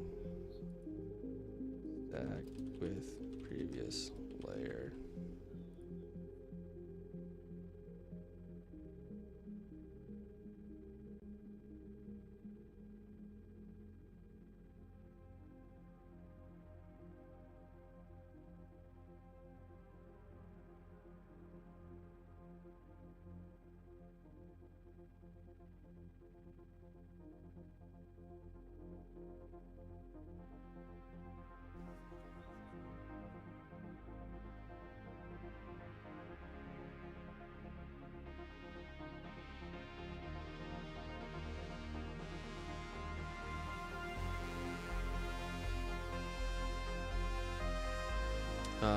There's one other question here to ask.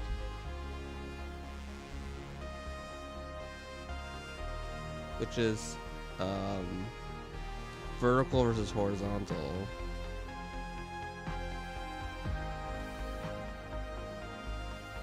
Determine vertical EH combine.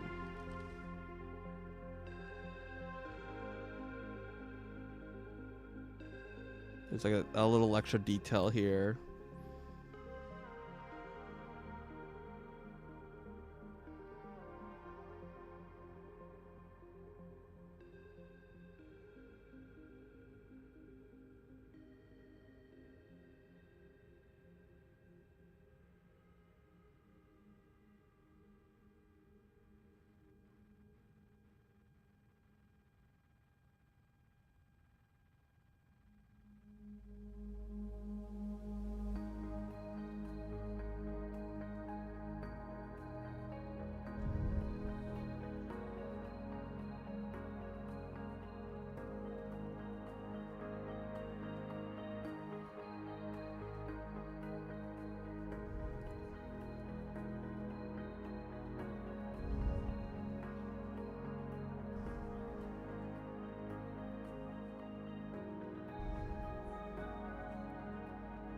And then this is just combine either H or V first.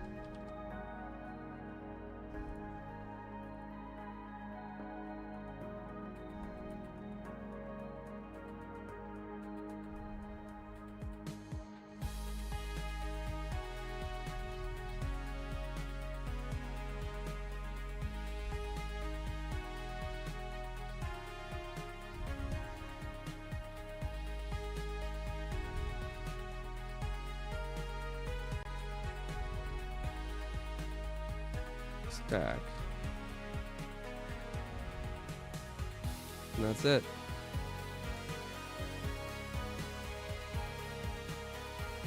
Done.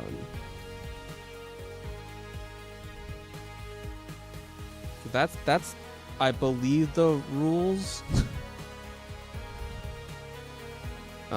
This needs to be, I have these things that need to be expanded still. I'm not entirely sure what the rule for this is.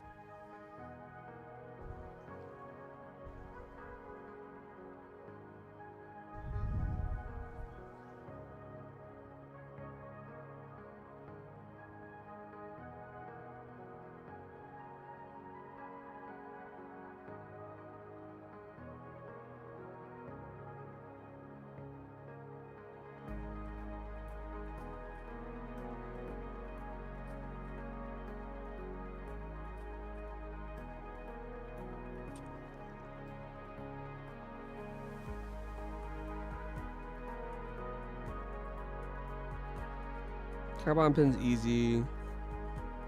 Topmost crystal's easy. Well, in quotes, easy.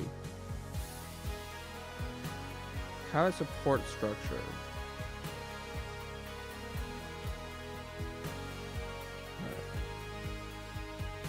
Proportion and drop shapes. Very similar questions. They're basically the same thing. The idea here is I redefine the shape.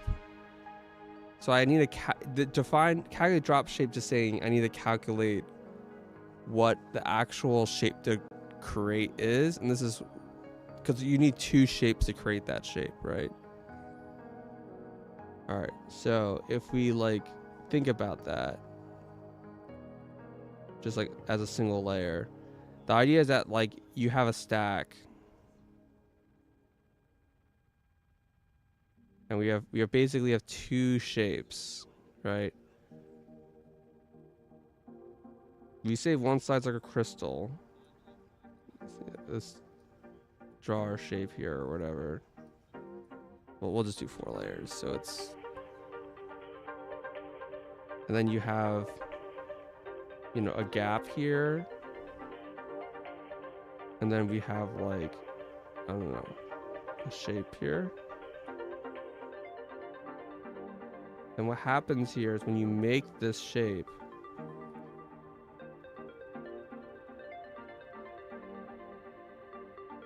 instead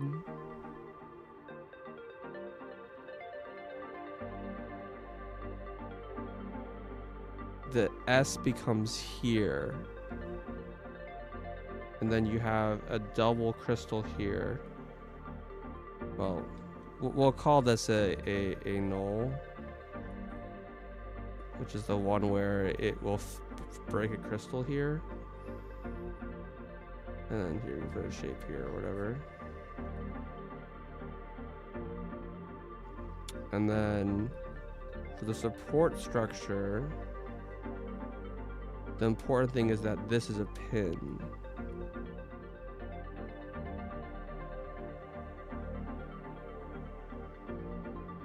And then we have a very similar situation when there's like more than one.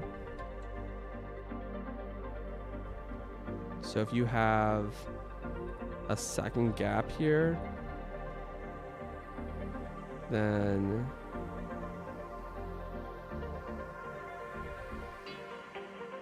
you just end up with a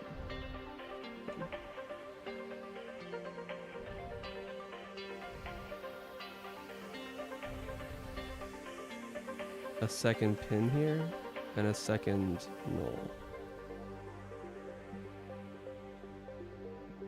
And so the idea is that every time there's a gap, you put a pin in the support structure. And then if there's a shape, you move it up to the topmost empty spot and you leave empty where it was. All right, so this moves up here.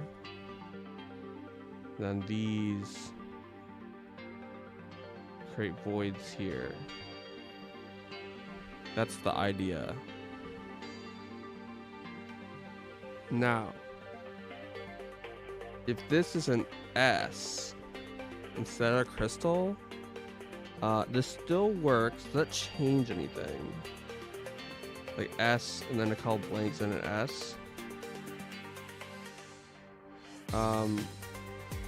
No, this still works. It's just obviously easier ways to construct this because you don't need to drop this shape. You can just put crystals here and then just cut and then the crystals will go away. No support swapping necessary. However, it's usually easier to just always do it.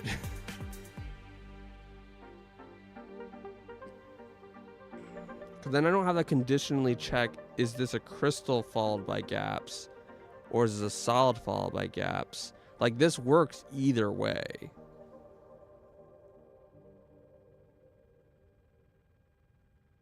It just has this weird thing where you have this extra step. Because like the alternative thing you can do here is if this is... If this isn't like... hold on. Let me... Image. Let me make the canvas bigger.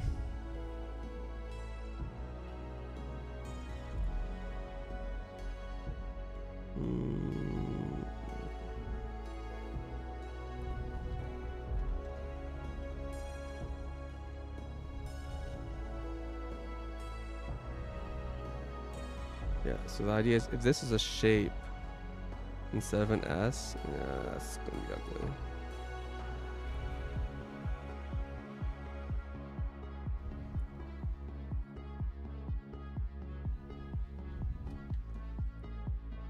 Then this can just be a normal like support structure. You don't need to do any kind of shenanigans.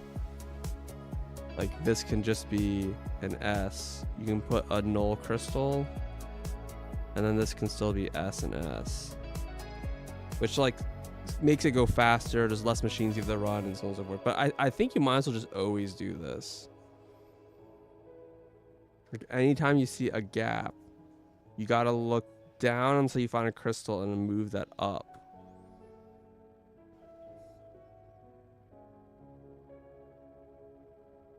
And then this also generates your support structure at the same time.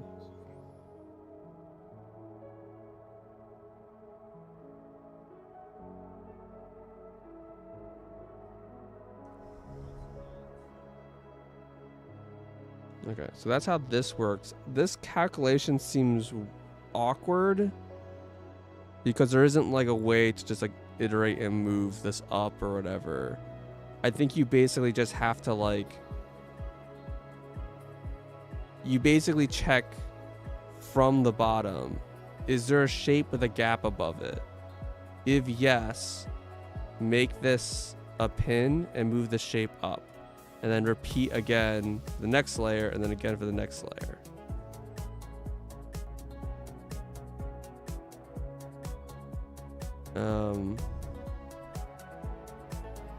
The annoying exception to that is if there's nothing on top, then there's like no point of doing that. But maybe I can just let it run, make a full structure no matter what, and it's like super excessive. Like if there's just a single shape that's just a shape on the bottom and a bunch of blanks on top, it could just drop the shape on the bottom and be done. But you could also put the shape on top and put a whole bunch of crystal structures and break it so the shape falls to the bottom. And that works. It's the same thing. The ton of machines that do the same thing, but you know, whatever, it's less logic. And it's gonna take the same amount of time. It's just, I guess, a little more, bit more latency or whatever.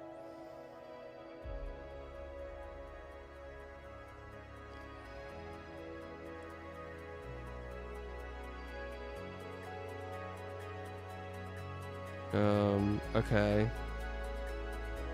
So that does this. This HV combined thing, I don't know. So what are the conditions, right? If you have a shape like this,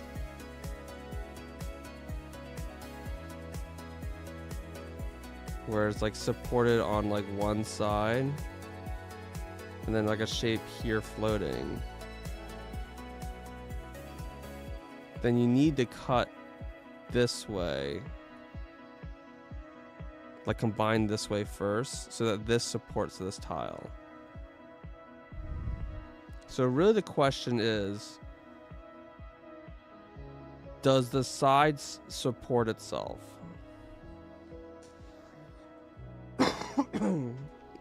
And that's hard to figure out. There's really only two conditions you need to check, I guess.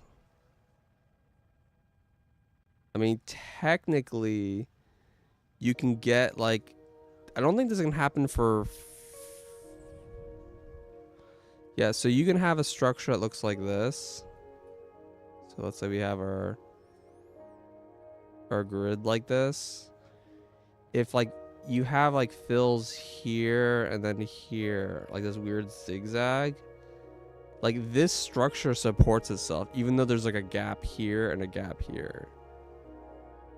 Which is fucking terrible. So you have to be able to detect this. There's like a continuous path.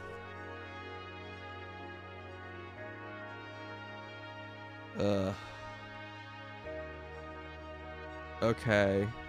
So you have to have some sort of like pathfinder, like flood fill. And that's really annoying. And you need to basically check two orientations, like from one spot. So if you have a circle, like this is a top view.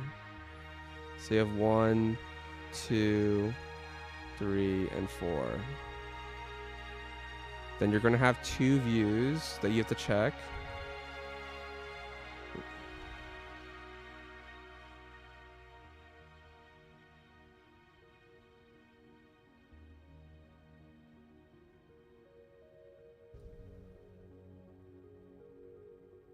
And you know that one of these is guaranteed to create a support structure. So you have 1 and 2, and you have 1 and 3. And the question is which, if one of these works, that's fine. If they both work, it doesn't matter. So you start here, no matter what.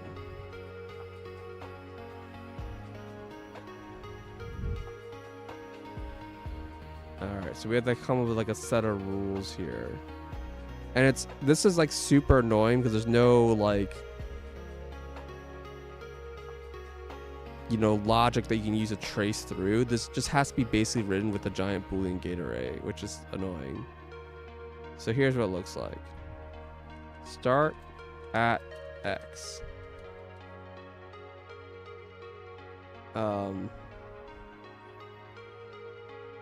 Yeah.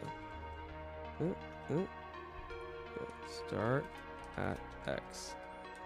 If null, move right.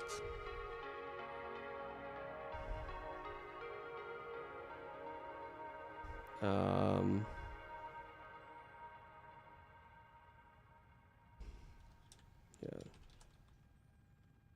Well, I'll just say while null, move right.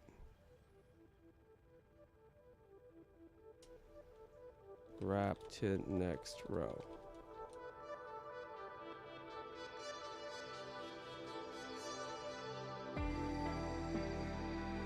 Okay. If shape check down. Yeah, I mean, because it's like a 2x3, you know if down safe, you don't. Check down. If shape or if null, check side. If null, then reject.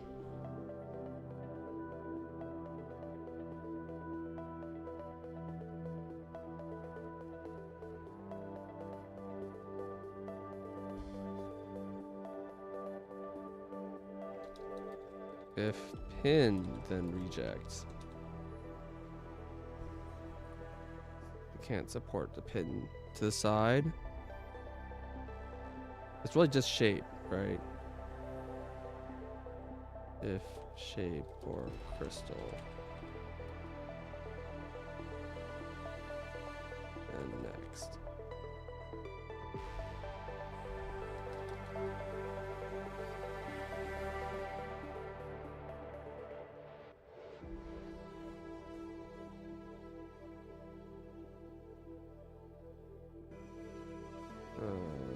There's like a, I don't want to make it go back and forth.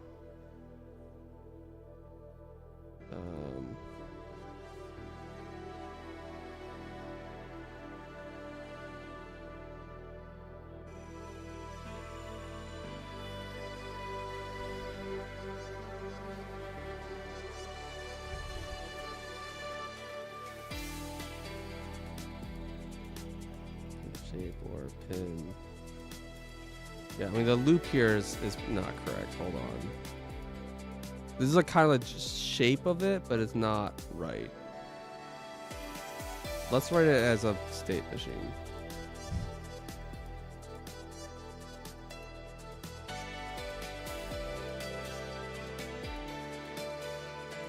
Start.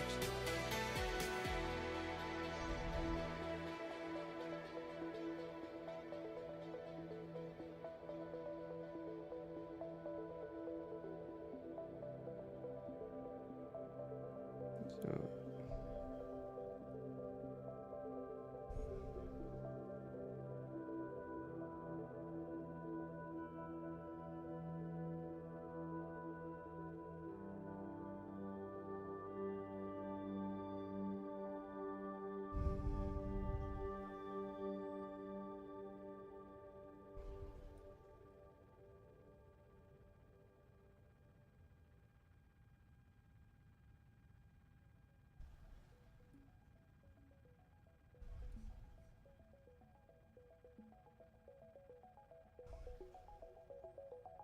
We'll do like this.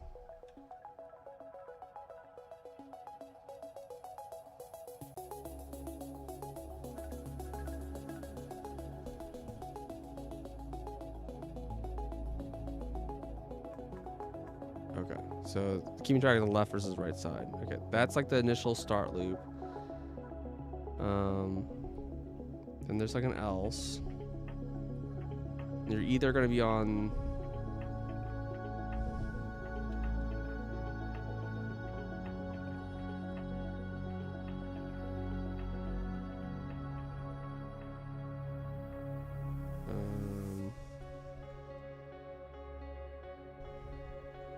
this shape and this shape go to the same thing.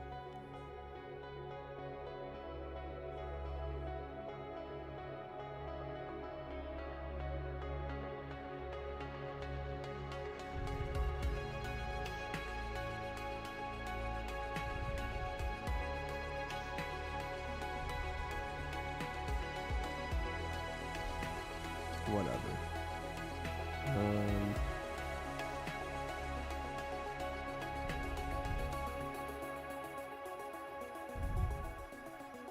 Alright, so we go here.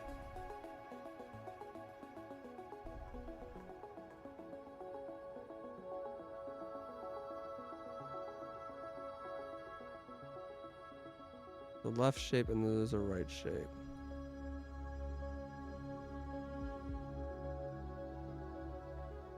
Okay.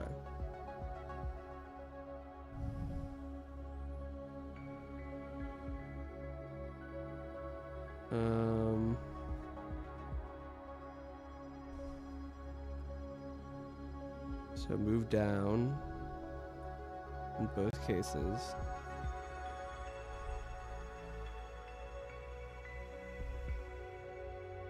Then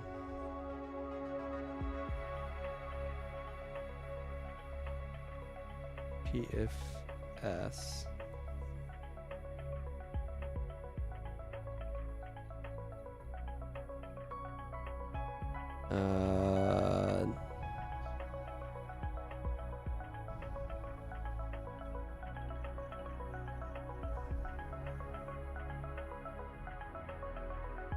Or pin.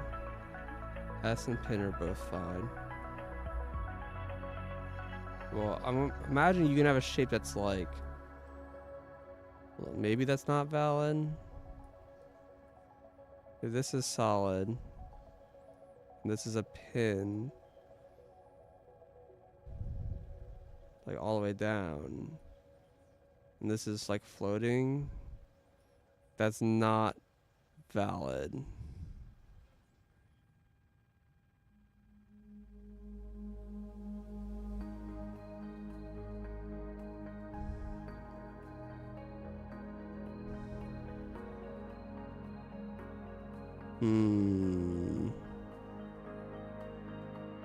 So you're down here and see the pin, then it's like, how does it know that this part is unsupported? I think you just have to check both ends separately.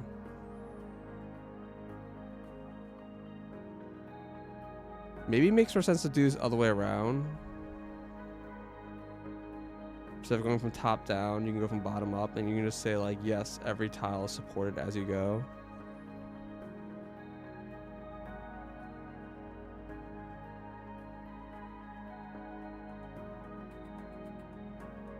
It's a little tricky doing it that way because there is like an order of operations. Like, if you imagine this is like solid, it's like this has got like a 1 and this is empty. This will say 0. If you like this shape, if you continue like, oh, this is supported and this is unsupported because there's something under it, but then you're like, oh, but actually the tile next to it is supported. The fact that they're both shapes in this situation means that this is actually a 1. And then when you go to the next layer, it's like, oh, this is unsupported and this is supported. And then your next layer, it's like, oh, well, this is unsupported and this is supported. And you're like, oh, well, there's another danger flag. Check both of these if so.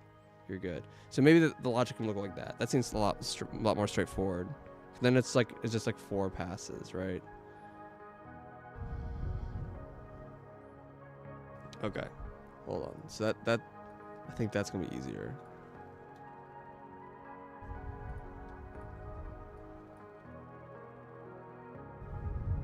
Yeah. So.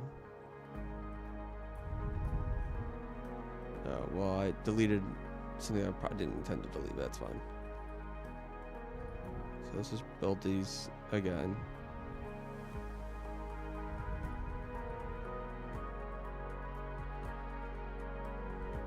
So we're gonna go bottom top instead of top bottom.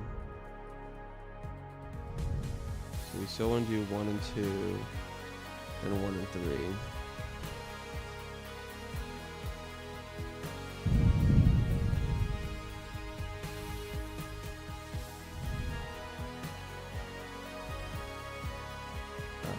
So there's 2. Yeah, so what it looks like now is we can look at it as a like circuit chip. And then there's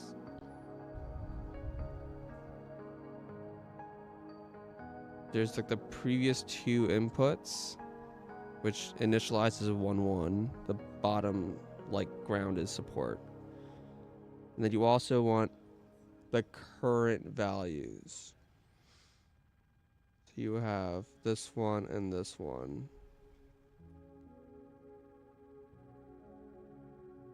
Your bottom 2 values and your top 2 values.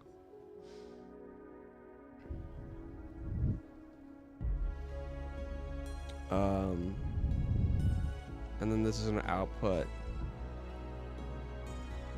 2 values. Then I guess also like a second failure flag.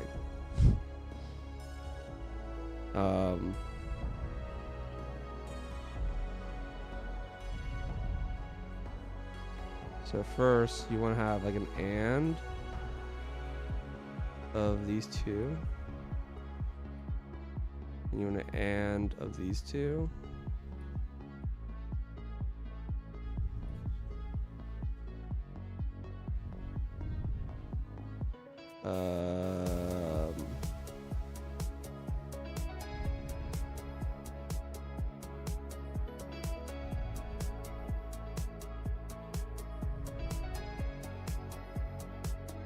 And then what?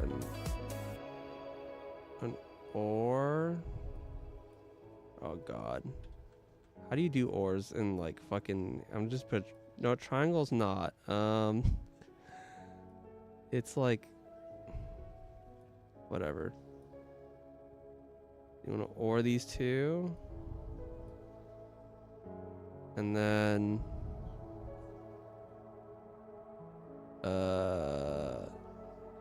if either of them is true... I mean... It really is if one of them is true. But if either of them is true, then you want to check if they're both S.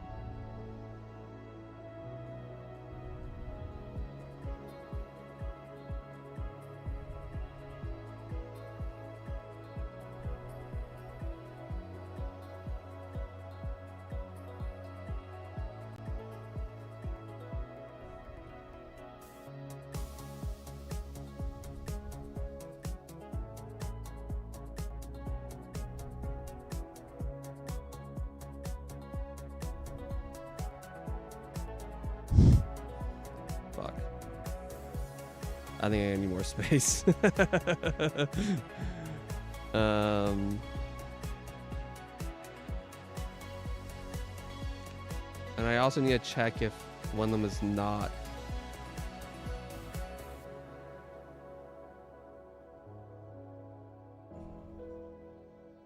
Yeah. All right, hold on. Let me... This conceptually is right. I need a lot more space, I think.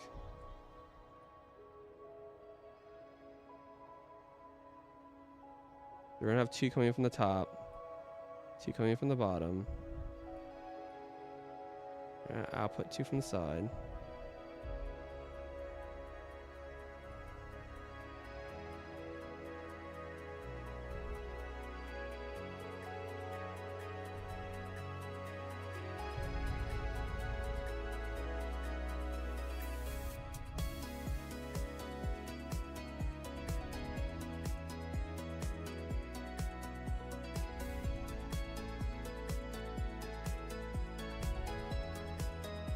I don't think I really gave myself any more space.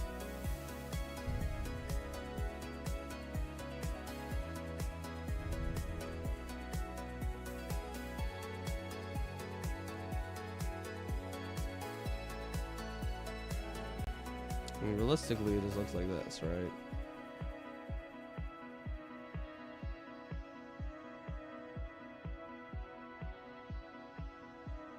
But there's like an extra step that says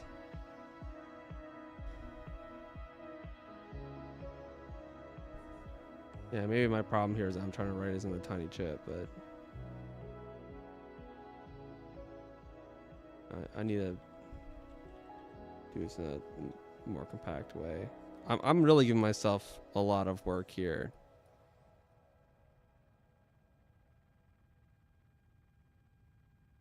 Here are 2 AND gates.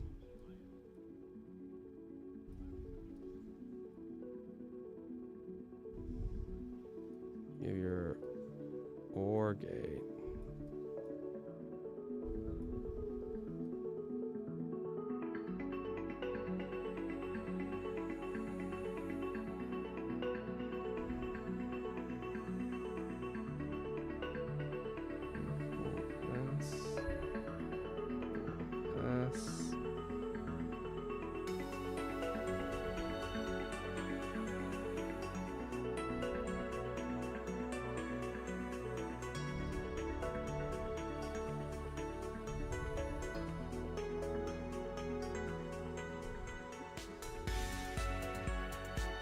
Okay.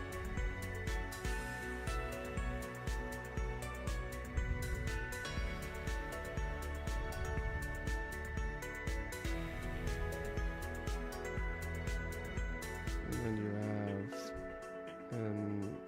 an OR and an OR.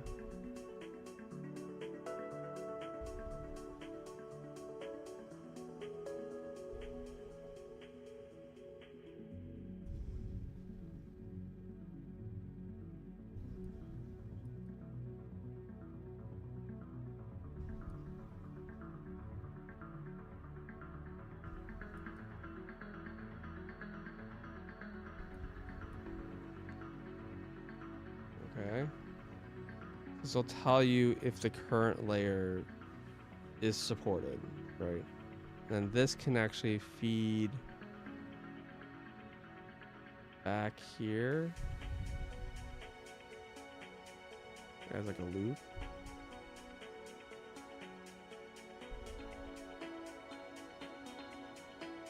And then the other bit, I need to actually check if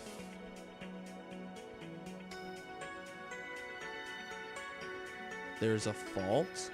And a fault happens if this is equal to S or P, and this is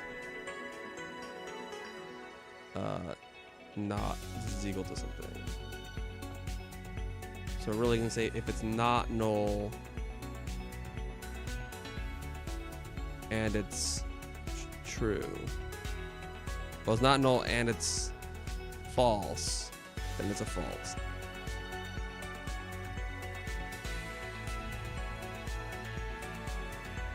Right?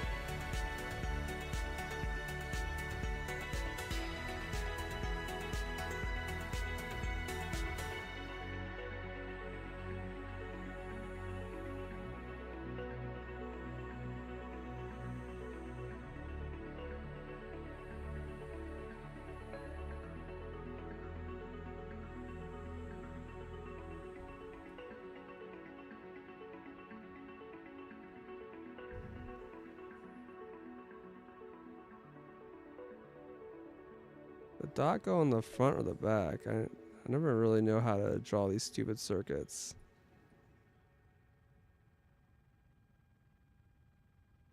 This is top.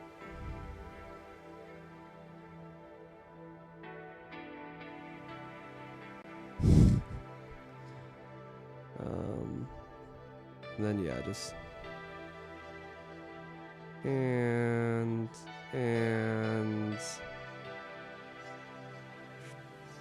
boop boop boop. Then we have our ore.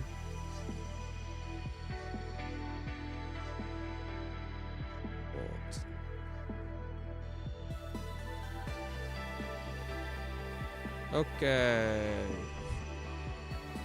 The thing is, this is a more useful diagram because this is how I'd actually implement it. Because I'm implementing it with the logic gates, right? And so this is the actual logic gates. And I have this loop here, but really it's I copy this chip 4 times, and then I just have the 8 inputs fed into each of the 4 chips. And then you just like run, and then if the fault light goes on, then it fails. So you check this. If it fails, then you need to cut it on the other side.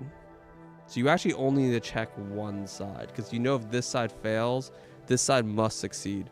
If they both fail, then the shape is impossible, and that's not your problem.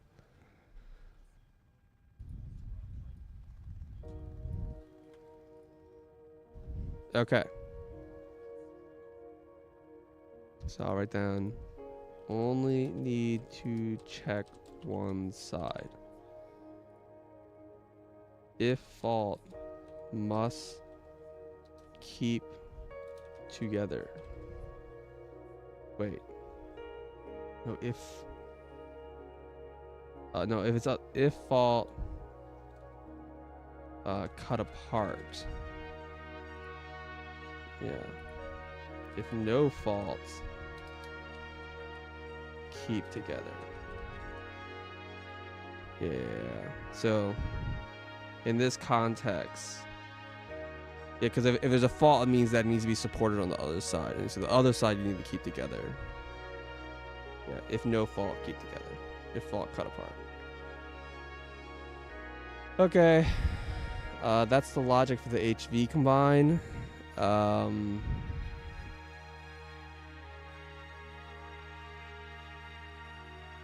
the kind of support structure is just this shenanigan. Now this part's kind of annoying because I mentioned earlier I want to modify the current shape, and like that's not like a thing that you can just do. I have to output it to like a new shape, and I can't like iterate. Right. I was like, oh, I can modify it, and then like if it's like a thing, I can modify it again. But that actually doesn't work. This process would fail. I could just check every combination. There aren't many.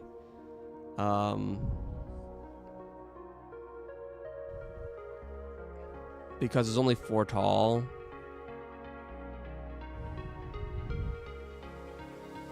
I could just like enumerate them all.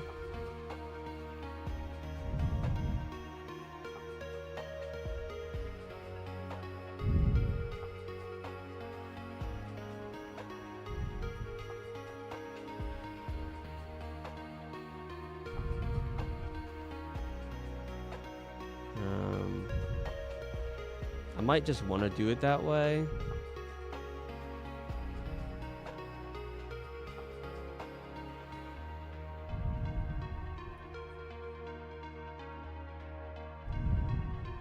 Yeah, so I want to write this as, I'll go down here, the shape of 3.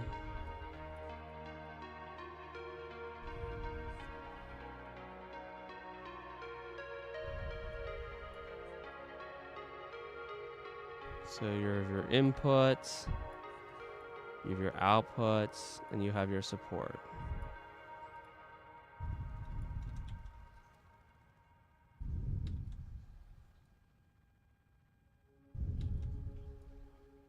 I don't know how many of these I need, but I don't think I think there's like less than like, oh wow, I'm already out of space. Image, canvas resize. 8,000.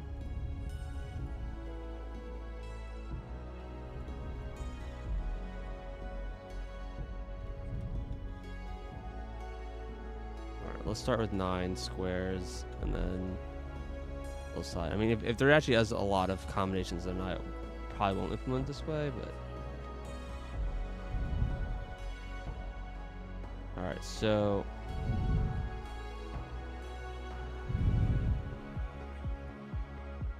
The most basic one is going to be crystal. X can be anything. Crystal blank shape. And the output should be whatever was here. Crystal shape blank. And support should be P S S S. The next one is, and that's the only combination one's there. And then when crystal's high,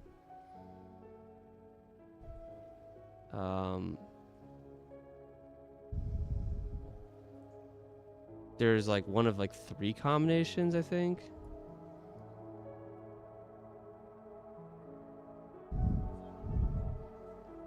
Either it's like shape X. Well, does X make sense if it calls X? Because it could be a crystal, it could be a shape, it could be a pin. No, it can't be a pin, but that's fine. Can it be empty?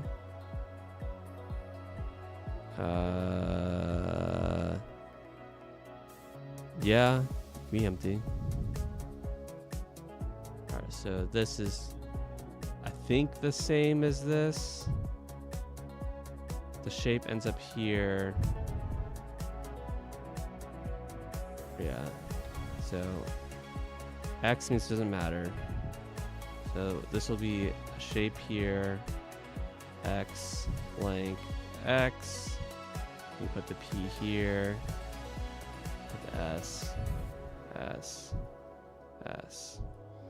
And then the other one's just a shape like this.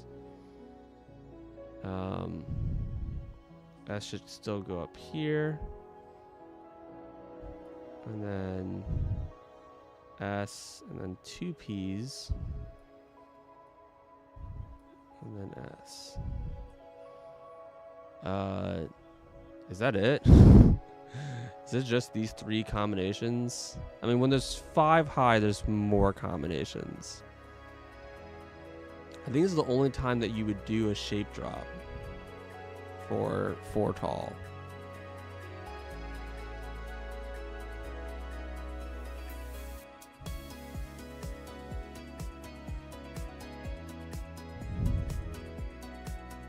Okay, well, if I just check for these 3, then whatever.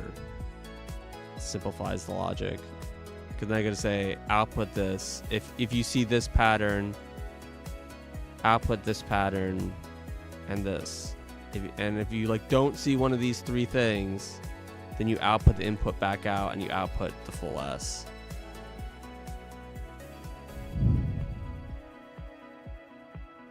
I feel like there's like another combination I'm missing. Like if C's here and there's a blank here, you can just, this isn't constructible because you can't break this crystal.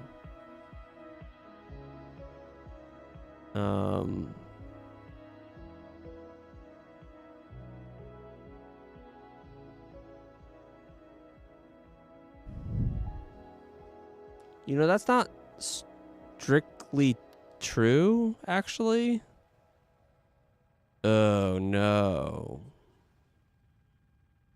I think this is constructible. If no, I think it's not. I was thinking you can combine it with half and then raise it on the other half, but it doesn't work.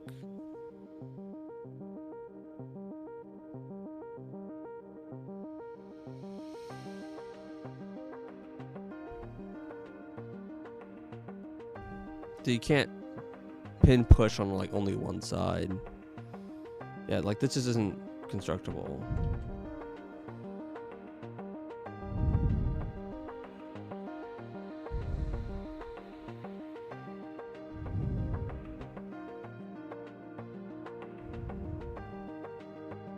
Yeah. Okay.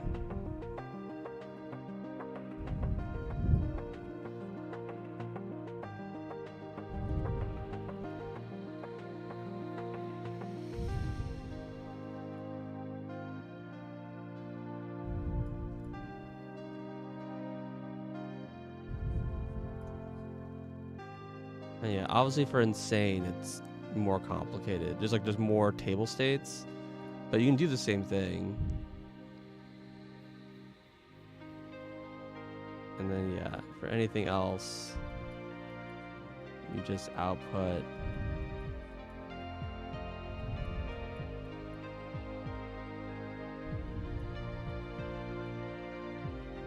And obviously these X's have like more combinations that could it be, and checking for something as being a shape, like this has to be a shape, not a crystal, right? Because it can't be a crystal, because it has to be something that can fall. And it can't be a pin, because this isn't constructible, this is a pin. Yeah.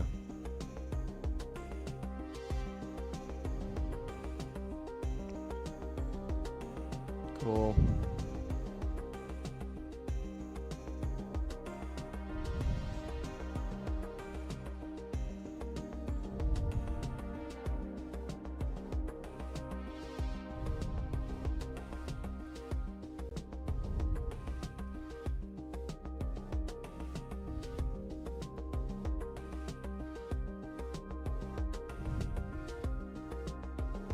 Whoa. Why that?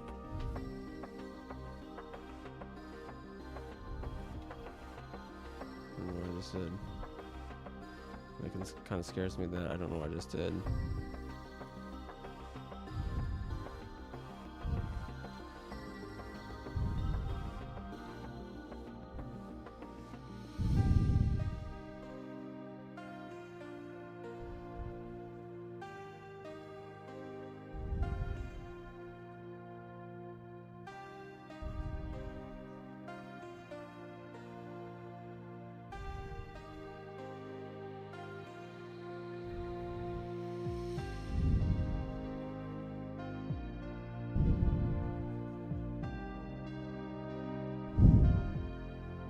Yeah, this is the Shapes 1 MAM that you have to build. You have to build both MAMs. And then stack the 2 MAMs together. Really silly.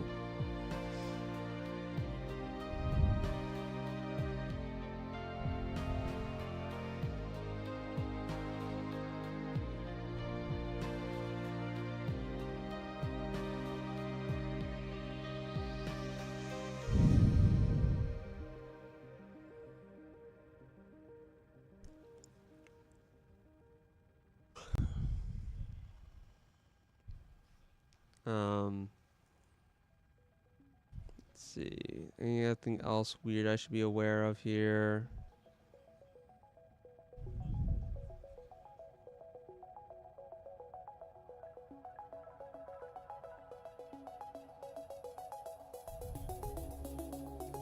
Yeah, there's one other thing I need to check here is checking for the top layer. This basically is telling me what the bounds are for top and bottom. It needs to tell me like which layers I need to like iterate from, to and from. And I'm not actually entirely sure how to handle that in Logic.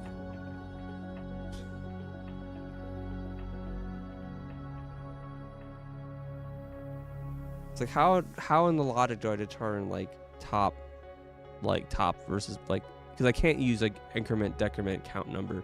Like part of me wants to just send in like a mask of like the 4 layers, and if there's a value in the layer, then it means that you do process that layer, and there's no value, then you like skip that layer.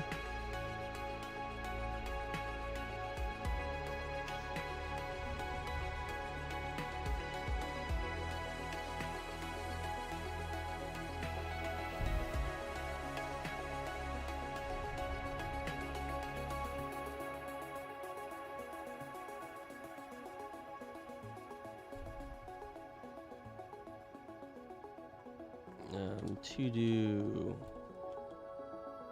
how to start to end layers without math.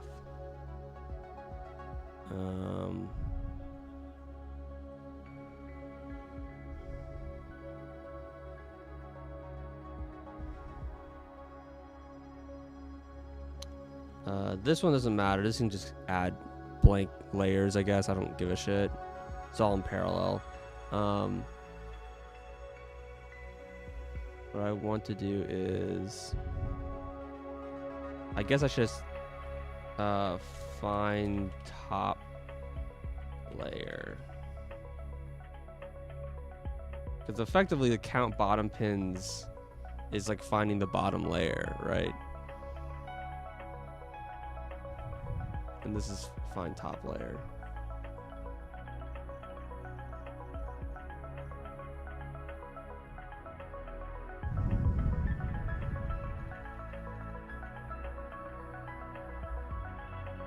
And then we'll say for each column,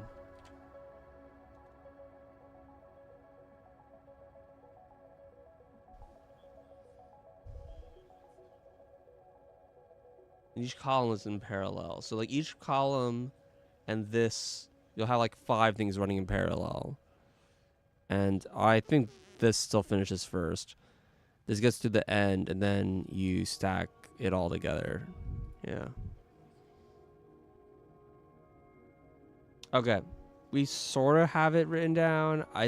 There's some kind of important questions here about how I want to express some of this information, like the top layer, bottom layer.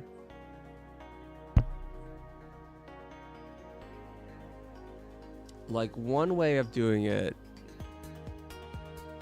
if you go back in the game,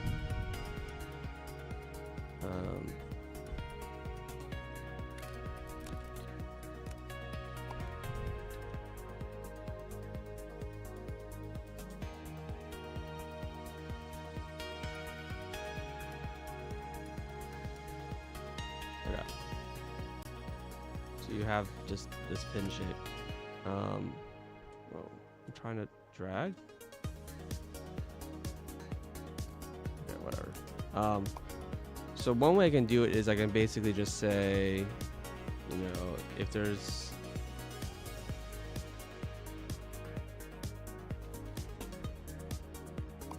a rectangle, it means do the bottom layer 1 and the bottom layer 2. Like that's how you can count that.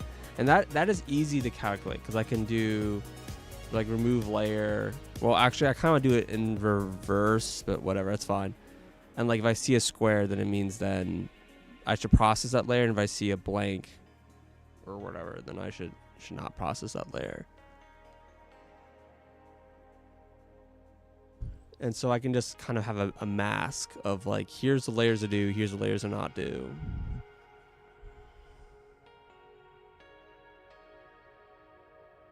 In some ways, conceptually, that feels like probably the way to go.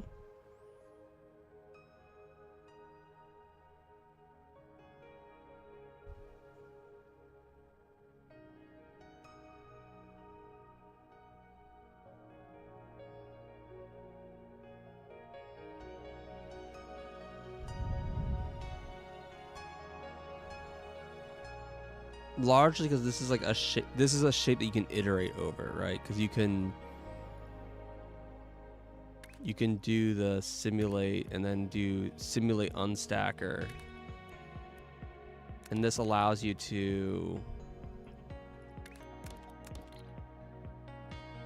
like go over the list. Now, annoyingly, it's like from top to bottom, and really I want to go from bottom to top in like all situations.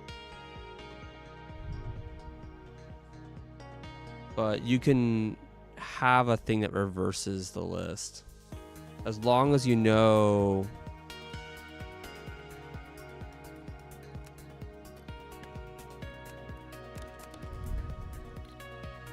that nothing here is a crystal, then that's valid.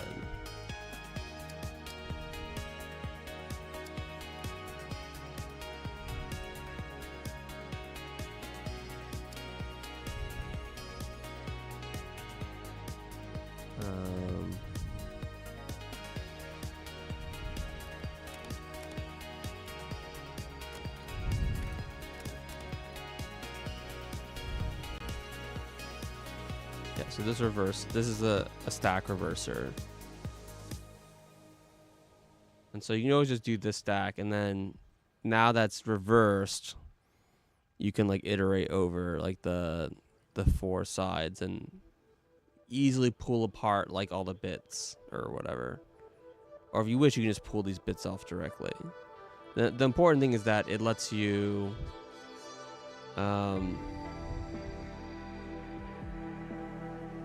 it's easy to mask out like all the different bits of this thing, and you can do like shift operators and stuff like that. Like you can do numerical operations on the shapes, like as like a 4-bit number or whatever, or more if you wish.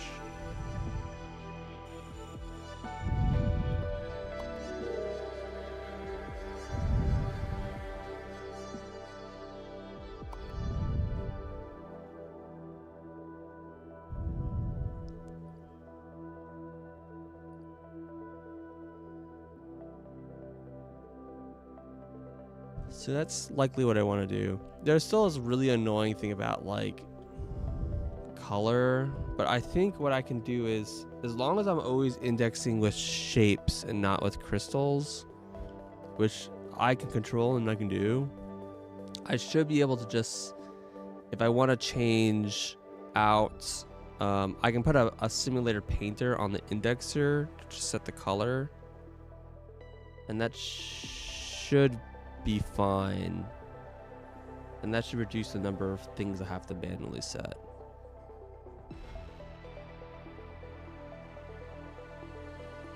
Okay, yeah, I have a vision now. I have a vision. It's gonna take a lot of like just tedious work, but I have a vision now of what the calculations need to be and how to do the calculations and how to express the calculations. The only other thing I need to do, which I haven't done yet, I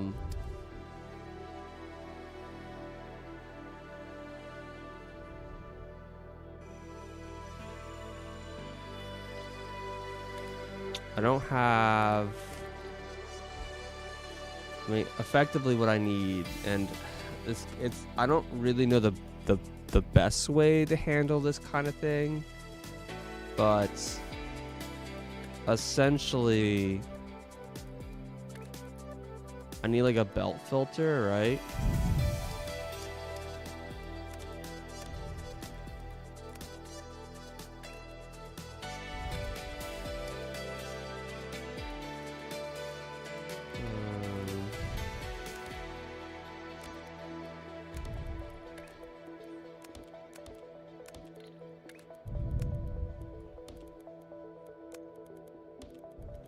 That.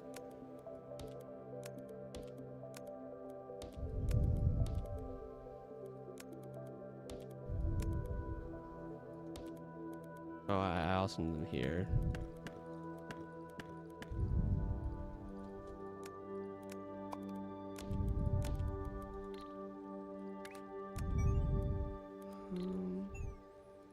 I think there's like a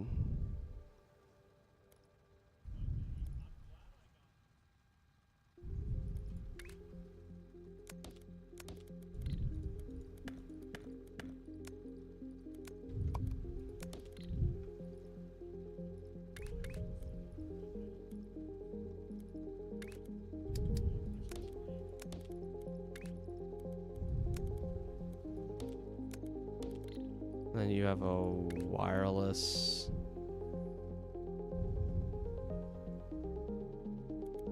I don't know. I just feel like you just connect the wire out like this.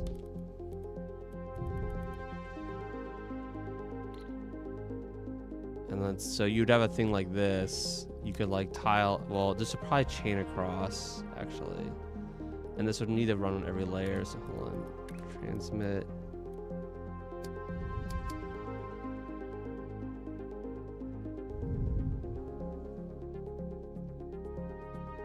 Is it okay if this is bi-directional?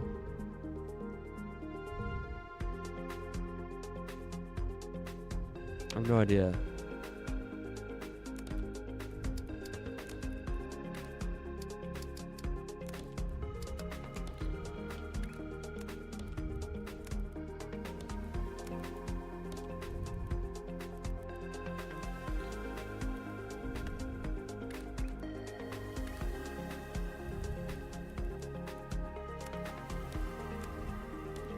Okay, so now these things can like connect together. And like in theory, you could have one of these here. Then you can put like transmitter. Then you set the signal equal to like, I don't know, 1. Yeah, so now the 1 propagates down. And you also could put this up on the other side. And the 1 propagates up, yeah. And then you can just have your belt go here. And then continue out here. And so this is like a filter, essentially. You would just run it like this. That would be like conceptually the idea.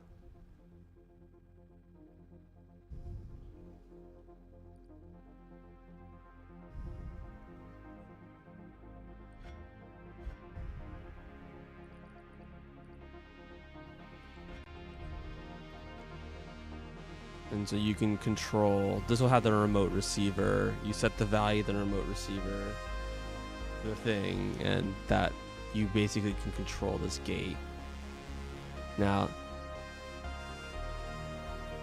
the thing I'm a little concerned about doing it this way is that I feel like I'm very quickly run into having to specify a lot of like every single gates. And that might be really annoying.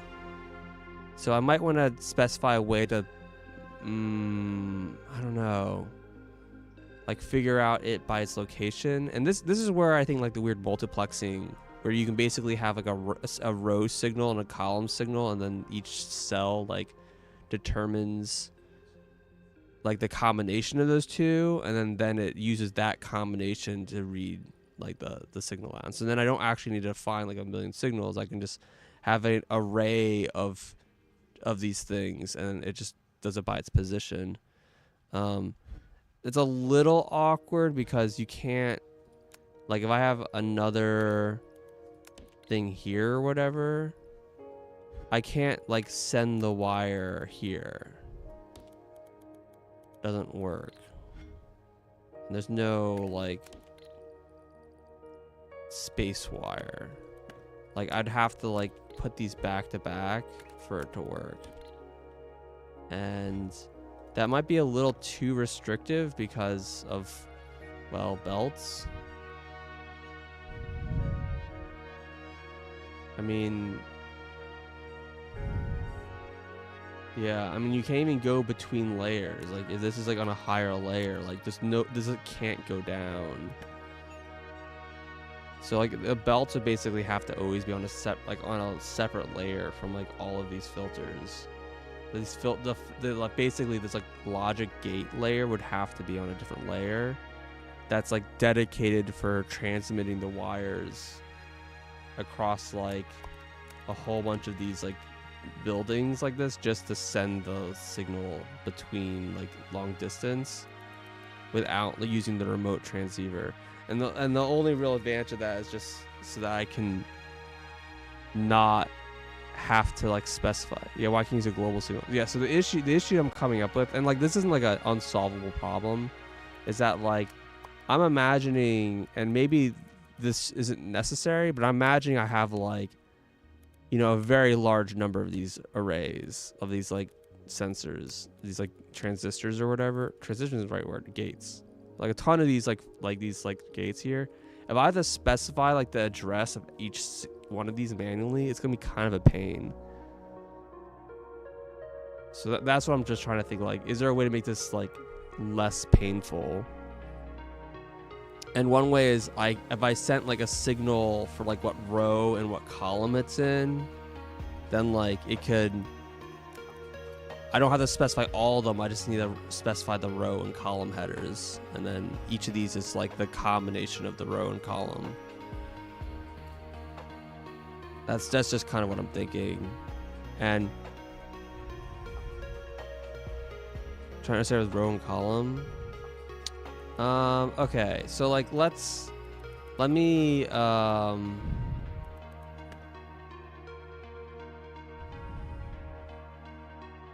you just showed up. This is for MAM specifically. So, I mean, some of it I just haven't really thought it through enough. So, like, I'm imagining, let's say you're trying to determine, like, what shape to put into a spot. It's like, well, it can be circle, it could be square, it could be, spike or wedge. It can also be pin. So it can be one of these 5 shapes that you have to feed in. And then later, you also need to check, well, I mean, there's 8 colors, but maybe I can get away with feeding just 3 lines and then a bunch of mixed lines. But, like, I mean, potentially there's, like, 8 colors you have to, like, feed in. Right? And, like, this is a whole bunch of, like, gates here for determining, like, what the input to feed in for the one square. And there's 16 squares in a shape, and then there's 3 shapes. So, like, there's, like, a ton of different, just, like, these are just this is just the input lines, right? That's, like, yeah. It's... Oh, actually, just way more, because I forgot. There's also all of the fucking gemstones. There's, like, another, like, bajillion gemstones.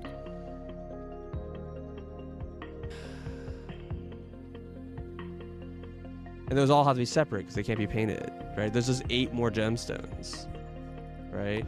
1, 2, 3, 4, 5, 6, 7, 8, 9. Sorry, there's 9 gemstones. I forgot uncolored is also a color. Or maybe that's 10, right? 1, 2, 3, 4, 5, 6, 7, 8, 9, 10. Oh yeah, it's 10. There's 10 different gemstones. So that's like 10 of those plus 5 regular shapes. That's 15 that are just like mutually exclusive. And then up to 8 colors, or I guess 9 colors, right? Because it's uncolored is technically a color too. And this isn't even counting all of like the logic of like conditionally choosing, like, do I choose like this process versus this process? Because it's more than just like choose what shape to put in. As I went through this whole like crazy logic determinism thing. And so there ends up being like a very, very, very large number of like filters. Extremely large number of filters. Like it's going to be like probably over 1,000 filters. And if I don't want to write in every single address for every single filter. It's going to take an eternity. So I'm just trying to decide, like, is there a way to like have this figure out, like, hey, I'm this shape. So there is a couple ways I can do this instead of doing it this way, where I say allow or don't allow. I could say only allow the correct shape, right? That probably makes more sense, because then I can just send this one signal across all of these lines, and it will just naturally only allow the shape that it goes through. Okay. I still need to like have a name. I guess that's a little more reasonable.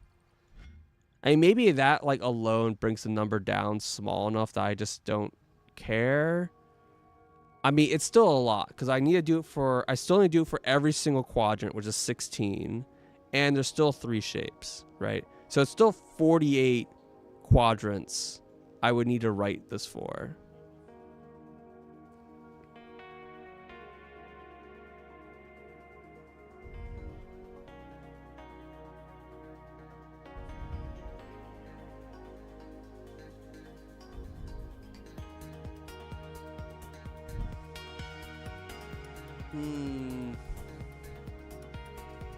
Yeah, you put it after the train. Yeah, exactly.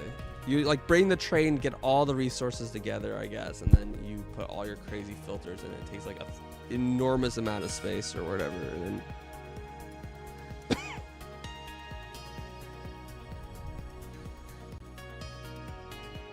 Yeah, so I still think I want to have some kind of indexing, but I think the indexing here,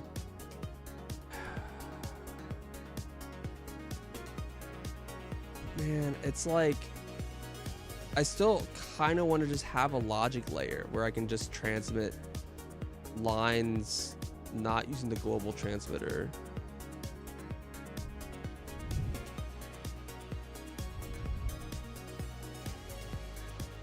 Because yeah, 48 is just a lot. I mean, maybe it's not so much. Maybe I should not complain so much, but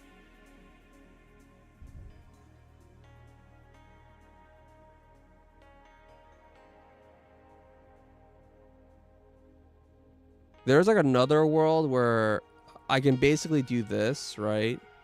Where I just have this transmitting this logic to this layer, right? And so there's the same signal going here.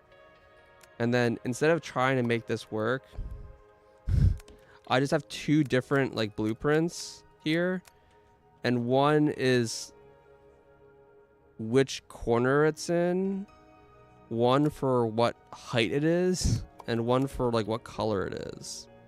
Sorry, for which shape it is, like which of the three shapes. And so I just have three blueprints, and then I can just do the three combinations, and then this will like figure out like it will combine these shapes in the way that it makes sense.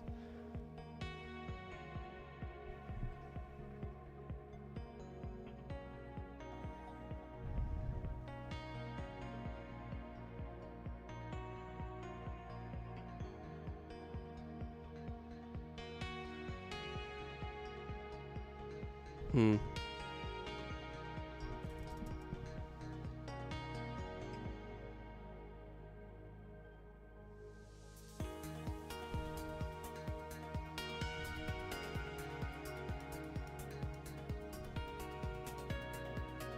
One through 5 was layer 11 through 14 quadrant, and then 1 was. Yeah, I mean the problem is that I can't do like math, so you can't really combine numbers. There's no mathematical operators. So I don't really see how that's particularly helpful.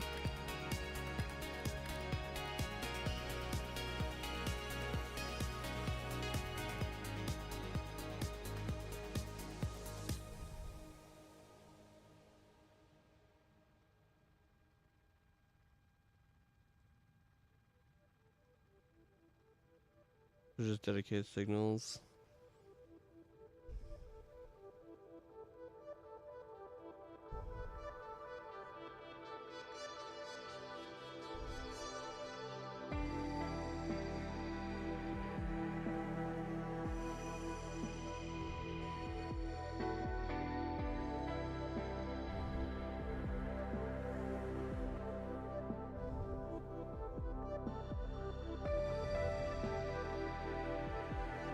Yeah, I'm not a fan of using numbers because you can't manipulate numbers to be able to algorithmically determine the indexing. It's kind of my complaint. I really wish this game had any mathematical operators, like at all. But numbers are, I don't like. I think numbers are kind of not good. I can just use shapes to encode the same information. Like if I have a shape in a specific position, that tells me exactly what position that's already in. And then I can use different like color or different shape or whatever for determining, you know, whether it's what shape it's for, whether it's color versus shape and all that kind of stuff.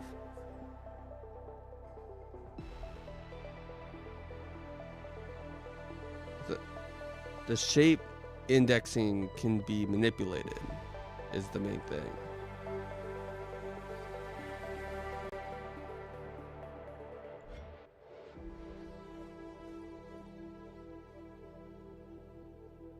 So yeah, I don't know. Unless there's like something about numbers that allows you to manipulate in an interesting way, I just don't really see them being useful for what I'm trying to do. Again, it's not, you can't manipulate the channel. You can manipulate the signal. Yeah. No, you can manipulate the channel. What do you mean? I've even tested this. If you have here, if I have a global receiver, right? Like this. Input line, right? Output line. It's really unclear which one is. This one's a channel side. Fuck. Okay, so this side's a channel. Like, you're talking about just having a hard-coded number here, and you just say like, this is channel 3, right? But like, this doesn't have to be a hard-coded number. Like, you can say this is like CU dash dash dash dash dash dash, right? And then you can say like, okay, cool, I'm gonna go ahead and put a simulated like rotates here or whatever. And now these are all getting different signals. And so all three of these have different channels as defined by this one number. So if I want to like, I could just change this one thing to like circle to like red, and they'll like all have different channel. Like they'll all have like the same set of channels. You can like manipulate the signal that determines what channel it is. And so like if I copy this blueprint, I can just change this one number, and then all these channels are going to be like in those sets. That's what I mean by manipulating the channel signal.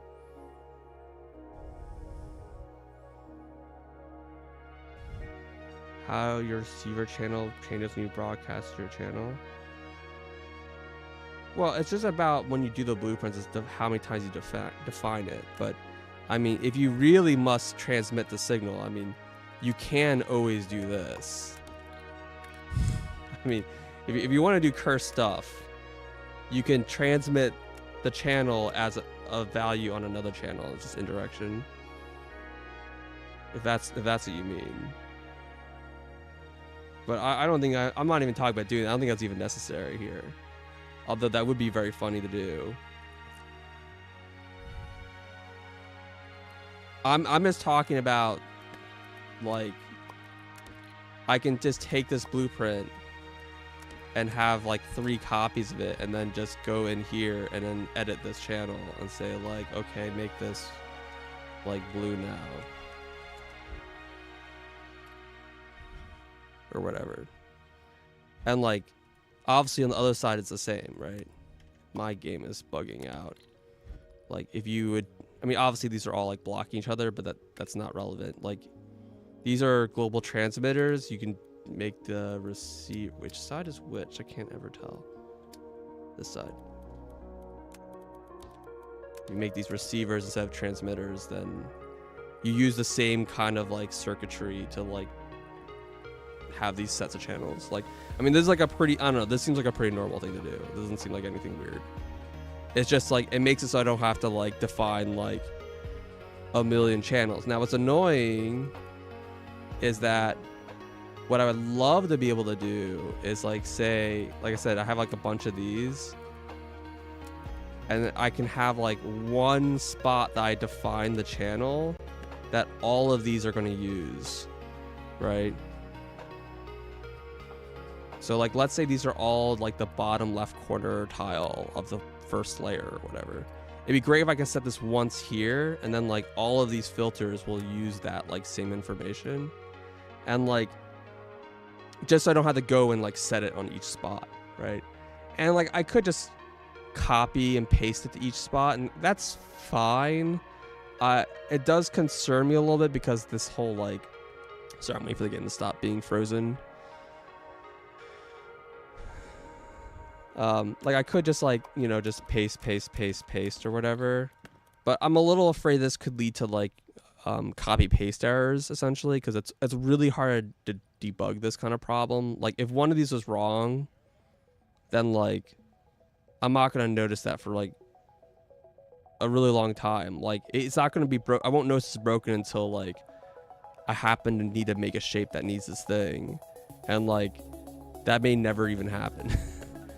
So what I would love to do is like you take this and then I'll just design like a transmitter repeater line that just does this, and then this will just transmit the line to all these. But that only works if I like don't overlap my belts at all, which means my belt needs to like be on like a separate layer from like all of this crap, which is like kind of annoying. But if I do it this way and I say don't use layer like 3 or whatever, or layer 2 or whatever, then I can have like a layer where I'm just drawing out these wires in quotes using just platforms, and then I can have all of these have the same exact signal supplied by this guy. Yeah, I don't know. I'm not convinced that I want to do this. This feels like a big restriction. I'm also really worried that this is going to cause like a major performance problem. My game has already been running like crap. The game is using like 20 gigs of RAM, and I just like don't. I'm like really worried about being able to do anything.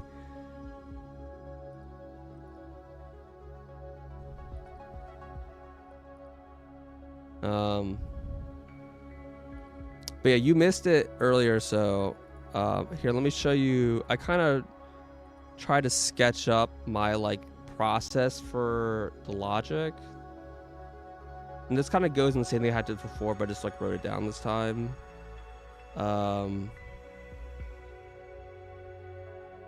Yeah, so this is like the main like, here, let me zoom in. So you have find the topmost crystal layer, so you split it into 2 shapes, the top layer and the bottom shape. The top shape that doesn't have crystals, you can build in like you do in shapes 1. Because there's no crystals, you can just build it like whatever. And the reason why I do this separately is because there's certain shapes you can't make if you don't do this. Then for the bottom half, I determined whether or not you can split vertically or horizontally. And for that, I wrote this circuit diagram, which good luck reading this. But I have this circuit diagram. You just choose any 2 arbitrary columns. So I just chose like 1 and 2 in this case. You start from the bottom, you feed in this like circuit of like the shapes and whatever. It goes through the circuit, and this will tell you if there's any unsupported shapes. This fault will go true if there's any unsupported tiles. And if there's an unsupported tile, then it means that you can't keep these 2 together. So you cut across 1 and 2. And there's no fault, then it means their support is good. So you cut like along 1 and 2. So that determines how the combination step's going to work at the end. It's just like a thing you do at the beginning for a thing you do at the end, which is awesome. So the column, you do some more calculations. You have to find the top and bottom layers. You have to calculate the support structure and the drop structure, which actually being really simple. You just check for one of these 3 patterns. This is it. If you see this input pattern, this is the output pattern, and this is your support pattern. And this is it. These are all 3 patterns. I was writing logic for it at first, and I realized that there's so few combinations. I can just check these patterns, and way easier. For 5 stack, it's basically the same thing. I think there's about twice as many combinations. So whatever, that's fine. And then when you build the columns, you go from bottom to top. Here's like the support. Here's you fill in the shape, or a pin, or crystal is a blank, or null is something you break. You put a half shape. You paint the shape if relevant. You stack on the previous layer. If it's a crystal or null, you run the crystallize operator, and then you build the whole column. And then once you're done, you do this swap and swap back pattern in order to break and drop any of the pieces. And then you do the pin push at the end for the bottom layer offset. And then you do the HV combine merge thing based off of this determinism. And then finally you just stack them together. So it's a lot. But this is like what came through from, I think, the discussions we had Thursday. I think it was Thursday.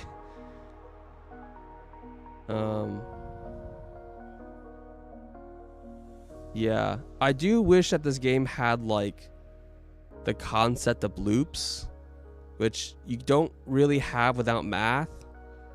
And like, yes, technically I can implement binary numbers and math using XOR, but like, I don't know if I care enough. I don't know.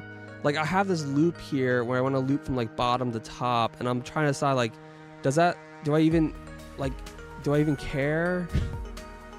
So yeah, I don't know.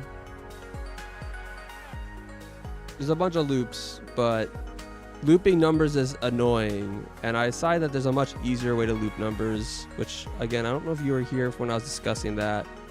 And I'm not like a huge fan of it, but I don't even know where I was writing anything. Yeah, so if you just like define shapes by their like, you just put shapes for each layer that you want to like manipulate over, and then blanks for anything that you don't want to manipulate. Like, that gives you your range. Like, this is layer 1 to layer 2. So instead of sending the value like 1 and 2 to go from layer 1 to 2, you just send the shape that has values in 1 and 2, and then you can use the unstacker to split it up into the layers, and then you can get the whatever you can use this as your loop essentially. So you unstack and loop essentially, and I think that's probably just going to be, that'll probably just be simpler. I mean, it annoys me, but it is probably simpler.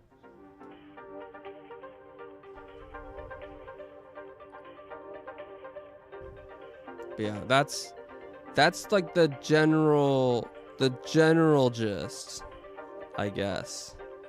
I did forget about gemstones. I don't have gemstones anywhere in my calculation, although it doesn't affect anything. The only thing that it affects is anytime where I'm checking for shape. It can obviously be either a shape or a gem. Like, gems count as shapes. The only difference between a shape and a gem is that shapes can be painted and gems can't. That's really the only difference.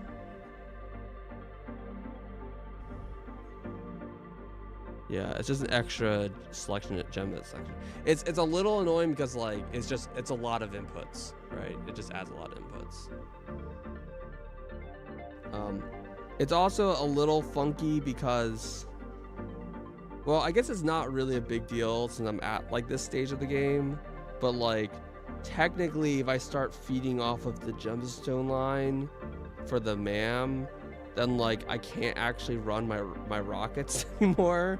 But like, do I even care whether I run the rockets anymore?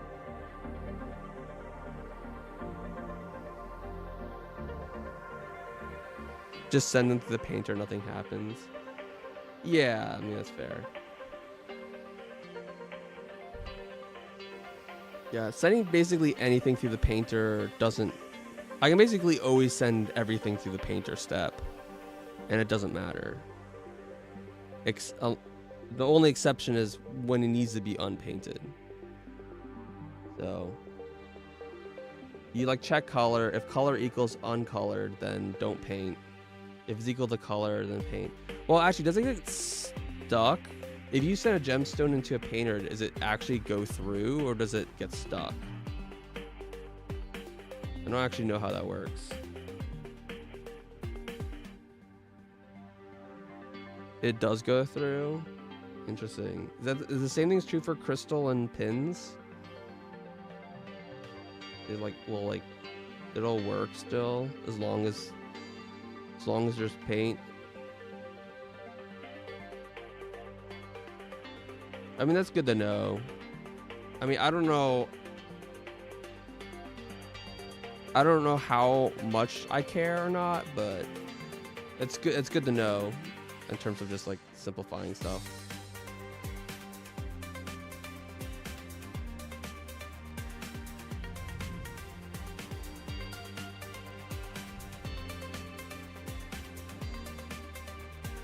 Your logic says pins are uncolored. Interesting.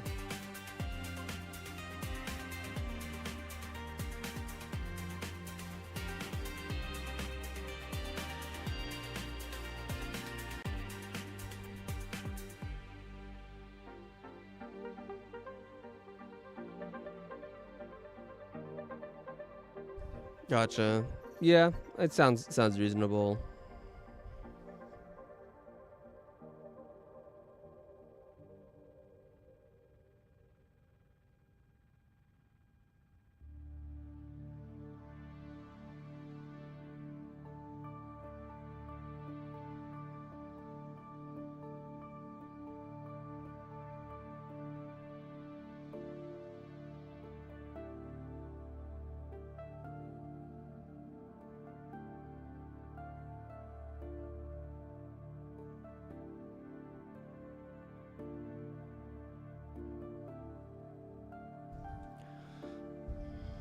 All right, well, it's getting a bit late.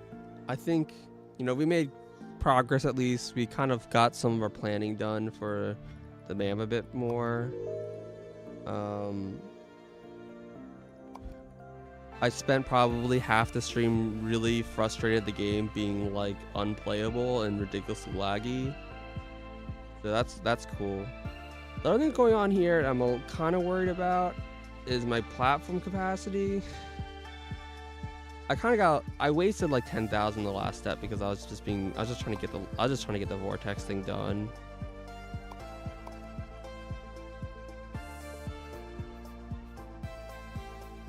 But I do wonder what I want to do about this.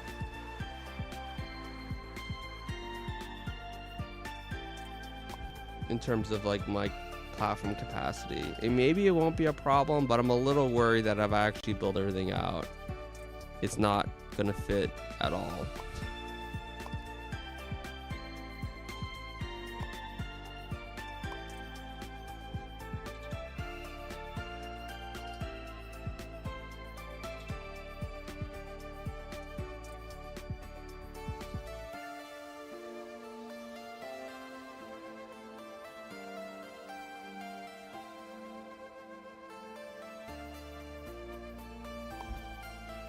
Also, I'm still like kind of shocked that I don't need.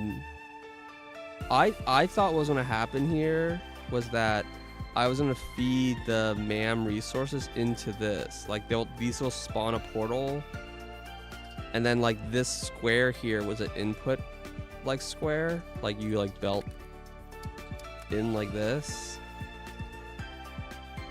and that you had to keep these running in order to like feed the MAM like resources in.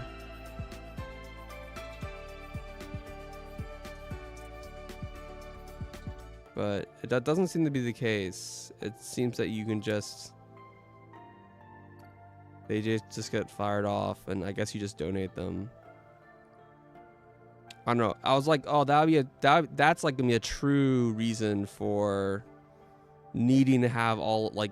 Well, I mean, this isn't a lot. There's only 2 lanes, but like needing to have like, oh yeah, if you want to have 3 lanes, like 1 for each shape, then you need to have at least 3 lanes of this Painite stuff running.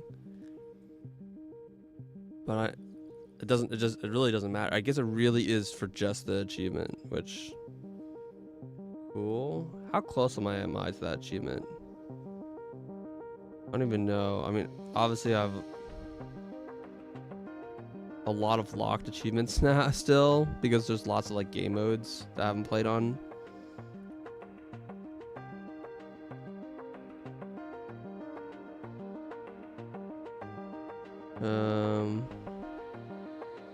Yeah, launch 2001 vortexes. It doesn't say how close I am.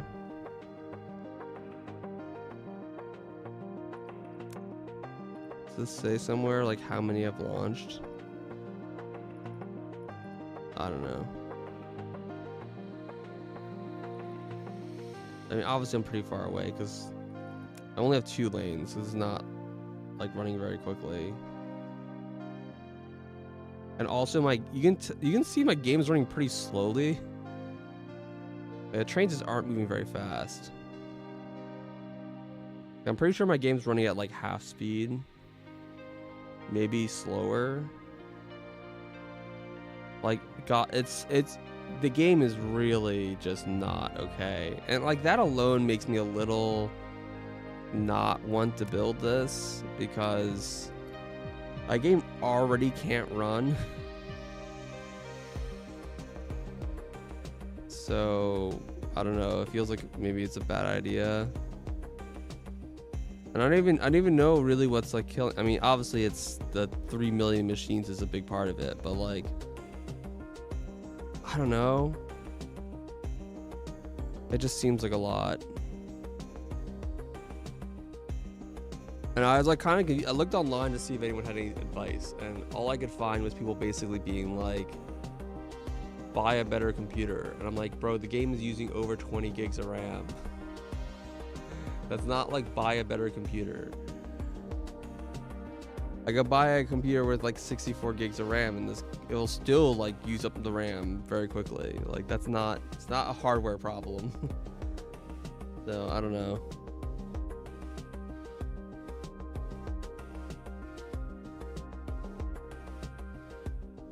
Yeah, I don't know. Yeah, I'm open to ideas that people have that might improve performance. That's not just buy like an even more expensive computer.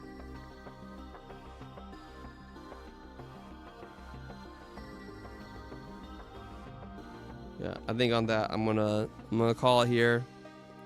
We're gonna get some sleep. It's pretty late. And I'll try to, assuming I'm not like too pissed by the performance issue, I'll try to be back tomorrow.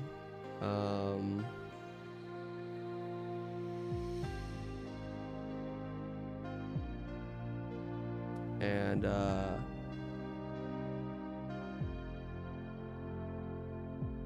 probably won't be able to finish the MAM in one day. That seems a little ridiculous. But I'll see what I can do.